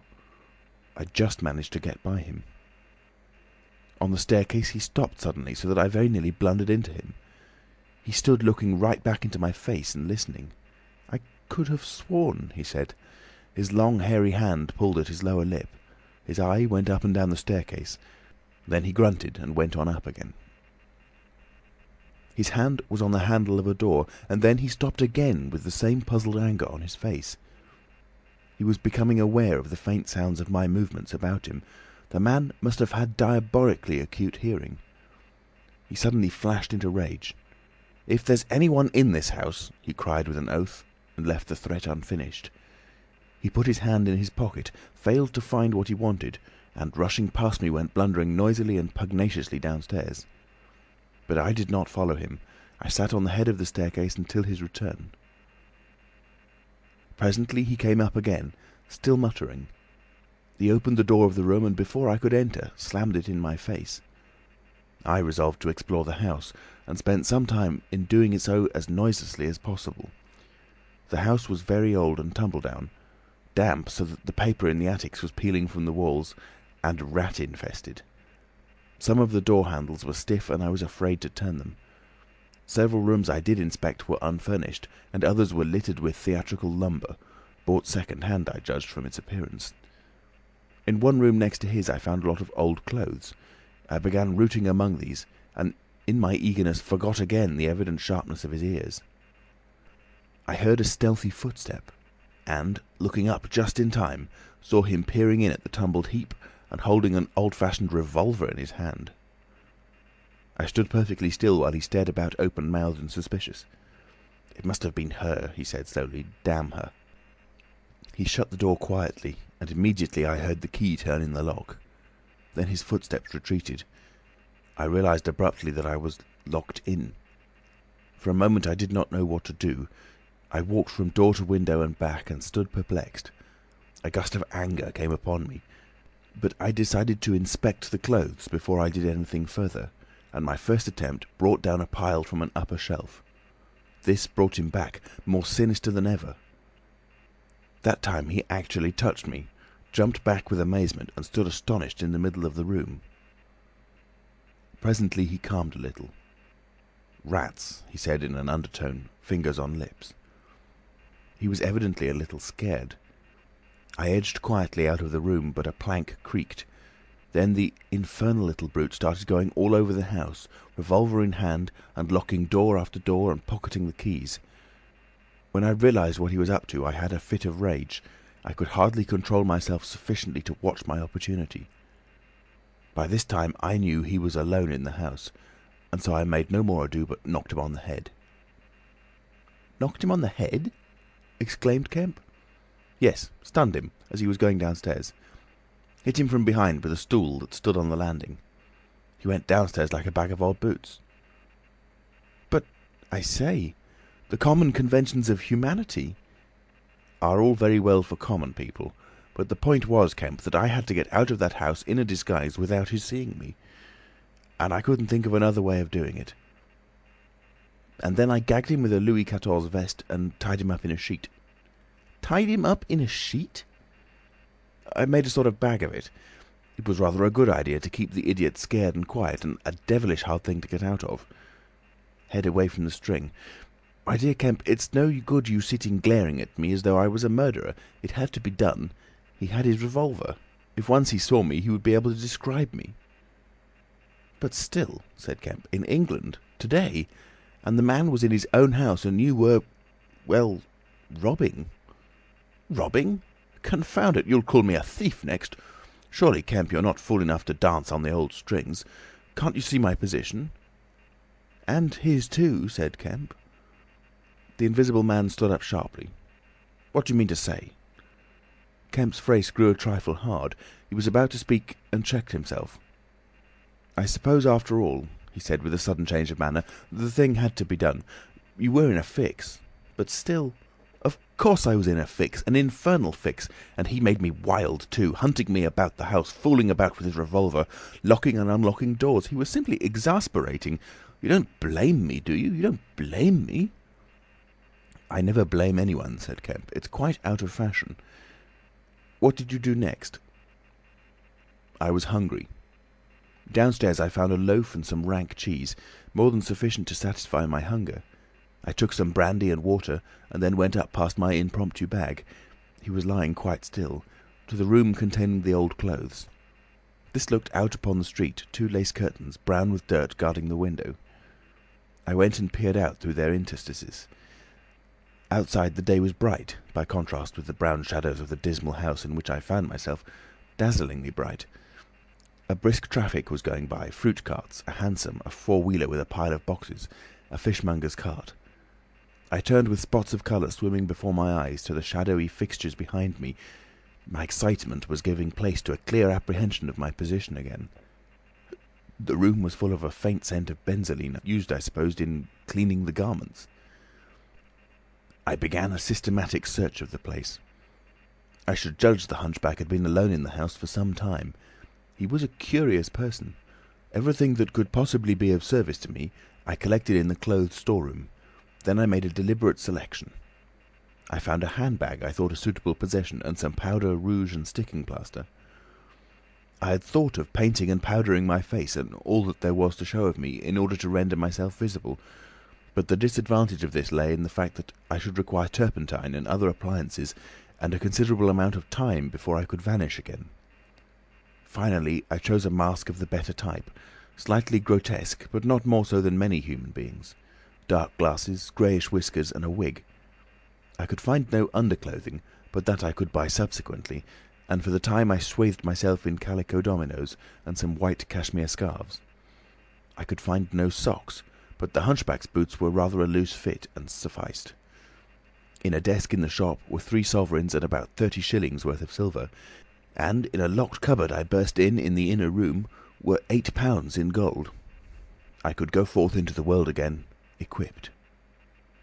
Then came a curious hesitation. Was my appearance really credible?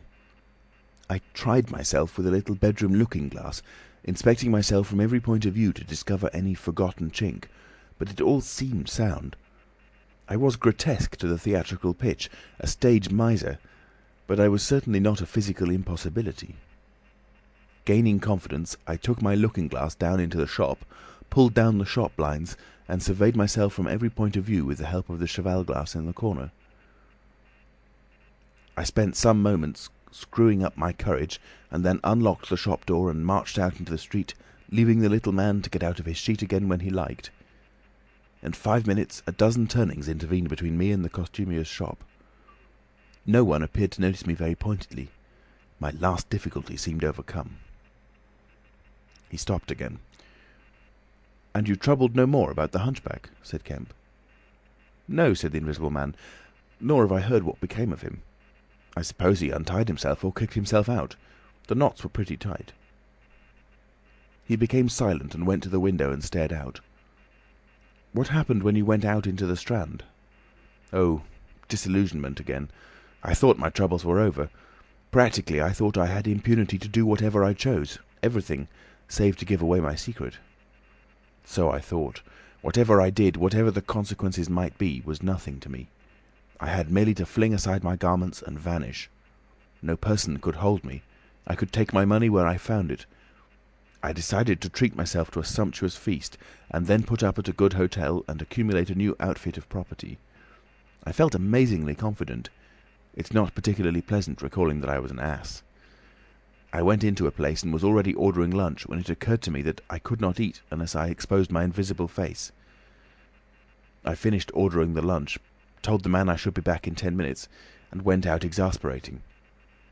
I don't know if you've ever been disappointed in your appetite." "Not quite so badly," said Kemp, "but I can imagine it. I could have smashed the silly devils. At last, faint with the desire for tasteful food, I went into another place and demanded a private room. 'I am disfigured,' I said, 'badly.' They looked at me curiously, but of course it was not their affair, and so at last I got my lunch. It was not particularly well served, but it sufficed, and when I had it, I sat over a cigar, trying to plan my line of action. And outside a snowstorm was beginning. The more I thought it over, Kemp, the more I realised what a helpless absurdity an Invisible Man was, in a cold and dirty climate and a crowded civilised city.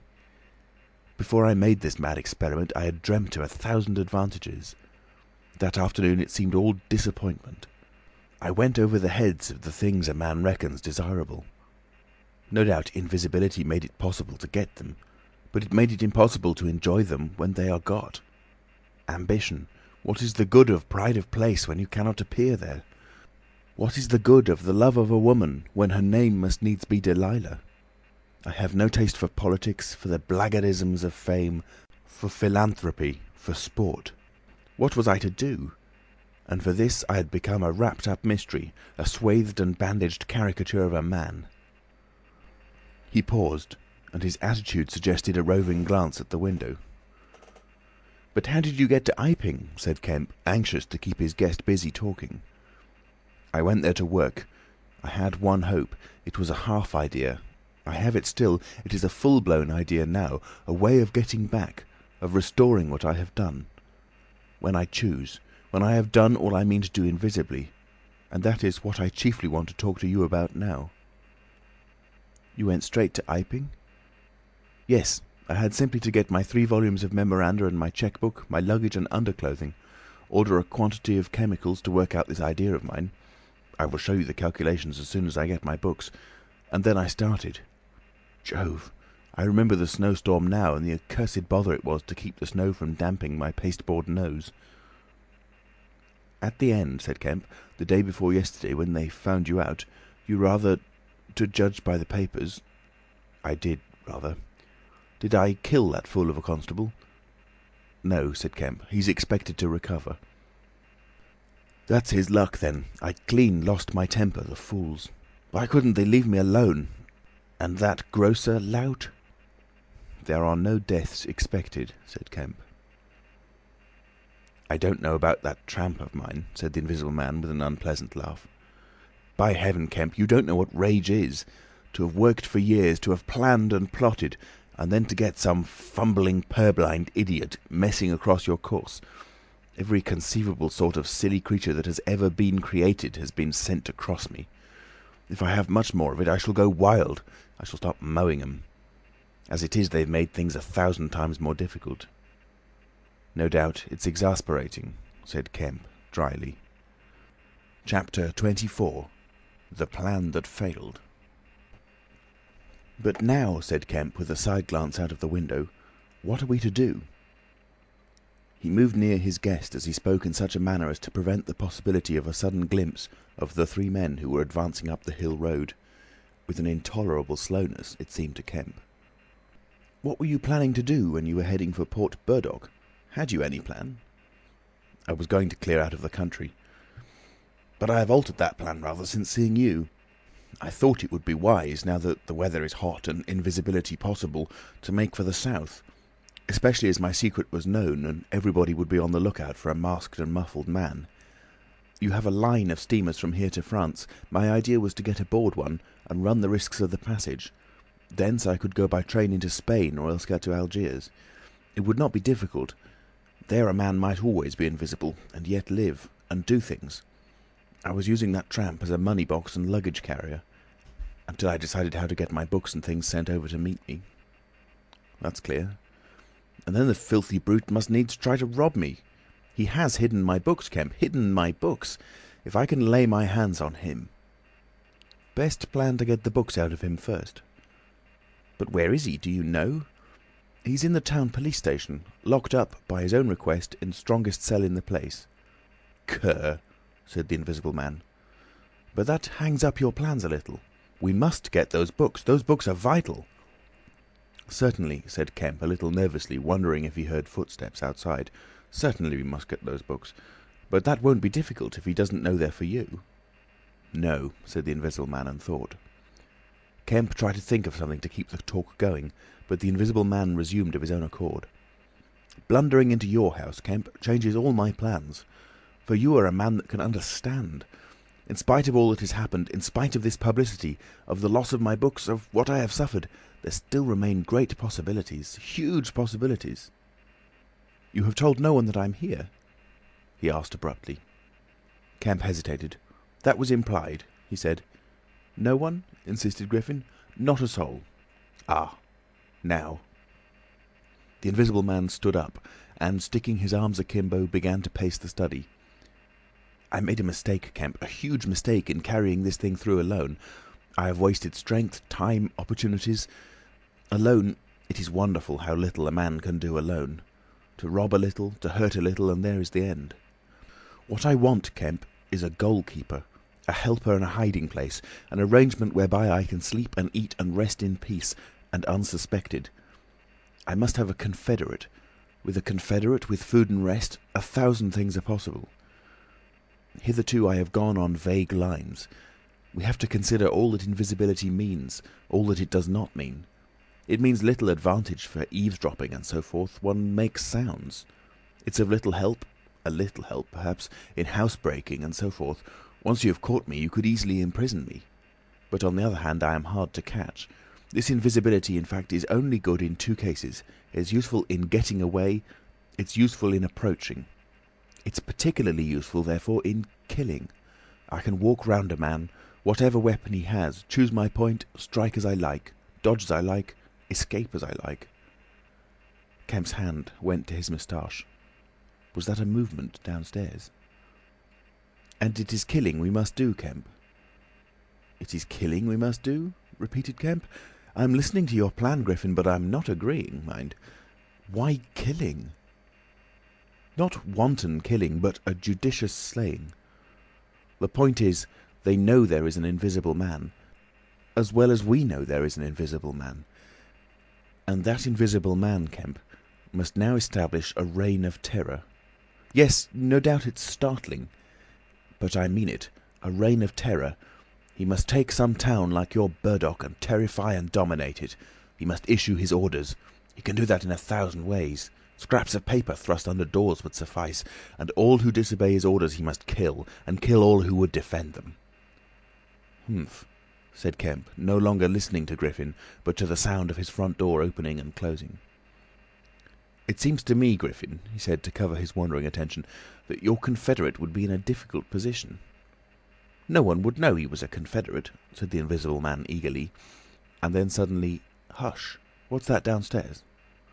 Nothing, said Kemp, and suddenly began to speak loud and fast. I don't agree to this, Griffin, he said. Understand me, I don't agree to this. Why dream of playing a game against the race? How can you hope to gain happiness? Don't be a lone wolf. Publish your results. Take the world, take the nation at least, into your confidence. Think what you might do with 1,000,000 helpers. The invisible man interrupted, arm extended. There are footsteps coming upstairs, he said in a low voice. Nonsense, said Kemp. Let me see, said the invisible man, and advanced, arm extended, to the door. And then things happened very swiftly. Kemp hesitated for a second and then moved to intercept him. The invisible man started and stood still. Traitor, cried the voice, and suddenly the dressing gown opened, and sitting down, the unseen began to disrobe. Kemp made 3 swift steps to the door, and forthwith the invisible man, his legs had vanished, sprang to his feet with a shout. Kemp flung the door open. As it opened, there came a sound of hurrying feet downstairs and voices. With a quick movement, Kemp thrust the invisible man back, sprang aside and slammed the door. The key was outside and ready. In another moment, Griffin would have been alone in the Belvedere study, a prisoner. Save for one little thing, the key had been slipped in hastily that morning. As Kemp slammed the door, it fell noisily upon the carpet. Kemp's face became white. He tried to grip the door handle with both hands. For a moment he stood lugging. Then the door gave 6 inches. But he got it closed again. The second time it was jerked a foot wide, and the dressing gown came wedging itself into the opening. His throat was gripped by invisible fingers, and he left his hold on the handle to defend himself. He was forced back, tripped, and pitched heavily into the corner of the landing. The empty dressing gown was flung on top of him. Halfway up the staircase was Colonel Adye, the recipient of Kemp's letter, the chief of the Burdock police. He was staring aghast at the sudden appearance of Kemp, followed by the extraordinary sight of the clothing tossing empty in the air. He saw Kemp felled and struggling to his feet. He saw him rush forward and go down again, felled like an ox. Then suddenly he was struck violently by nothing. A vast weight, it seemed, leapt upon him, and he was hurled headlong down the staircase, with a grip on his throat and a knee in his groin. An invisible foot trod on his back. A ghostly patter passed downstairs. He heard the 2 police officers in the hall shout and run, and the front door of the house slammed violently. He rolled over and sat up staring. He saw, staggering down the staircase, Kemp, dusty and dishevelled, one side of his face white from a blow, his lip bleeding, and a pink dressing gown and some underclothing held in his arms. "My God!" cried Kemp, "the game's up. He's gone." Chapter 25. The Hunting of the Invisible Man. For a space, Kemp was too inarticulate to make Adye understand the swift things that had just happened. They stood on the landing, Kemp speaking swiftly, the grotesque swathings of Griffin still on his arm. But presently Adye began to grip something of the situation. "He is mad," said Kemp, "inhuman. He is pure selfishness. He thinks of nothing but his own advantage, his own safety. I have listened to such a story this morning of brutal self-seeking. He has wounded men. He will kill them unless we can prevent him. He will create a panic. Nothing can stop him. He is going out now. Furious." "He must be caught," said Adye. "That is certain." "But how?" cried Kemp, and suddenly became full of ideas. "You must begin at once. You must set every available man to work. You must prevent his leaving this district. Once he gets away, he may go through the countryside as he wills, killing and maiming. He dreams of a reign of terror, I tell you. You must set a watch on trains and roads and shipping. The garrison must help. You must wire for help. The only thing that may keep him here is the thought of recovering some books of notes he counts of value. I will tell you of that. There is a man in your police station, Marvel." "I know," said Adye, "I know. These books, yes, but the tramp." "He says he hasn't got his books, but he thinks the tramp has. And you must prevent him from eating or sleeping. Day and night the country must be astir for him. Food must be locked up and secured, all food, so that he will have to break his way to it. The houses everywhere must be barred against him. Heaven send us cold nights and rain. The whole countryside must begin hunting and keep hunting. I tell you, Adye, he is a danger, a disaster. Unless he is pinned and secured, it is frightful to think of the things that may happen." "What else can we do?" said Adye. "I must go down at once and begin organising. But why not come? Yes, you come too. Come, and we must hold a sort of council of war. Get Hops to help, and the railway managers. By Jove, it's urgent. Come along. Tell me as we go, what else is there we can do? Put that stuff down." In another moment, Adye was leading the way downstairs. They found the front door open and the policeman standing outside staring at empty air. "He's got away, sir," said one. "We must go to the central station at once," said Adye. "One of you go on down and get a cab to come up and meet us, quickly. And now, Kemp, what else?" "Dogs," said Kemp. "Get dogs. They don't see him, but they wind him. Get dogs." "Good," said Adye. "It's not generally known, but the prison officials over at Halstead know a man with bloodhounds. Dogs. What else?"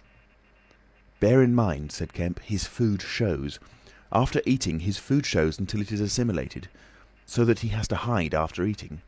You must keep on beating, every thicket, every quiet corner, and put all weapons, all implements that might be weapons, away. He can't carry such things for long, and what he can snatch up and strike men with must be hidden away." "Good again," said Adye. "We shall have him yet."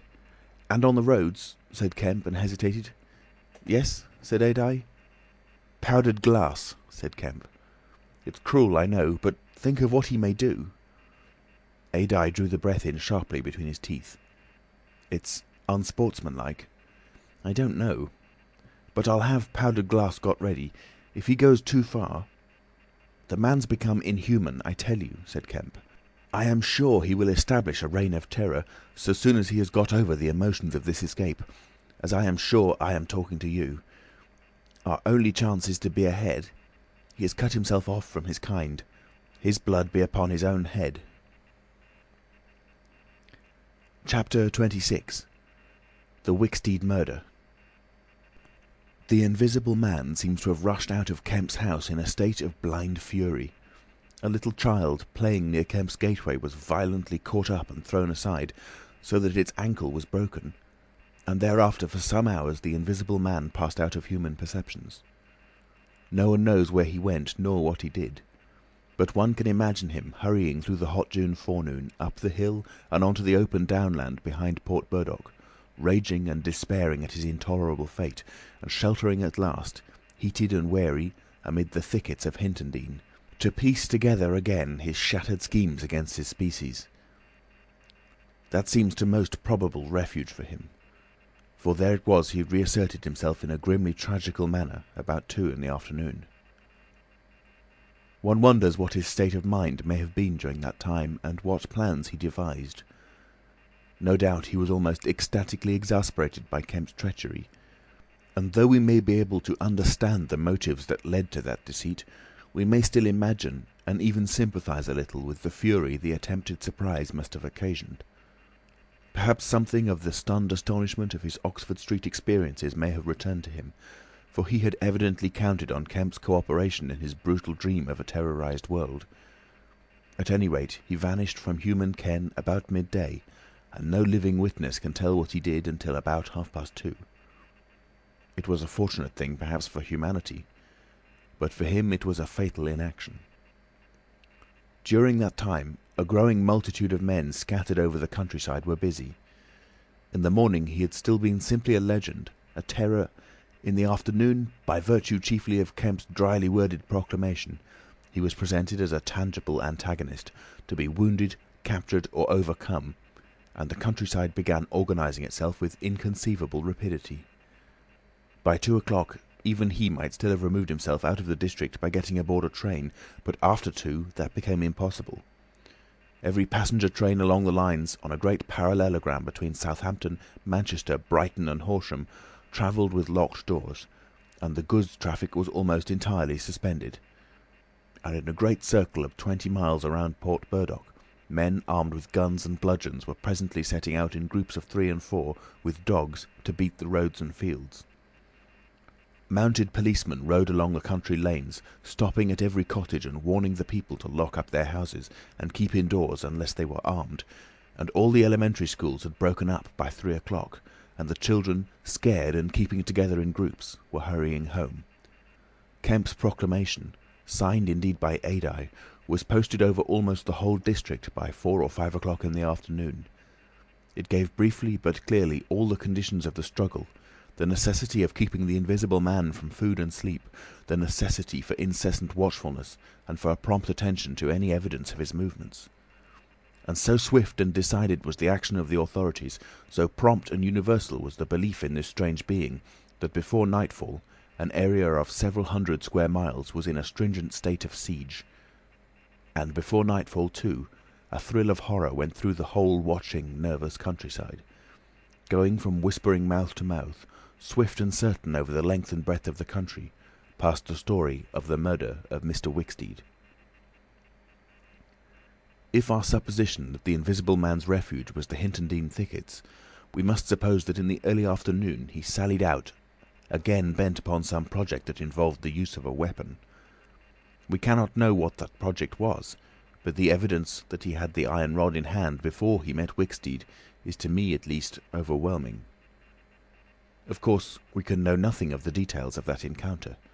It occurred on the edge of a gravel pit, not 200 yards from Lord Burdock's lodge gate. Everything points to a desperate struggle. The trampled ground, the numerous wounds Mr. Wicksteed received, his splintered walking stick. But why the attack was made, save in a murderous frenzy, it is impossible to imagine. Indeed, the theory of madness is almost unavoidable. Mr. Wicksteed was a man of 45 or 46, steward to Lord Burdock, of inoffensive habits and appearance, the very last person in the world to provoke such a terrible antagonist. Against him it would seem the Invisible Man used an iron rod dragged from a broken piece of fence. He stopped this quiet man going quietly home to his midday meal, attacked him, beat down his feeble defences, broke his arm, felled him, and smashed his head to a jelly. Of course, he must have dragged this rod out of the fencing before he met his victim. He must have been carrying it ready in his hand. Only 2 details beyond what has already been stated seem to bear on the matter. One is the circumstance that the gravel pit was not in Mr. Wicksteed's direct path home, but nearly a couple of 100 yards out of his way. The other is the assertion of a little girl to that effect that, going to her afternoon school, she saw the murdered man trotting in a peculiar manner across a field towards the gravel pit. Her pantomime of his action suggests a man pursuing something on the ground before him and striking at it ever and again with his walking stick. She was the last person to see him alive. He passed out of her sight to his death, the struggle being hidden from her only by a clump of beech trees and a slight depression in the ground. Now this, to the present writer's mind at least, lifts the murder out of the realm of the absolutely wanton. We may imagine that Griffin had taken the rod as a weapon indeed, but without any deliberate intention of using it in murder. Wicksteed may then have come by and noticed this rod inexplicably moving through the air. Without any thought of the Invisible Man, for Port Burdock is 10 miles away, he may have pursued it. It is quite conceivable that he may not even have heard of the Invisible Man. One can then imagine the Invisible Man making off, quietly in order to avoid discovering his presence in the neighbourhood, and Wicksteed, excited and curious, pursuing this unaccountably locomotive object, finally striking at it. No doubt the Invisible Man could easily have distanced his middle-aged pursuer under ordinary circumstances, but the position in which Wicksteed's body was found suggests that he had had the ill luck to drive his quarry into a corner between a drift of stinging nettles and the gravel pit. To those who appreciate the extraordinary irascibility of the Invisible Man, the rest of the encounter will be easy to imagine. But this is pure hypothesis.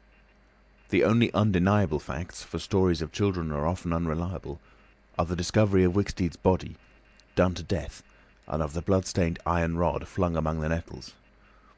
The abandonment of the rod by Griffin suggests that in the emotional excitement of the affair, the purpose for which he took it, if he had a purpose, was abandoned. He was certainly an intensely egotistical and unfeeling man, but the sight of his victim, his first victim, bloody and pitiful at his feet, may have released some long-pent fountain of remorse, which for a time may have flooded whatever scheme of action he had contrived. After the murder of Mr. Wicksteed, he would seem to have struck across the country towards the downland. There is a story of a voice heard about sunset by a couple of men in a field near Fern Bottom. It was wailing and laughing, sobbing and groaning, and ever and again it shouted. It must have been a queer hearing. It drove up across the middle of a clover field and died away towards the hills. That afternoon, the Invisible Man must have learnt something of the rapid use Kemp had made of his confidences. He must have found houses locked and secured. He may have loitered about railway stations and prowled about inns, and no doubt he read the proclamations and realised something of the nature of the campaign against him. And as the evening advanced, the fields became dotted here and there with groups of 3 or 4 men, and noisy with the yelping of dogs. These men-hunters had peculiar instructions in the case of an encounter as to the way they should support one another. But he avoided them all. We may understand something of his exasperation, and it could have been none the less because he himself had supplied the information that was being used so remorselessly against him. For that day at least he lost heart. For nearly 24 hours, save when he turned on Wicksteed, he was a hunted man. In the night he must have eaten and slept, for in the morning he was himself again, active, powerful, angry and malignant, prepared for his last great struggle against the world.